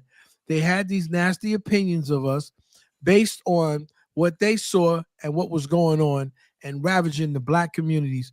When the Nigerians first came, they came to New York. Some followed Elijah down there to Houston. But I know from the New York diaspora wars, this is what started. And so that's the truth. They started the diaspora wars. They were the ones. Nah, Dollar Bill, you I was there, bro. Dollar Bill, you wrong. I was there. The Africans, Dollar Bill, you wrong. Dollar Bill, you wrong, man. Dollar Bill, you wrong. I'm just telling you the truth. No, Dollar Bill. Let me tell you something. let me say something real quick, right? A couple of guys in the mouth. Let me say something. The white American structure in this country, right, have always demonized Africans from day one. It had nothing to do with us. Since the 60s. Since the 60s. Had nothing. Go back. Black people were wearing Hold on. Black people Go were wearing back. dashikis. Go back and look at black people were we had the Black Power movement. Go back and look at old American TV. Black Power, African, whatnot. You know, as well. Check this out. Hold up. The law, the 1977 Festac Festival in Nigeria. You know who was the largest to continue outside Nigeria? African Americans. You know, that was a world festival of African culture. They need to stop the drama. It wasn't to the 1980s during the crap epidemic when these Nigerians came to New York, okay, fresh off of seeing Ebony magazine and all these different places and their ideas of what was going on in the 70s, and they got here and they saw death and destruction, homelessness, people involved in drugs and all kinds of other stuff, is when they began to shoot their mouths.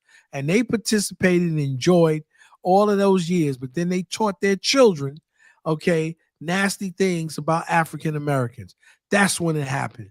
It wasn't African Americans that was talking about you are in your 60s, right? I just turned 60. Okay.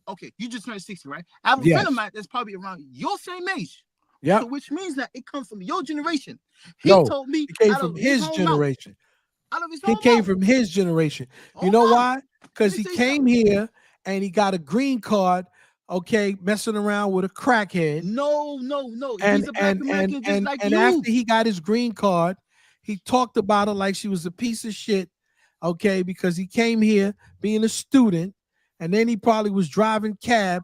See, he'll tell you the lies, but I'm gonna tell you the truth. No. I'm saying Black American just like you. Just like you. Yes, I'm saying the age.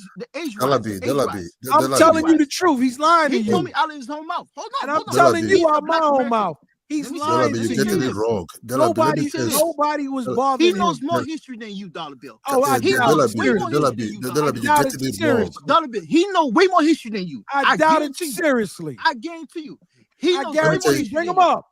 Bring him up. I guarantee you he doesn't know more than Let me tell you something. I guarantee you that. Let me tell you something. He comes from a family that I don't care. I come from a family too. No, my family ties go all the way back to the 1800s. I haven't. My family ties go all the way back to when my relatives were enslaved here off boat ships from Africa. I'm saying father and mother wise. You don't know more than me about my country. See, you can do that with some other little cats who don't know nothing. I'm not making stuff up. I'm telling you, he's making stuff up. No. He don't know what I know. I've heard it before. I was here when he got here. Dollar B. The Diaspora war started with the extraction of Africans in the 1980s when these guys came here to America. We can't do nothing as students. As students, their student visa was running out. They went in the hood and they married crackheads and women with 2 and 3 children to get their citizenship. The Africans can't play music. We stole it from y'all. The Africans can't wear clothes. We stole it from y'all. So what else? I'm telling you what it was. I'm not telling you what I think it was. I live in New York. These people used to think that we talk with animals. Oh, come on. Who believe that? Bro, like this guy is crazy, dude. That's a He's lie. just victim, bro. He's making up. Dollar B, you're also listening. Dollar B, now we call y'all animals since when? Do you know we had Dr. Ben Jakahana? Do you know all of the historians? And the last of least was Dr. Amos Wilson. Before that, we had Dr. Ben. We had Dr. Clark. We had all of these people who were in the first world. Remember, excuse me. We have we were in Harlem, where you have the largest. You have the largest library of the African diaspora. We live in a place where the UNNA got popping, not in Jamaica, right there, in Harlem. So how the hell How in the hell are you gonna, your friend who came fresh from some bullshit village is gonna come to you and tell you how African Americans felt about Africans? Right, that's We what were the I'm ones saying. that Like, got come out on, and like, protested and made South Africa divest itself. Okay, we the ones that fought about the Della B, when about you the talk, allow bloodshed that somebody was else to going talk. on You in Rwanda. you occupy the show, Della B. Allow somebody else Crazy, to man. talk. Allow somebody else to Hold on, talk. Della B. hold on. nah, Let me play a Please. short video. This is Festac. This is man, Festac, shut up, man. 1977. What are you talking about, man? Nah, you're. Editing What are like a you pro, talking about? streaming We like a having a hard star. time It's understanding as you. simple as hitting record. All right, folks. So, let's give it a break here. You could just Please. dominate the whole show. Tell us 1977. what we show Most you of the people who attended this were African Americans. 1977. It's crazy. We always try to reach out to Africa, man. Come on. Where's that? Crazy. Yeah, I don't know what he's talking about. His friend lied to him. You kidding me? Yeah, he In the got lied 70s, to. in the He got 60s. lied to. You been Are you hoodwinked. guys kidding me? Yeah, you got bamboozled, bro. Hey. You got trolled, bro. Early. Baba Ola listen to this. came Listen to in this. the 50s. Baba Ola took This is history. Dollar Bill, we know you. Hold on, right, everybody bro. chill. He This just is hating. history right here. This is Festac. This is United Nigerians and African Americans, you know. Everybody's celebrating their blackness, heritage. How did like the CIA said, no, we can't let this happen. You know, that's why we go through this shit right now. Exactly. We understand that, but Africans now new age Africans, they don't understand this stuff, you know. Exactly. Too primitive. listening to lying. Your last name is too primitive. Saying You are too stuff like primitive. primitive is You are unnecessary. Oh yeah, of course, that's New what you're gonna age, hear. He just it's here new to age argue like a black Africans, man. man. They don't want to You come are together. primitive. You just want to All argue, those black bro. leaders Of that course, went that's what you're gonna pull from what I said. HBCU. How to tell you Like, telling us stop crying, you a friend Like, of you come to this a planet. I wouldn't say primitive. I would say late. bro. It I was would just say a joke. Like, second you see, coming. he gets triggered easily by jokes. Like, Tell her, I'm control just your talking. planet, I'm man. not triggered. I'm just talking about control him your lying. accent. Control your planet. Control your This is accent. 19. Man, you probably want to This is come lies. hold on. Don't lie to Hold me. on. You should be Fedora, celebrating. shut up. This is Where's your wife? Festac. to Mute me. everybody. I'm trying to You're a see liar, this. Mute Zongo. everybody, You're not even man. married to. Not Zongo. People I lie gotta to mute me. You're everybody. not even married to I want to see a this. black Dave will woman. see You this. liar. People lie to me. I gotta mute everybody. You man. married They to a talking crack. nonsense. You shouldn't even be up there. You better lay down next to your Festac damn 77, race the traitor. second World Black and African Festival I of gotta Arts mute and everybody. Culture, Sorry, held folks. in Nigeria, Everybody. brought together 15,000 participants I want from everybody over to watch 70 this. countries. 70 countries. At the official opening ceremony in the Lagos National Stadium, contingents from 47 countries paraded before government officials, visiting heads of state, and a capacity crowd of 100,000. The first contingent was from Ethiopia, which is to host the next festival.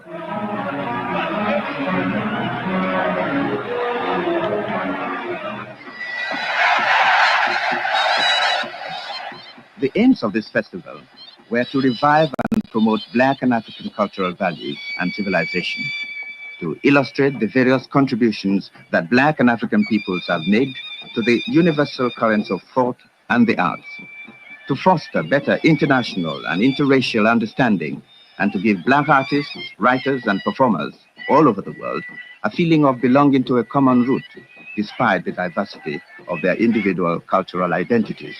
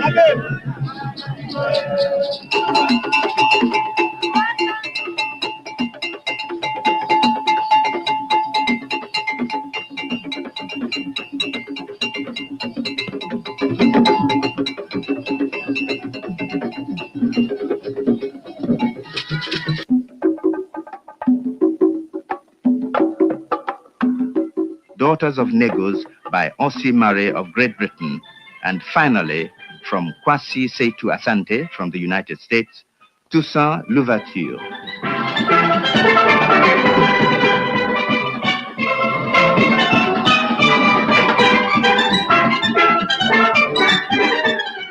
The Trinidad and Tobago All-Stars, rehearsing at the festival village, where every night groups of performers found themselves putting on informal shows. It was perhaps here, on this level, more than in the formal surroundings of the theater and other official venues, that the participants, blacks and Africans from all over the world, came into direct contact with each other, mingling their cultures and traditions in one single common outburst of joy, the joy of finding each other and being together.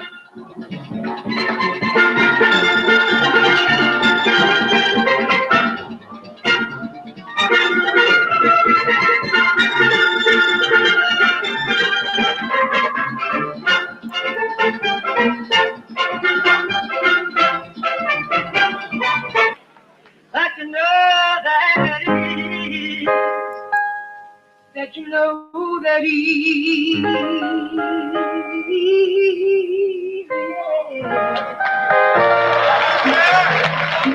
Of all the Americans taking part in Festac, the National Black Theater of Harlem, led by Barbara Ann Thier, gave perhaps the strongest impression of having come home. And this really got through to the audience, who, at the end of this performance, went up. Harlem. You see how that is?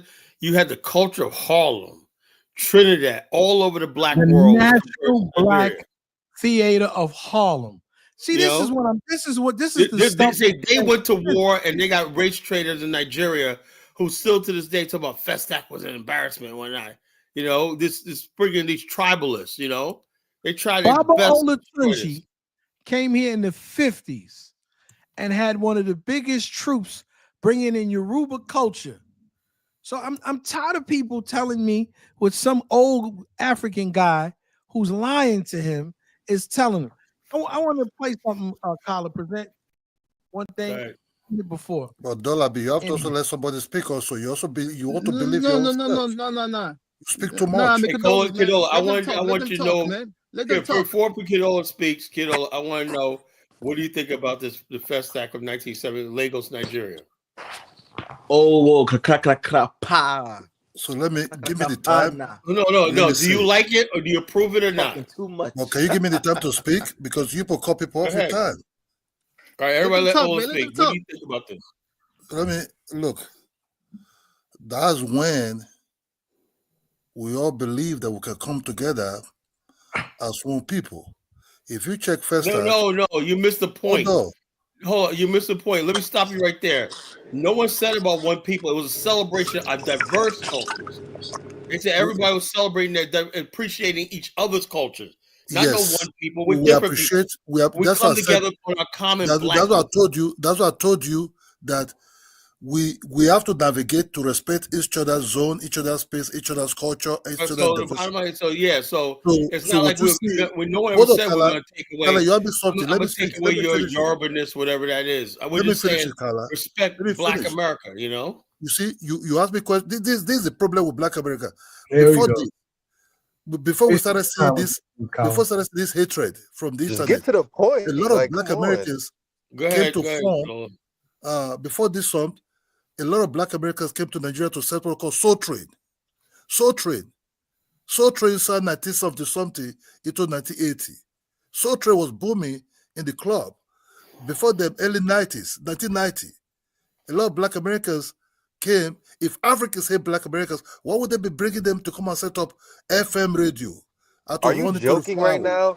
No, because... Hold on, man. Are you damn serious?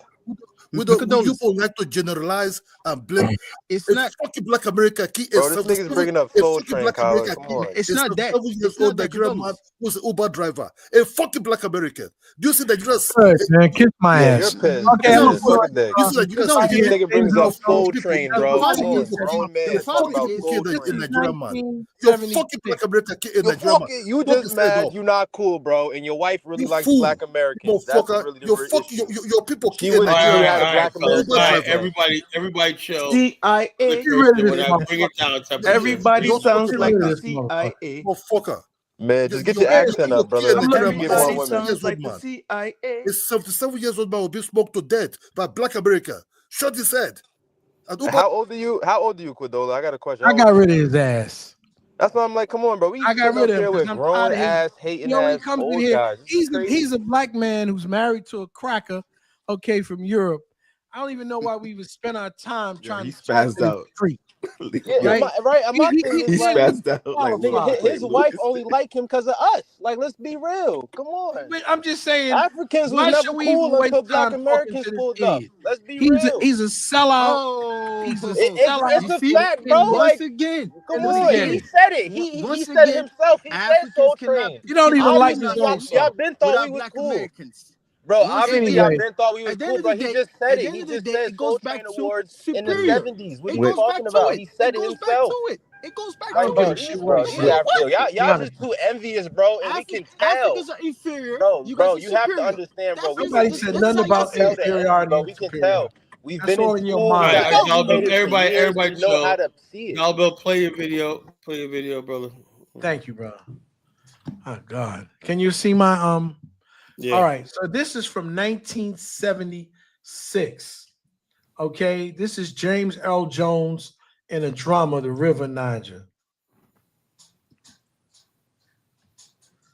Is it playing? Let me see.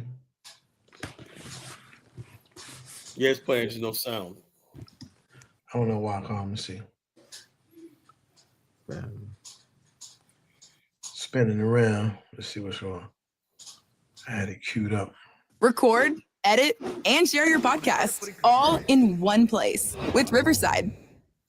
One touch recording in crisp 4K.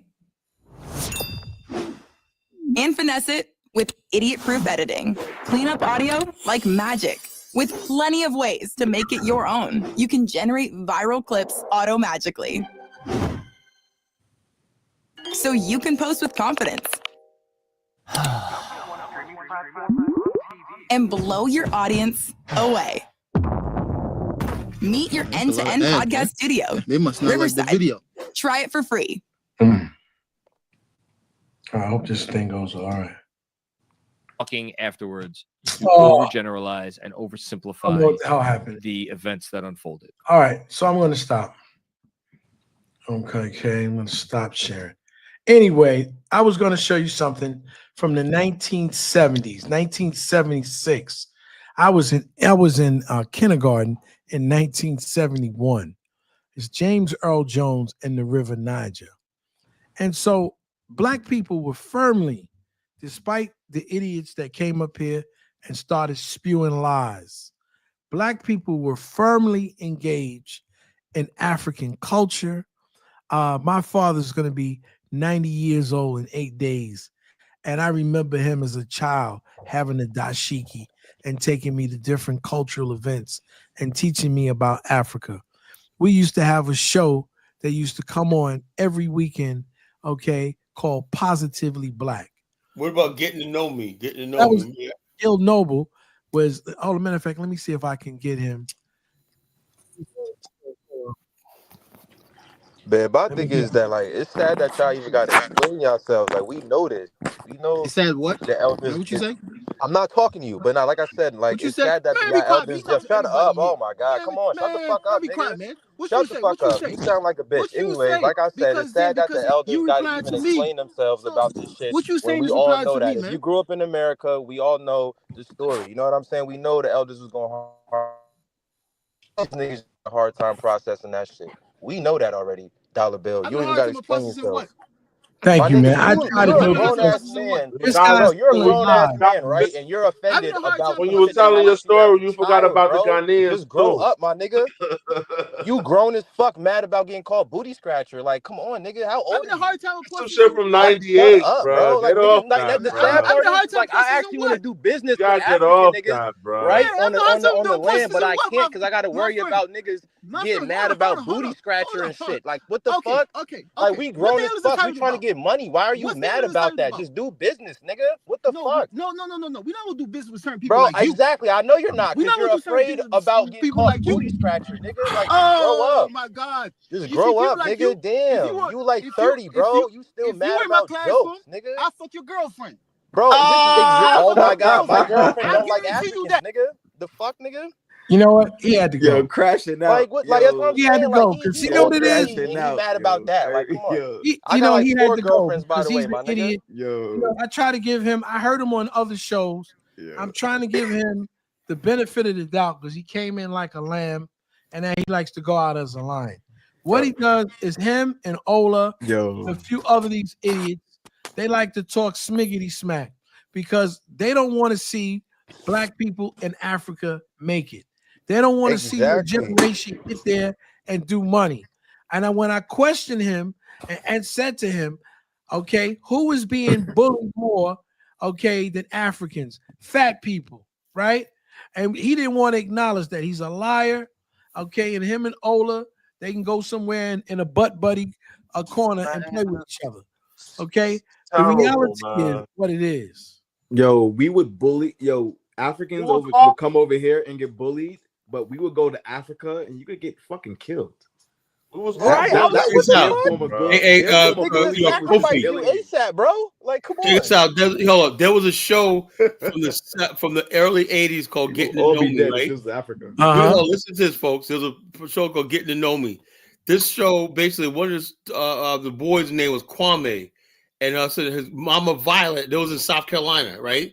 And the show had Mama Black African American family, and the grandmother matriarch was Mama Violet, and she used to tell them stories about the ancestors that came from Africa. I think we need to. I'm gonna play this video. You know, I think we need to friggin' know about that. We need more shows like this. Remember that show Gullah Gullah Island? Remember that? My people. Remember that? So the bottom line is this is people too. This is made. These are Gullah Geechee people. You know, I'm gonna play this video. You know, these are Gullah Geechee people in South Carolina. Mama Violet. You know, Kwame. When I love this show. This is my favorite show as a kid. You know. And what, like, you know, this is my favorite show growing up. Let me play it in a second. There's a few minutes of it, bro. But Mama Violet was she was like a wise old lady, and you know, it's a story teacher. It was on PBS. You know, the bottom line, they always talked about Africa and whatnot, and our roots to Africa. It's like they act like they was getting killed and slaughtered. This is nothing. And anybody tells you with the that we're not African Americans. That's why I said we have to start reclaiming our African. We're African Americans, right? And the bottom line, this is the way I grew up. I grew up knowing I was an African, you know, just happened to be an American because our experience in America, we're African American, you know. But watch the show. Look, here's a clip for this beautiful show. This is when Black America was at its most beautiful in the 70s, 80s, and whatnot. These beautiful, we used to have beautiful programming in our country. We didn't have seriously enough, Levon. See, when you give old folks a gift, it's like an offering. So it should be meaningful. And you should know something about it. Maybe I'll guide this for Mama Violet. Maybe you ought to think about it for a while.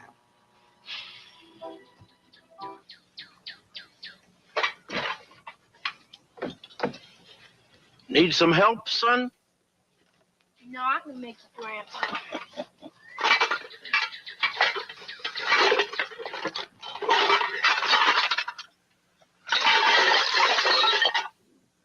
Yeah, that's a man-sized load you got there, son. Yeah, well, I wish I knew what to give Mama Violet so I wouldn't have to work so hard. Well, how much did you get from that load you sold out of your daddy's garage? $3. Not much, huh? Well, it was just a bunch of old rags and some shoe boxes. Hope there weren't no shoes in any of those boxes. No, just a bunch of old buttons that don't go with nothing no more. Why are you giving her that old busted-up chair? This here is a valuable chair. More people have sat down on this chair over the years than anything else. So is that why it's all busted up? Well, still can be saved. You do a little caning, and I know how to do that. My daddy taught me how to do that.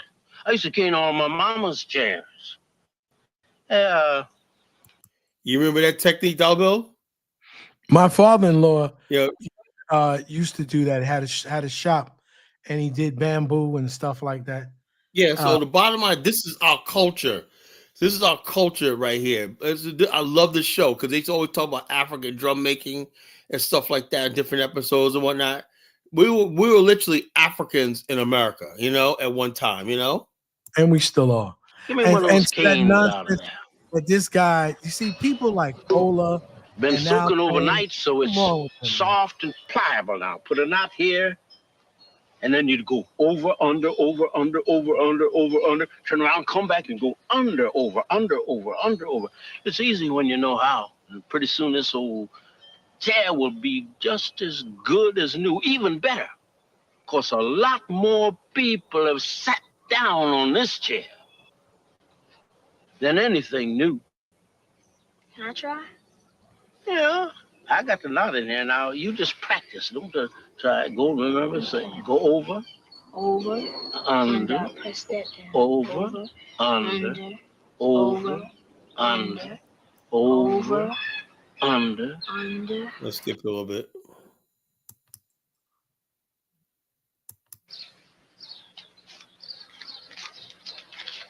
Five, 6, 7.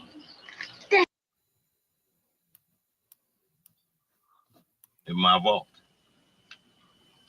No, Dad. I won't lose it. Besides, I may see something that I want for Mama Violet, and I'll need my money. Okay, it's your money, right? Right. I think I had enough, easy, but right? This was, like I said, Sure was a lot of work. This was 1980. Remember that. This show was 1980. It was called Getting to Know Me. It's 45 years ago. Getting to Know Me, you know, it's filmed in South Carolina. It's about a South Carolina black family when they always talked about slavery. They talk about Africa. Mama Violet, I think, she was only one generation from Africa. Her father was born in Africa. And she used to always tell the kids stories about Africa and stuff like that she knew, you know? And she was talking about the different warriors, the different tribes, whatnot. And so you saw they would do different African traditions, you know, based on the fact that they retained African culture, you know? Dude, food, the okra. This is what I'm trying to say. People can be their own African. They don't have. And this is why I tell Baruti. Baruti thinks that we gotta forget everything. We got everything we need right here in our culture. You know, we don't need to friggin' do all this other stuff that we need to do on boots. Oh, I mean, you could do it on boots, but we have a rich African American culture that people are trying to destroy. You know, some people think our identity as African Americans is a threat, and that's why they basically want to whitewash us and stuff like that. And make it Americanize us. No, if you go down to the rural South, whatnot, back in those days, whatnot, black people there wasn't really what some people will tell you. There wasn't, like, if you go to like Sierra Leone, even Senegal, Ivory Coast, Ghana, the culture of Black America in those days was very similar to what people saw in places like Accra, Ghana, Monrovia. It was very similar, you know. Over the last 20, 30 years of, you know, Black American culture because of hip hop and that's why I'm not gonna allow. I have a question. Mm-hmm. Did the rest of Africa follow Black Americans when Black America went over to Africa and created its own country called Liberia? What do you mean? Did they follow them? Did they all eventually follow? Did they all eventually follow the Liberian standard? And did they follow too late? Why didn't you guys say something? Liberia, 5 years. This is, like I said, you watch these shows like this, right?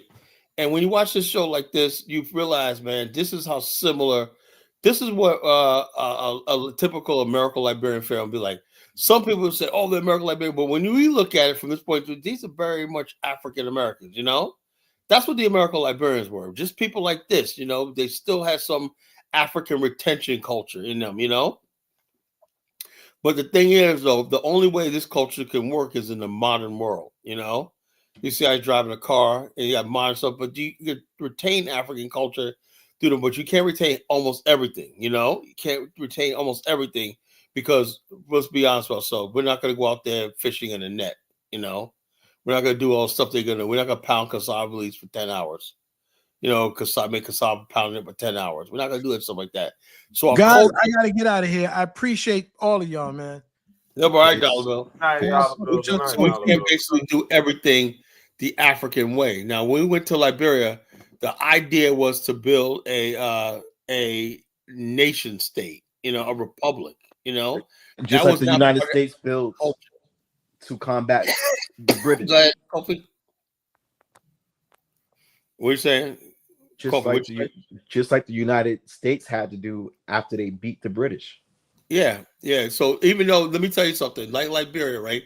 Do you know the idea of a republic was in the minds of Americans for like 200 years before it was formed? Same thing with Liberia. The idea of a black republic in Africa was about 200 years old before Liberia was even conceived, you know? So basically, there were people in places like Boston, places like Nantucket, places like Virginia and stuff like that, who thought about our manifest destiny should be returning and civilizing Africa, Christianizing, as they say, and become a nation, you know, in Africa. That was Paul Coffey believed that. A lot of people believe that, you know. Yeah. And then what happened was the opportunity came with this guy named Robert Finley and said, let's put the American Colonization Society. So this wasn't like, people always say, oh, America formed Liberia. No, the idea of Liberia was formed like hundreds of years before it took off. You know, it was already in the, they had enough black people saying, yes, this is what we need to do. You know? Go ahead, Dave. Yeah, you so said people say, well, why did they follow Liberia? Because those Africans didn't have the mind. You know, it took 200 years. The concept of Liberia. All it was trying to do was emulate the standards of America to black people in Africa. And build a little America. Obviously, members of black people in America at that time for 200 years had developed our own communities, hundreds of them. I would say that they were trying to maintain their monarchs, just like Europe maintained its monarch. But even Europe couldn't maintain its monarch against what would become Americans, what would become the United States, what would become Haiti. To combat monarchies, you have to form your own entity, your own corporate entity. Well, that's what the American Liberians did. They formed their own identity, you know. And so, but the reason why the Africans didn't do that, because they were still trying to be on some king and queen shit. Yeah, that was the old way. But the thing is, we gotta say so. How Africans, in all respect, is remember something. Africans didn't have isolated from the rest of the world. They didn't understand America was Western was going through, had people like Copernicus, Luke, Locke, Newton, and stuff like that. The science and navigation, the world's getting smaller. You had an age of enlightenment and reason, you know, all these things. You had the Magna Carta, you know. Liberia is a product of the Magna Carta, you know, the idea of people owning land, no feudalism and stuff like that, the rule of law, not the rule of man and stuff like that. All these things, the Liberia and the American Liberia and the native Liberia was almost like 5,000 years apart in civilization, really. And Africa don't like when I say that. It was the truth, though, you know. And I'm not saying nothing was bad, right? Because you had people in places like Oyo and nice kingdoms and stuff like that, but they were kingdoms. They were not. They can't stand up against a modern republic, a nation state, you know. Yeah. And that's what happened. So, that's what happened. So it also, what Elvis always says, well, the native people wanted agency. They wanted to, well, look, the bottom line is like this. Socrates hated the idea of democracy. You know that? You know, Socrates said, he put it like this. If you're on a ship, right, one person knows the way how to so you don't smash up against the rocks or whatever that being sunk, right? And basically, so the captain has to make the decision, right? The ship's going to go down, right? He said, look at democracy like that. He says, now, if you give the democracy to a ship, a crew, and you vote on it, they might have a vote and say, let's go this way, let's go east. And next thing you know, you're sailing into enemy territory or you're getting smashed with a rock because you made the wrong decision. He said you got to have a group of people that run a republic, right? With on the idea that it's based on the common good of the people. That's what Singapore had. So we understand what's best for you, right? And the bottom line is, for the first generation, they didn't ask for feedback. Then they asked for feedback, and they said, "Okay, we're just going to convince you. We're harder to convince you that we do it for you. It's good for you a bit." And when they right, look at Singapore now. I guess they were right. That's what happens when you have absolute control over a country and whatnot. You can make decisions. You don't have to worry about freaking like right now, Liberia's in terror, right? Like, you're like thinking George Weah or these clowns might get elected again. You know, nobody should have to live in fear like that. You know. Yes. And the country cannot move forward with illiterates running the country. You know, I think we basically went over there, and these people. I don't think Africans understand democracy. You know, and I think they just basically will never get it. They just want to rule over you and will their power. That's all it is. They think ruling over you, willing their power, and stuff like that. It's just when they don't understand how democracy works. They don't understand it. Do you think the Sahel Pact? Well, that's good. That's good for. I like what they're doing good, but that's good for them. But that's we cannot have African Americans. Our culture will never handle something like that. It's just not in our nature, whatever like that, to be under so like that. That's good for them because they're homogeneous. They all come from the same. It's basically the Sahel is a military dictatorship right now. So it is what. And the United States is talking about going there, moving Immigrant. I'm like, leave the guy alone. Well, the French. Hold up. We talk all this stuff, and AFRICOM has gotten stronger in Africa because we're weak. The public relations between Black people and diaspora. Well, we should have been able to repel AFRICOM, but no, we got people attacking good people who are trying to make a move to Africa, like Bomani. You have people trying to tear people like him down and whatnot. And discredit people like me and him. What chance do you have if you get rid of like the strongest Black nationalist voices in the? You know what I'm saying? So the bottom line, people don't know what to think. AFRICOM was basically smart. They put a Black man in the head of that, right? And we're supposed to go, oh yeah, a Black man because he got a job. I don't give a damn about this nigga having a job. He's working for the white man, And but he could turn on them, right? He could turn on them. He's not going to when he got the leverage. He's not going to. You never know. Kofi, you don't understand something.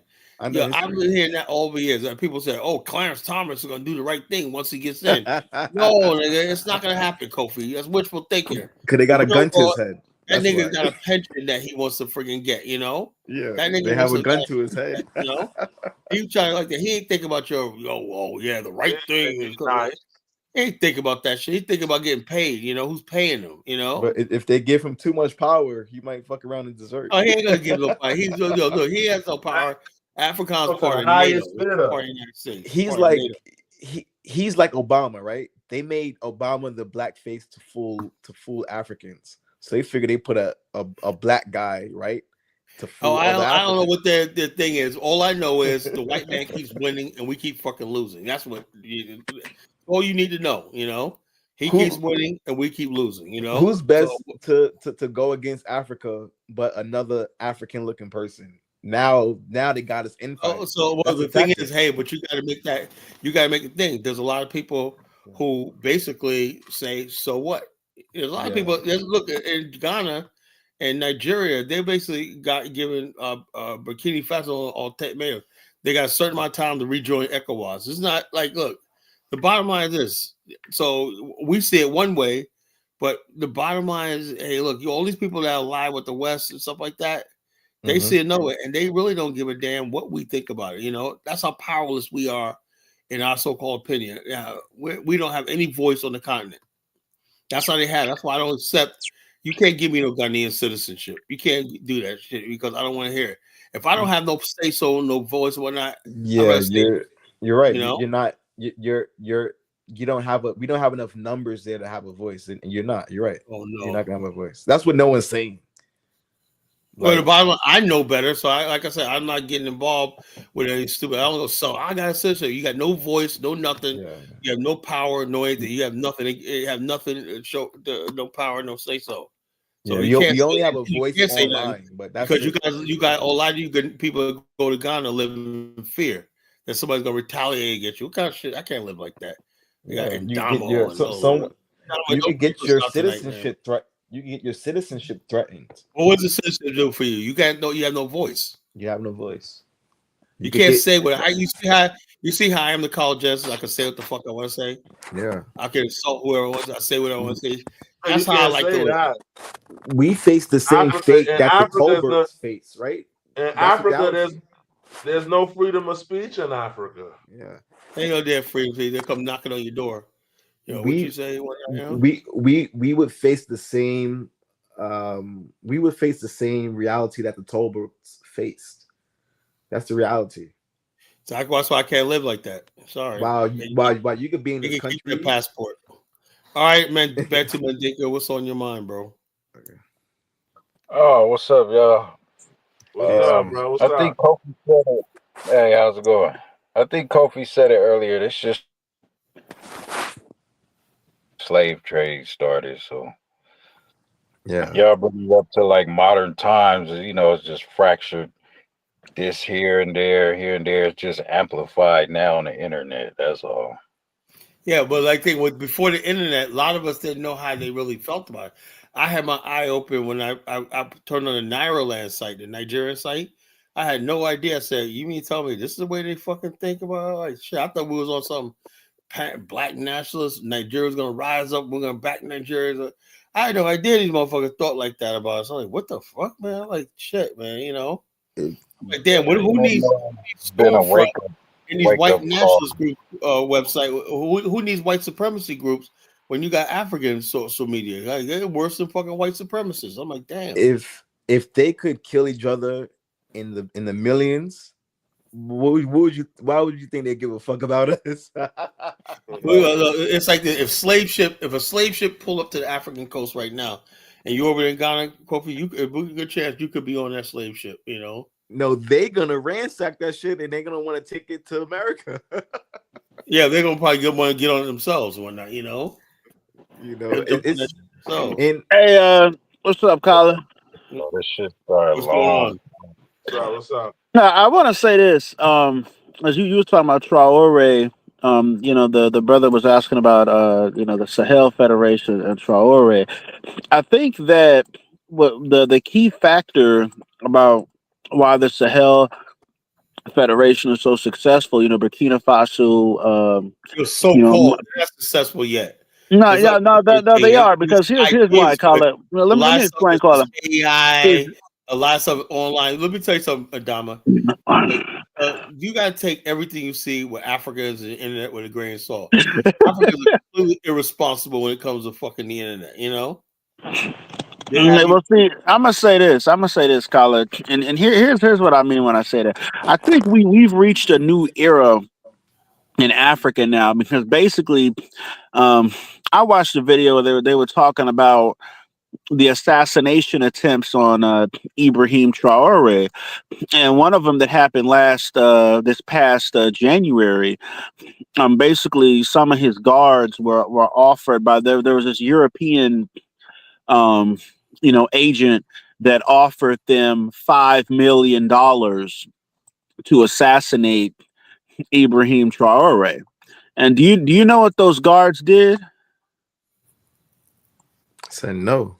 You know what they did is they took that money and they turned around. No, they took the money, but then they turned around and they gave the money to Ibrahim Traore. And then they reported the dude that offered it to them, and the Burkina Faso military, they went and found that dude, and they took his ass to a black site. He in a black site now, like basically for good, like indefinitely. Wow, and so I don't believe much is look, man. It's factual. It's backed up with documentation, Colin. And the thing is that I can't believe it just because you said so, bro. Come on, bro. No, the thing is that there's a level of discipline. Like that lets me know that these African militaries these days, they're super disciplined, especially with the Sahel Federation. There's a level of discipline that they have amongst their men and their soldiers that the West knows that they can't penetrate that. So basically, now these countries that they're more powerful now. Now they can go onto the world stage. Time will tell. They can make demands, and and so that's the point I was trying to make. But go ahead, Carla. The thing is, until the whole continent changes, it ain't gonna mean anything, Yeah, the move is either gonna be to get Algeria, Libya, all these countries on the borders to attack, to do the reverse Libya to these Sahel packs, and then they're gonna try to get the coastal English in the rest of the French states to attack them from the coast. They're gonna force their hand to do that. They're gonna say, "Oh, we're gonna collapse your economies." And I think one chance that the Sahel has is to just use China and Russia to help them, even if it means that China and Russia is going to be their either partners. If that's what you want to say, partners. They'll be the new colonizers. Hey, you gotta get with somebody. You gotta get with somebody because they're surrounded, right? Yeah. They're surrounded. And until Africa industrialized and be able to produce its own weapons, and even nuclear weapons, is not gonna make a damn thing. Yo, the West could just send fucking humanoids with guns and that shit. That's what they have to do, really. Yeah, but see, here's the thing, Kyle. This is what I was talking to you about the other day. Basically, you already have African nations that produce their own weapons. Ethiopia, Uganda, and I believe one more. I believe it might be Kenya. But the Ethiopia, they produce their own version of the AK-47. Uganda, When we talk about weapons, we're talking about missiles, bro. It's all the same, Kyle. Uganda, they produce their own rifles and grenades and armament. Who got nuclear? And I believe Kenya. I could be wrong though. Weapons are good for is black people, Africans killing themselves. They ain't gonna kill. Nah, but I'm just saying. I'm just making the point that they do produce their own armaments. And it's going to increase in the future. Nigeria, biggest country in Africa, was begging the Obama for weapons to fight against Boko Haram. He didn't give it to him. They was begging who, Obama? Yeah, he said no. Well, see, here's the thing about Nigeria. Nigeria, they have their issues. You're right. They do have their issues and stuff, but countries like Burkina Faso and Mali and Niger, those countries have to have the right idea. Like they're going in the right direction, pretty much. We'll see how it turns out. I've heard this before. And they are going to develop their own armament industry. Laurent Kabila back in the 90s was going to be the second coming. That didn't last, Now, what country was he in? DR Congo. It was Zaire. He overthrew Mobutu. Okay. He was like on a foreign ball, like Angola. Got rid of Dos Santos. Haven't seen much from them, but we'll see. Yeah, was he like Traore pretty much? All these people, man. I've been hearing these Africans, so I really want to see one country step up. The only reason Traore and the Sahel's a threat is because they got Russia and China. That's only. And they all speak French. They well, see, and I was trying to tell Kala yesterday that basically Rwanda, Burkina Faso, and I believe it's Niger as well. They're all within 5 to 10 years. They're all going to have nuclear reactors. They're all going to have nuclear power. Yeah, sure. And they're going to use that to power their economies and grow their economies, and then they're also going to use it to export electricity to other African nations. So all the electricity issues that West Africa has will be gone once they get those power plants up. And the Russian company is going to help them build it. Something, bro. If you ever go to West Africa, you understand this. It ain't about power generation because West Africa has plenty of power. It's maintenance and distribution. It's a problem, That's the problem. It's not even power. There's plenty of power in West Africa. You know, you got the West African power pool, you got Mount Coffee there, you got all kinds of, you got oil, you got natural gas. There's plenty of power, you know. It's just that maintenance and the transmission, the stuff like that. That's what the problem is. The maintenance, upkeep, and the logistics of it, you know, keeping it running is a problem. We haven't mastered that yet, you know, of mastering running a grid. You know, there's plenty of power, you know, in West Africa. They don't need all that. You got to get to the retail end, you know, the service part of it. Let me get Adam on. I guess he wants to come back. Daldo kicked him off. Hey, Kyle, I heard you Wait, talking about. how did I get? I never got. I don't think I ever got kicked off. Nah, man, he ain't talking about you, man. He talking about me. Oh. Yeah, he talking about me. He talking about me, man. Because you know, I'm freedom all. Yeah, my job ain't got me tomorrow. So you know what I'm saying. What you think about? What you think about the Sahel Pact, Ahmed? Oh, the Sahel? It's the hope for Africa, man. It's the hope for Africa, man. Those three countries. It's the hope for Africa, man. Especially West Africa. West Africa has problems. Like the number one problem is France. We have to get rid of France in West Africa because France controls 14 countries in West Africa. That's too many countries. Then after that, now we come to the English country like Sierra Leone, Nigeria, Ghana, and stuff like that. But West Africa, you got to get rid of France. If you can't, if we do not get rid of France, West Africa's not going nowhere. But that's two countries you got to get rid of, Dave, because you know the Americans gonna be behind that.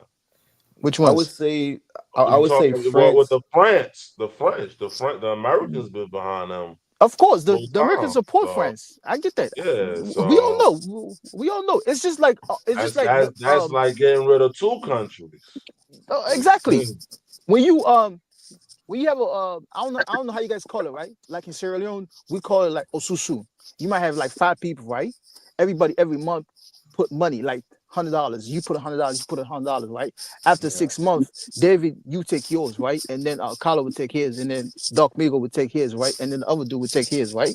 Yeah. So yes, when you have these countries, right? Let's say like America, England, France, I'm missing like the something G7. else. Yeah. The G7, right? They all have a bank where they put their money at. So what France has been doing is going all these West African countries, these 14 speaking West African countries, take all their wealth and put it in the EU and it put it in the IMF bank. So the more money that you put in, the more say you have. Because in the EU, right, it's only like about 2 countries that really controls it. Germany is one, then you have France. When you take out one of those countries, right, the entire EU collapse. So if France does not have no raw material the way they you know the country is, that means they got to take it from somewhere. So when you look at these 14 countries in West Africa, they're all attached to France. So you see what I'm trying to say? So if you get rid of France now, then at the same time, these let's say 4 countries and all that in West Africa could come together.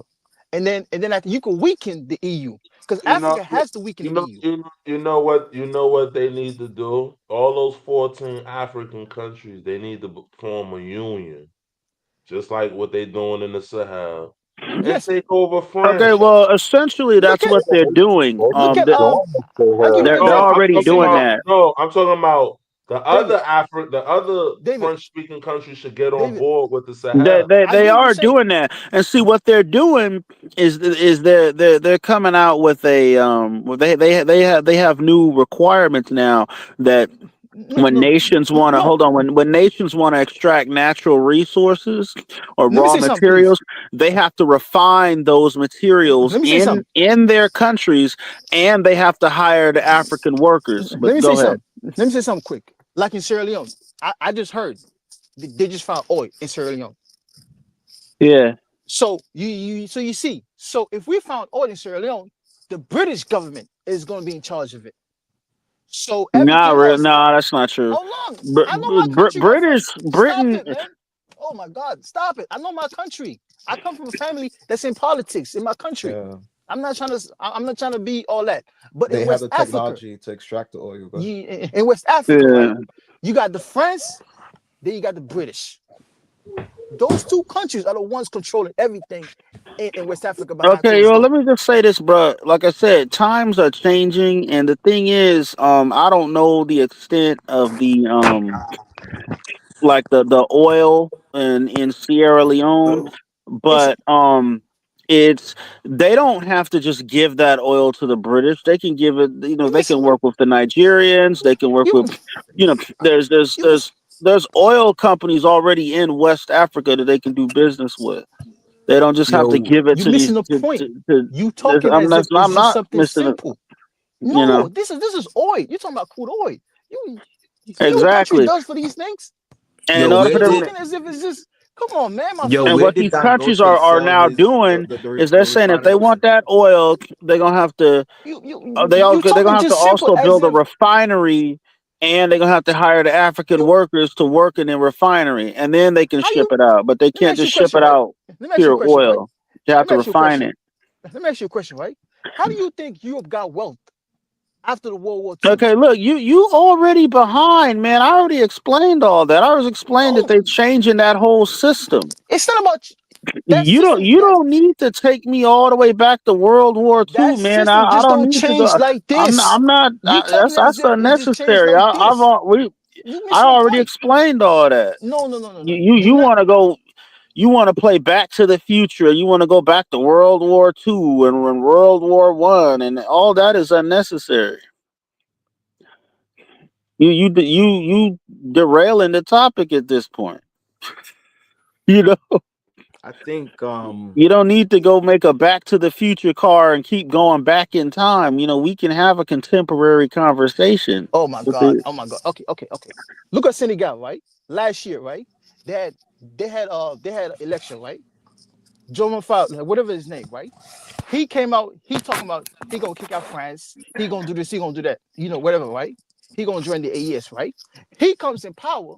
You know what France did to him?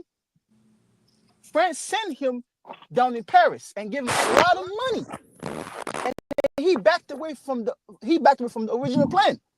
He was supposed to join the AES. He was supposed to. You understand? You think these countries are just gonna sit there and then you just come in and just kumbaya? No, this is a real fight. Okay, I see. Now, okay, they nationalized. Yes, this is on a their real oil, fight. People die for Nigeria. these things, man. You think you're just gonna sit there and then you just this one take this? No, you gotta fight for this thing. This is not just something you just fight for like a year or two. No, this is like a fight for like 5 years before you get real control of your country. You think West Africa is just free like that? No, France has it under control for years, man. You think France is gonna allow you just take your okay, oil to you wherever you want? behind. You look. These West African countries, they're beating the French now because they learn how to collaborate, which is something they should have been doing years ago. But they learned how to do it now. They collaborating. They even collaborating against Donald Trump and his tariffs. They doing counter tariffs on the U.S. goods and stuff. So they're learning how to work together. Who's doing counter tariffs? Hey, Carla, you said It's a you number of call countries in Armageddon. Africa that are How doing you that. explain that? One of them is Uganda. The first Right? one is Uganda. Africa does not have anything to worry about U.S. tariffs because Africa doesn't export anything to the United States. No, they do. They do export some stuff. Don't Even listen to if it's Carla. a small Don't listen amount, to Carla, they man. do export Don't some listen to stuff. Carla. Different Africa. Don't listen to Donald Carla, Trump, man. I'll give y'all the money. He'll say here. Don't listen to It's Carla. really Don't not. listen to Carla. It's not a significant. Man, don't listen to Carla. At the end of the day, you cannot fix West Africa if you don't get Not rid a of France. significant amount to be worried about, really. You cannot fix West Africa if you don't get rid of France. Well, that's You cannot. You cannot. When France been there for 100 years, they're gonna be there 100 more years. You trying to bet? You trying to bet? You trying to bet in the next 5 years we're gonna be seeing it somewhere else? You live in America, man. You ain't gonna take up arms from America, man. See? No, I'm just telling you the reality. Reality is Look, Carla, I love y'all to death, man. I understand. You know, after listening to you and Judah Empire, Afro Dumbass, even Kazori, Ahmed. Sorry, go ahead. you know, and all these people, I'm like, yo, look, you guys gotta get on the ground, start doing something, sitting online, talk about what you gonna do. Y'all sound like American Negroes, you know. I'm gonna do when you know. Negro, what they're gonna do. Y'all the most gonna do is motherfuckers on the planet, man. Hey, Kyle, how do you see that? How you see that Armageddon thing playing out? I heard you talking about that earlier. Yo, bottom line is this: I don't see any way out of this. Right? It seems if Donald Trump does take the Congo, right, that means to me that's a provocation to what I'm trying to do, which is, and I believe the only way a race war could be avoided in America is in Afghanistan. You know. Sooner or later, the confrontation between black and white, I can feel it in the air. It's gonna be but see, here's the thing, Carla. It might be an opportunity. Hold up. Dama, I'm talking. You know, the competition between black people and white people is inevitable. You know, and the whole thing is if that does happen, the problem is white people are the majority here, right? They got the control of the police, everything like that. We don't have an escape, we don't have an alternative, right? We need that, you know. Africa, unfortunately, basically is not set up for us right now because all these countries they worry about themselves, right? They got to take care of their citizens and everything like that. There's no place for Black America to go when that conflict does happen. And all right, now, Carla, I want you to look a video up because I did it when the other brother was up here. Just type in on YouTube real quick. Type in I'm not typing shit. I'm tired. type in Nazis. What does that mean? There ain't no bullets were shown. Black and white Nazis rallied. Black people came up there showing some guns. What the hell? So okay, but I want the brothers to see it. Just type it in real quick. I'm not saying, look, you could people can look at themselves, man. I already saw it. You know, I get it. And the brothers came up, and them brothers was in full battle rattle. They had their faces covered and everything. That's still nothing until this bullets are coming. It scared the shit out of them crackers. Yeah, but the bottom dude, man,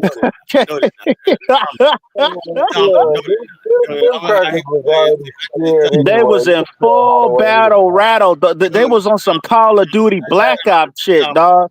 They was ready to go. They was ready to go. No, they're not. Yo, bottom line, they're not scared. Yes, they was, Kyler. They was ready to go, Kyler. No, they weren't. No, they weren't.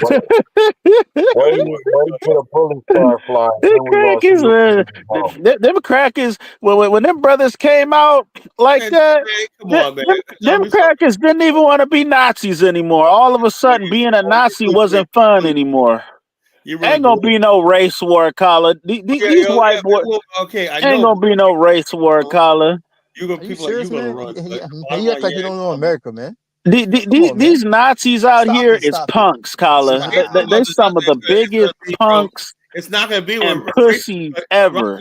The race war is going to be between Black America and the U.S. government. Ain't about those Nazis. No, it ain't going to be no. It's going to be no race war because basically the Nazis, these Nazis. Hold up. I'll tell you why. Look, you see, white people are freaking angry that we stood up for. We did what they did. Stood up for Carmelo Anthony, and that's good for him. Let him be angry. I don't care. Bottom line is that shows me that we reached a point past the point of talking on white America. No, what I'm talking about is most Black people don't even like that chick Letitia James, but look at the comment section.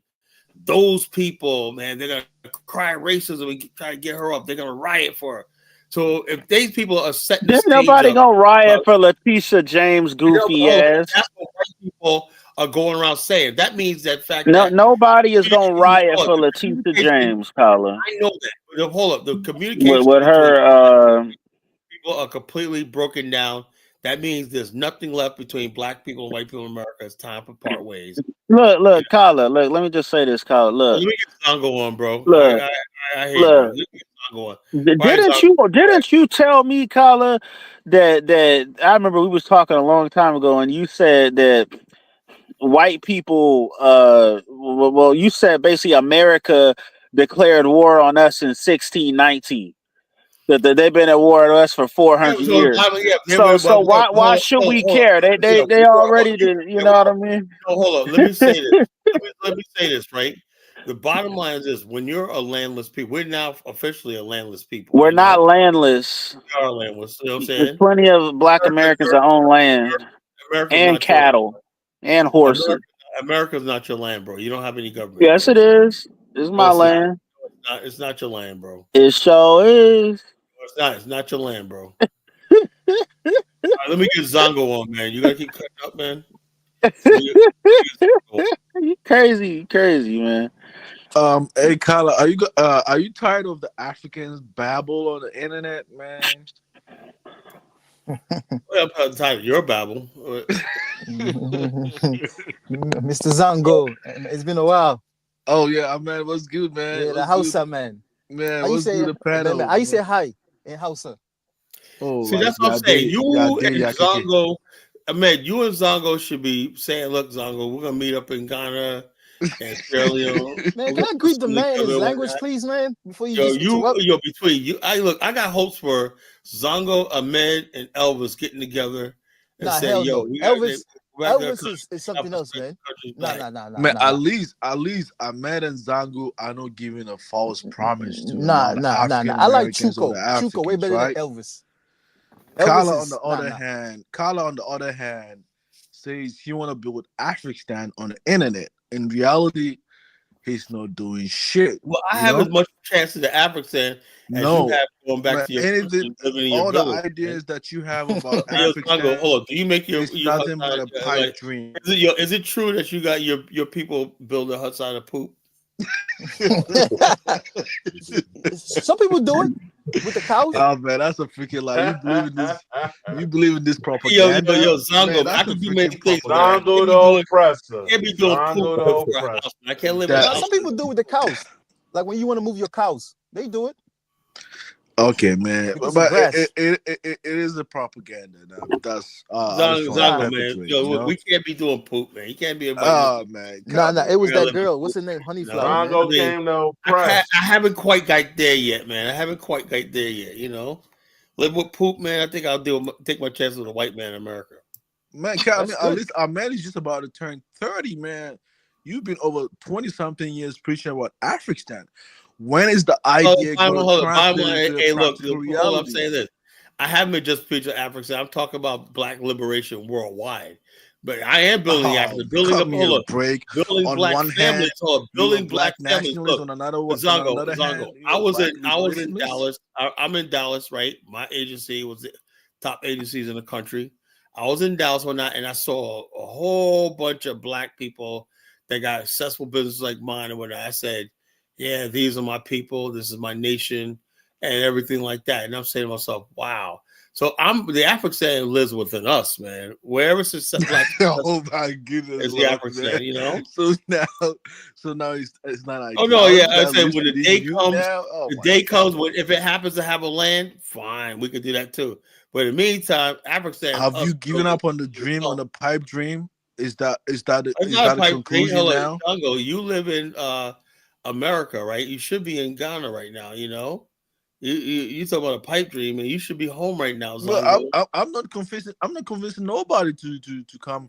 Hold on, yeah, I know it's sad, man. That is really sad. I'm not claiming to have some sort of like the truth is some dream. The average citizen, I met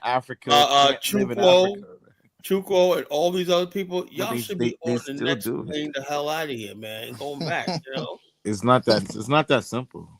It is, and then on the other hand, you know, the guy called. You told me, Kofi, you told me Zongo can't get on a plane tomorrow and go back to Ghana. No, he's too Americanized. Nope. No, man. Man. See, Kofi, man. Zongo's a misfit. Oh, man, don't let Kala deflect. There's Africans on the African continent that are Americanized. They're westernized. And they don't really know how to live. Yeah, like Negro peers like Zongo. They don't really know how to live within their environment. Give me a break. That's just Negro peers like Zongo.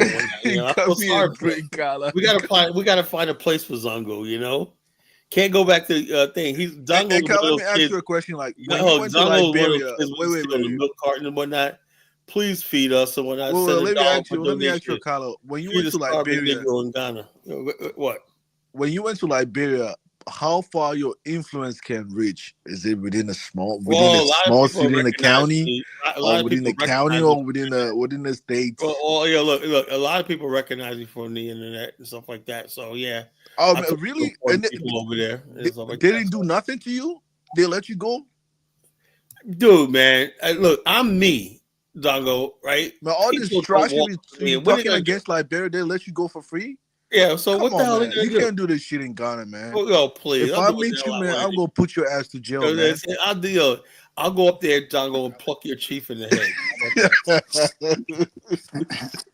I'll go up there and take a piss on your chief's leg, man. You know? No, man, hell Dave, no, man. I'm really disappointed in you, Dave, man. You let Kala talk trash on your country, man, and you let him go for free in Liberia? I'm talking about dumb motherfuckers like you. You understand? So if we were in Africa right now with this conversation and they knew where we were at, we would be dead. Oh man, stop it, man. Africa's not a jungle, man. Stop that shit, Kofi, man. They're gonna we deal will with kill his ass, people man. In Ghana, they're gonna take his ass to jail, man. Shows what happens. Yeah, it's over. Especially if he's concocting stories, if he's not telling the real facts. What they're gonna call him and tell him to explain what he meant by what he's saying. She was the one who started getting frantic. She got. He's right. We're gonna get the who's same treatment playing as the locals. Oh yeah, who's playing Tariq Nasheed, man? Who's playing Tariq Nasheed? Oh shit, that's me. Somebody got caught, man. That's me. That's Kofi. Man, that's not me. Zongo's man. playing Tariq Nasheed. Come on, Zongo. That bozo, man. I don't listen to that bozo, man. We all came from we all came from. Hey, Kyle, all Nasheed's jokes aside, man. All jokes aside, that little guy called Doc Migo, man, he's really playing with an African big man, Zongo. If you really want to fight, man, let's set up a boxing match, man. Zongo man with an African American Negro. Zongo's Debo now. When he's on Debo, everybody. Yeah, I'm the Debo, man. Big you, man. I want to really crash him. Come on, Zongo. I know you like 5'2". I know you was 5'2", Zongo. Man, you know how tall I am, man. God, man, I'll crush your bone too, man. Come on, Zongo. You're a midget. Come on. He's a little midget online. Zongo is a descendant. He's standing on dictionary looking at the of Senkora's Tori. You never checked the height of the past Ghanaian president. Rawlings was 6'4". Kufuor was like 6'3". Man, Muhammad's like 6 something, man. So Kufuor was 6'3". No. Kufuor is the shortest among all.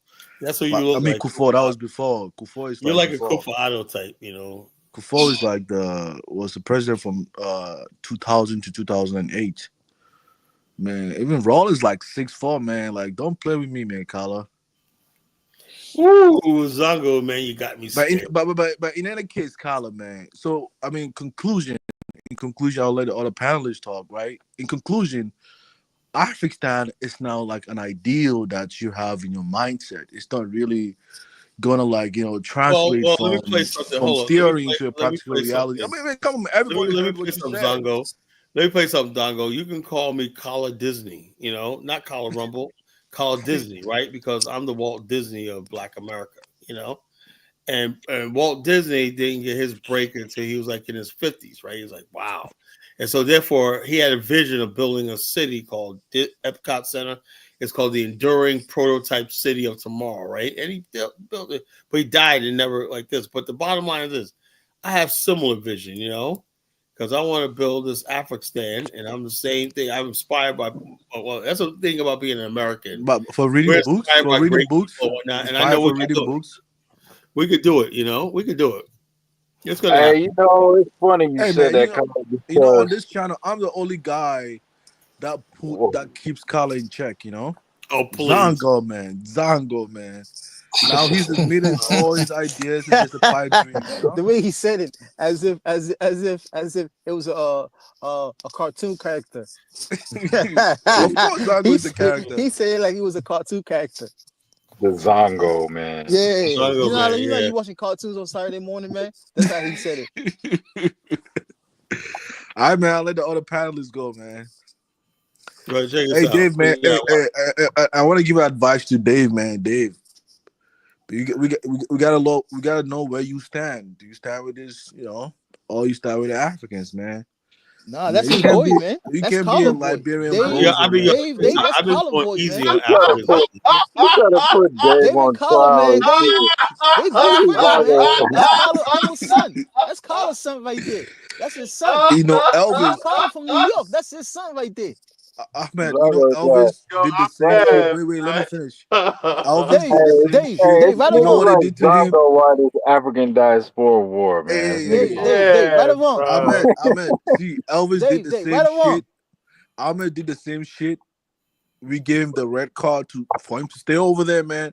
And now they threw him under the bus, man. He doesn't even have a voice on this platform anymore, man. Oh, Kala insults Elvis was running his mouth the whole night the other night. You know what are you talking about? Well, but the way you guys treat Elvis, man, is very demeaning. It's very deplorable. Oh, please, we let him talk. He babbles. Like I said, Elvis is like this. Elvis's problem is he believes native Liberians had the right to rule. No, if you didn't build a civilization, you have no right to rule. If you're stupid, but back in the days, it was Elvis that was just like you going on a job, right? And you say, let's take a vote about who should run the company. No, management wakes up 10% of the workforce, right? But they make the decisions because they most qualified, right? Hey, Liberia is a good case study for African diaspora wars, right? Man. That shit. See, Elvis, man, he went to the Africans, man. Hey, man, they give him, hey, Charlie, hey, you gotta leave, Charlie, man. We don't want you no more, man.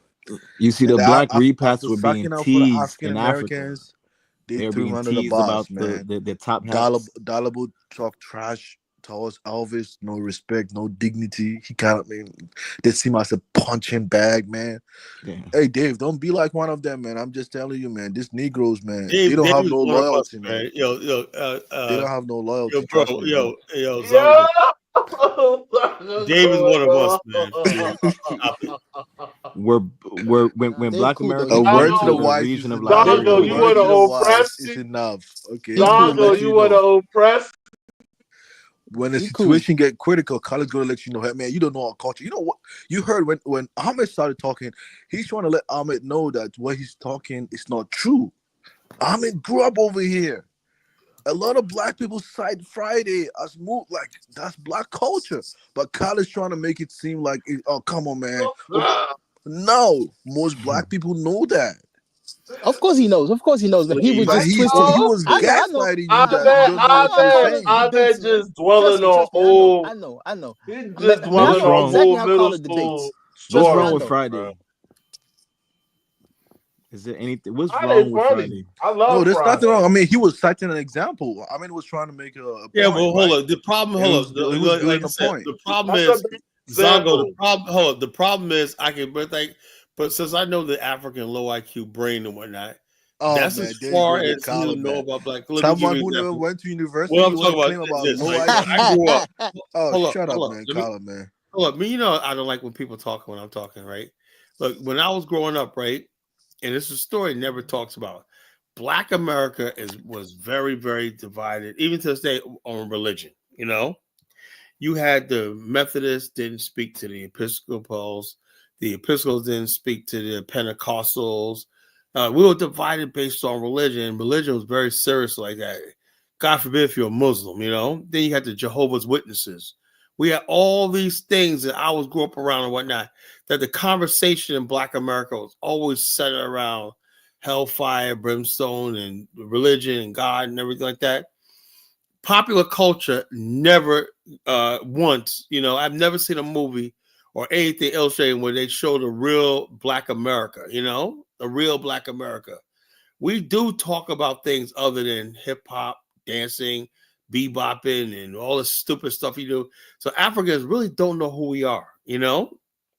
So you would have told me Ahmed doesn't know who you are when he went to college with you guys? Know who we are. He stays in your a lot of black people in America. Like that. Let me tell you something, Zongo. Let me tell you something. About. Let me tell you something. Zongo. A lot of black people in America who come from broken homes and whatnot, They don't even know their own culture, you know. Oh man!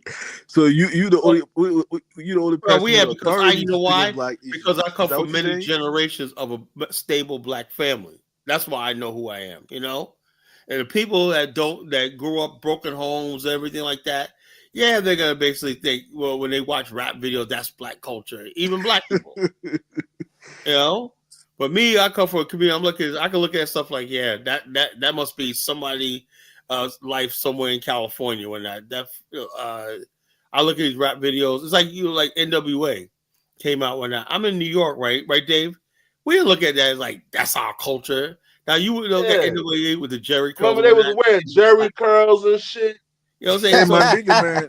Hey, Mandinga. The bottom line is black culture is not Yeah, everything you I see. hear talking about Kanye. I ain't gonna say nothing. I'll let him go. Oh no! I know no offense to you. No offense to you, man.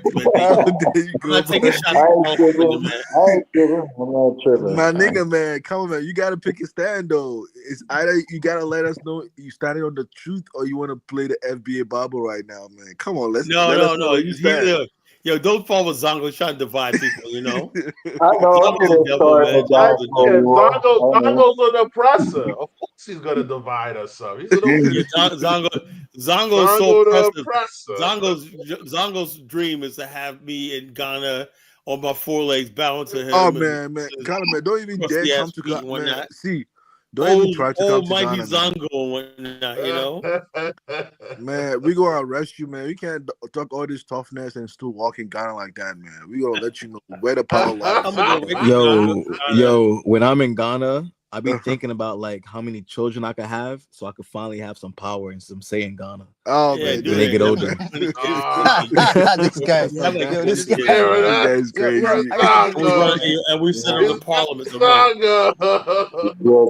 got my Michael Corleone shit. Like, yo, I need more kids. Oh man, Kofi, that's man. An idea, man. Hey, Kofi, man. Zongo gets scared. Hey, Kofi, man. Don't bring up dysfunctional. Yo, that's worth the investment. We impregnate like 10 million African women in one country. Take the kids when I groom them to run for office. Hey, Kofi, don't bring that dysfunctional life from New York City into Ghana, man. That's what white people do that.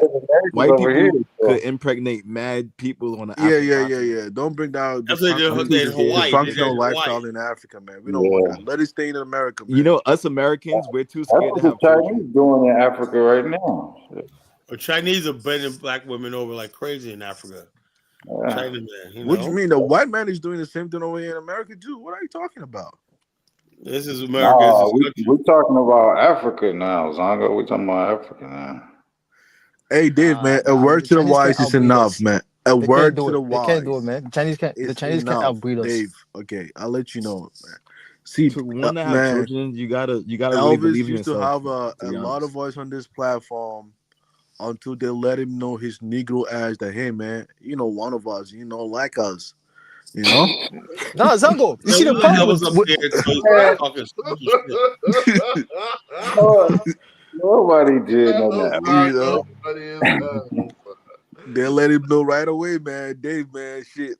If you be listening to these Negroes very clearly, you probably should be taking lessons from Elvis, you know. Okay, man. I'll let you know that, man. Colonialism, you know. He used to have a lot of voice on this platform, but now they see like he's crazy, he's a fool, he's a dummy. I'm like, damn it, all the loyalty that guy gave you guys for what loyalty, man? For you guys, Elvis thinks that his ancestors are cool, were heroes. When he's having posters Samuel Doe on his wall.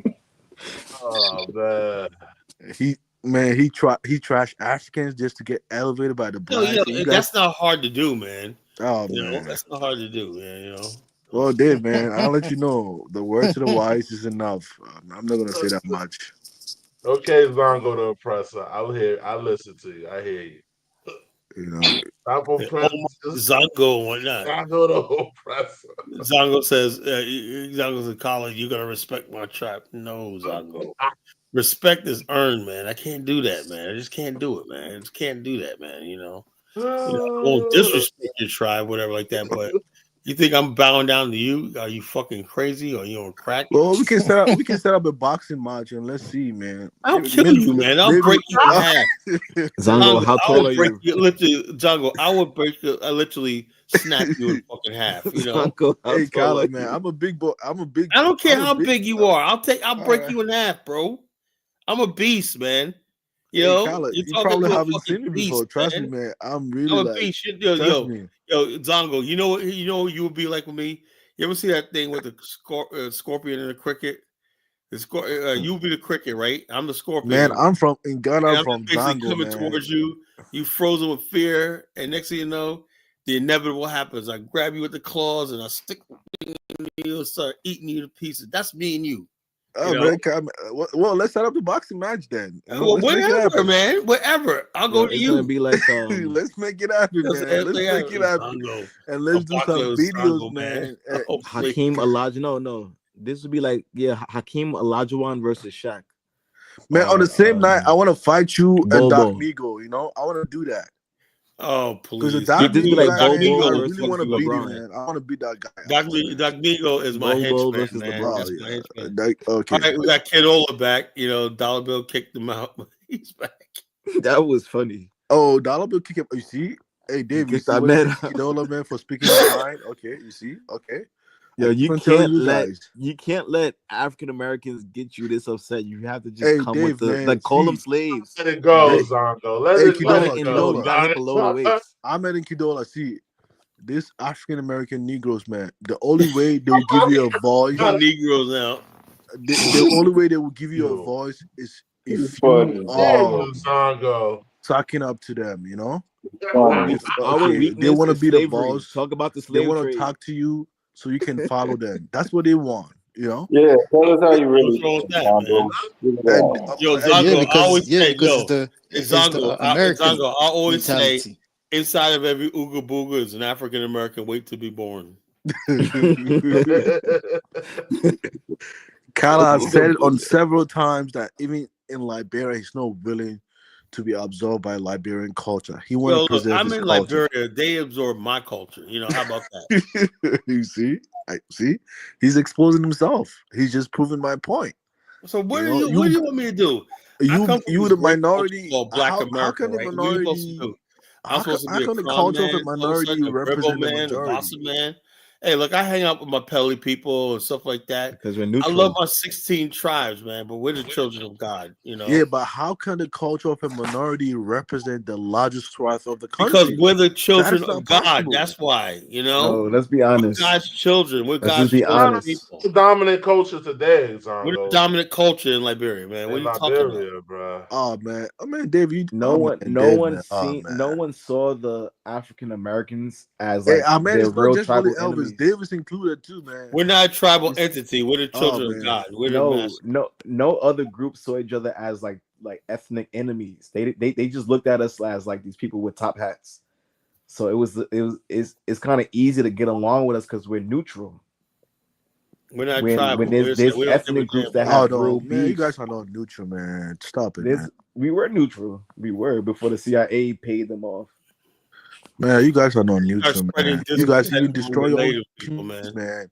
You You people CIA take the white trying to tell man's native money. people how You oppressed they destroyed were. Malcolm X. You destroyed MLK, man. Stop it, man. We don't want to listen to that Bible. I mean, I would have made an indigenous Liberian president like even way before Howard. And I would have never gave the presidents like English names. I would have gave them African names so they could blend in. Like you see how we take on African names so we could blend into Africa. That was like the mistake of the elites. But it would be Africans taking on English names. At least was this. This That's is what I the mistake. We're indigenous. Kofi, I would say like this. This is what I was saying. Kofi, hold on, Kofi. This is what I was saying. This is a mistake they made, right? Yeah. In 1945, right? Liberia, when the war was over, I believe the American Liberians should have petitioned the United States. I to this day believe American Liberians should be able to come back to the United States as African Americans as citizens of the United 14th Amendment should cover American Liberians and the people who had to go to Cuba, for Haiti, Costa Rica, Dominican Republic. I think all those African American descendants, boy, nobody lobbied. We're so disunited. Nobody gives a fuck about our issues, you know. All the African Americans that fled around the world that live in, you got African American communities in Paris. People don't even know that. You got African American communities in Russia. People don't even know that. So the bottom line is we have all these people of African American heritage all over the world, right? And they don't have no place to go, nothing and whatnot. What should have happened in Liberia, right? There was the fact that what they should have did was in 1945, right? They should say, you know something, either we could build this country for the next 35 years, which it was about 35 years. 35 years. That's all Liberia was, that 35 years from 45 to 1980. They should say, you know something, we're going to hand this over to the native people. And best of luck, guys. And the country would have just eventually been carved up by the French or whoever else. Because that's what they should have did, you know. Or they should have tried to become the majority, you know. That's the only way. Adopting native names, all that shit like that was not going to work. So, you can't tell people to build a country and just basically say you're going to be second class in a country you build. You know. Weren't the elite indigenous weren't the elite indigenous people? What? Weren't the elites indigenous Liberians that just took on English names? No, that's the truth. They were mostly people of settler background. You know. You don't think that? No, the Yancees were local people. Nigeria. Hold on. There were certain tribes that became educated. They took on American Liberian names and stuff like that. You know. Like it was often like native people that took on American Liberian names, like the Yancees and other people like that. You know, never really the other way around. You know, Kala, the way you speak, Kala, that's the way Ghana will feed you. Ghana will feed the Black Americans also come over there too. You create what? things Like what am I saying? Oh, they know. Hold on, Ghanaians know. Hold on. In 10 years from now, 20 years from now, we'll be hearing, we'll build Ghana up economy. If not for Black Americans, Ghana would not have survived. Oh, man, it's not going to happen, man. See, you know, Kidola, see, man, even the average Ghanaian. Well, actually, Kidola, they're tired of the Black Ghana bubble in Ghana, mostly you know? people, either Ghanaians coming there, Caribbeans coming there, and African Americans coming there, because damn sure ain't white people, you know. And the issue is that people coming from all over the planet. Kidola, one of the they can say that, you know. Yeah, they can say that, you know. Kidola, one of the reasons that we allow someone like Kala to talk loosely towards the continent, and someone needs to put his ass in check, and that's what Zongo is on this platform trying to do right now. I mean, come on, man, he can do that in Liberia, man. But I'm sure Kidola, if you hear Kala is in Nigeria, are you gonna give him a pass? No, man, you gotta let him know. Man, because don't give Kala no pass. So in other words, when I go to Ghana, Nigeria, I'm gonna get jumped, huh? I don't know how your wife. I don't know, because it seems like when you talk Kala, it seems like the so-called American Liberians you try to promote, right? It seems like they are like this. That's why they have problem with the native. Yeah, man, because I mean they have this submissive tendency towards American Negroes, you know. Yeah, they are. And I know someone even said in the chat that his name is Black Putin. He's like, when Ahmed was speaking against Africans, man, they all loved him, you know. But when he started critiquing Black Americans, they started interrupting him. They're like, "Oh man, man, come on, man, you don't know what you're talking about." Like you can't even have a conversation about Black America, even though he grew up on you guys. You can't start a show off by saying, I know Black American. I watch rap videos on that. You know, he said the first part he ever learned was basketball. That should tell you enough. Not everybody, so in other words, my grandmom's is out there shooting and dunking a basketball, right? That's not what he said. The point he's trying to say, it's like going to Africa and saying that the first sport they learned to play was soccer. Bro, that's a normal thing. Africans do love soccer, man. They do love soccer, bro. Zongo, what I noticed with them, if lyrics happen in Ghana, all of them will carry it. They're dealing with us as Black Americans. Bro, wait, hold on. Answer this question for me, sir. But United States, a Black American guy $1,000 right now smoke a Nigerian guy head in Philadelphia. He's 77 years old. Can you show $1,000? You hear Nigerian people crying Well, over let internet? Kidolo finish his They comment. killing us. If little thing happened in Ghana, little maybe misunderstanding, all of them will carry it. Oh, they're killing us in Ghana. Be careful. But in Philadelphia, a black American guy killed a 77 years old Nigerian Uber driver. Smoke it up. Oh, man, they killed. See, there's this popular Ghanaian basketball player. His name was Mohammed Nazir from Chicago. Like, man, he was shot and killed, man, while being an Uber driver. His dad was shot and killed, man. Yo, man, that's normal thing in America, man. It's normal. The problem is it's dangerous. Shit. Africans, we have this attitude. Oh, let's just let's give it to God. You know, we don't come on the internet and talk. Yeah, right. Black yeah, right. America. I don't think you're on TikTok. Africans black Americans. I mean, black Americans. Bro, you just want to gossip all day, Africans bro. They have just no want to proof gossip, when it comes to the internet. They just get on there and start spewing a bunch of stuff or not and incorrect. And the bottom line, hold up, this is what I want to say. The whole thing is right now, like I said, a generation ago, Black America was always united with Africa and stuff like that. Now, I look at it now, it's like USAID cut off. You know, they're about to shut embassy down over Africa. Man, that's a lie, man. We're going to shut embassy down. Who said that? Yeah, Donald Trump is, you know. Embassies down? Like, yeah, he said he's trying to save government spending. Oh, you haven't heard the latest news on? Yeah. Donald Trump is like about shutting down the whole. I think it's like almost the whole continent is going to have embassy shut down. You know, will not let nobody. You will be running to Africa. You will not let nobody rest. They will still be coming back after 4 years. Say it's a mistake. No, that's not this time, bro. You know, we will be very happy. We will be very happy that people are going for it. It's over. We will be very happy that this country went into a landslide. You will be very happy that you know why? Hold up. You know why Democrats are not going to come back? Because the Black community is not going to come back with Democrats. You have no idea. Shut up, man. Come on. I'm dead serious. Yo, am I lying, folks? But you not lying, bro. They just mad, bro. They just mad as over. That means Africa's finished, you know. It's over for Africa, bro. Africa's not finished because African local people have livestock. Look, all right, bro, we could prove it right now. Yo, Zongo, show $1,000 right now. They have goats, cows in the streets. They're not finished. They're already living. Can you moderate like the panelists? They're already living. One person at a Bro, time. listen. Okay, so let's prove it right now. So let's prove it right now. I want to get a copy. I was saying, if anyone's ready for a collapse, it's the African continent. They have livestock in the cities. They're already under bad. Man, shut your dumb ass up. We gotta start. I gotta get a spirit. We gotta go hunting and gathering.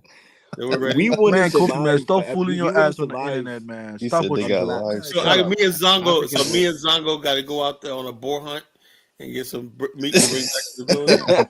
You gotta get some fish. What Africans are doing is they're living in harmony.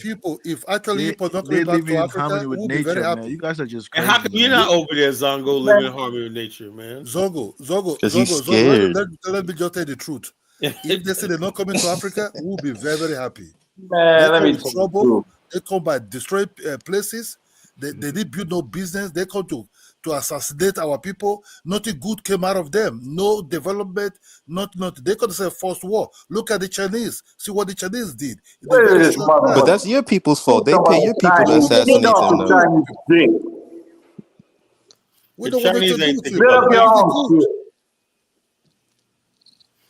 it. Chinese ain't about no Africa, bro. Man, Kidolo, man, speak your mind, man. Let them know how you feel, man. Don't be playing around. Let them know how you feel because they always say how they feel, you know. So you got to tell them how you feel. You Africans, man. When you come on this platform, don't be diplomatic. Just tell them how you feel too. Actually, I'll tell you. One who started the Diaspora, the name is Zongo. You know. Yeah, Zongo started this shit, man. Zongo started American blacks, they always because he always trying to gossip, bro. They feel prideful about telling what comes on their mind, bro, and how they feel. Listen. Okay, then. So, can you show money right now or no? It's not money. Do you have money? Exactly. That's what I'm more saying. babies? No, why do you want to show money? Because I'm saying, like, if you claim you have money yourself.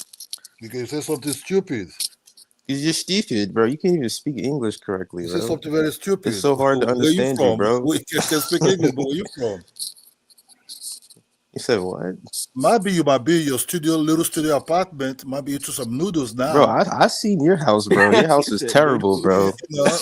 You might You be got eating, concrete as a floor still, brother. Please. you might be I you seen might your be house. one Bro, you had a might be bookshelf. one Bro, little you had to come talk to us studio. outside your house, bro. And then your Man, wife Condola is came living and like a yelled at king. you. Like, Come on, bro. Condola is living like a Noodles king, Go man. shut just that out of your screen door, mouth. Cordola, before your wife hear you, bro. Condola is living like a And king in his scream at you homeland. again. He's not. He's You not. see, He's yeah, not complaining Hey, about. Zongo, why you Uh-huh. gonna live like a king in your homeland? Zongo. He's not complaining Zongo, about a white man all the time. You know. I'm not complaining about He lives anything. like a boss. Because he got a white woman he got to complain to. I But know. he's not I'm complaining not about complaining. white men all the time. Nobody. That's not what he's Yeah. doing. Bro, she control you, bro. She made you, bro. She came outside and screamed at you and made you come back in the house. We all heard it. Like, what are you talking about? Like, that's why I'm like, come on, bro. This Condola is dude not trying a to lie black to who? American, man. All these black American cookies are the ones Like, come on, that bro. have Yeah, that you're kind of done. trait. Go to sleep, dude. Now, who you think is Got him. Fellas, it's been nice, but I'm gonna end the show. You guys want to stay on and kill each other? Nah, I'm out of here. These guys can Hey man, gossip. hey Dave, man, a word to the wise is enough. You know, I keep on telling you, man, these black American Negroes, man, God, just be Zongo. careful, man. I'm just All telling right, Bro, you. this Son nigga of just who you hate think all is the more black responsible man. for this Diaspora war now? You're Who you right. think The is You're right. problem, more? the You're issue right, I Dave. have God, with this Dave, guy's keeping it going, man. He's keeping the the issue rug I have pucking with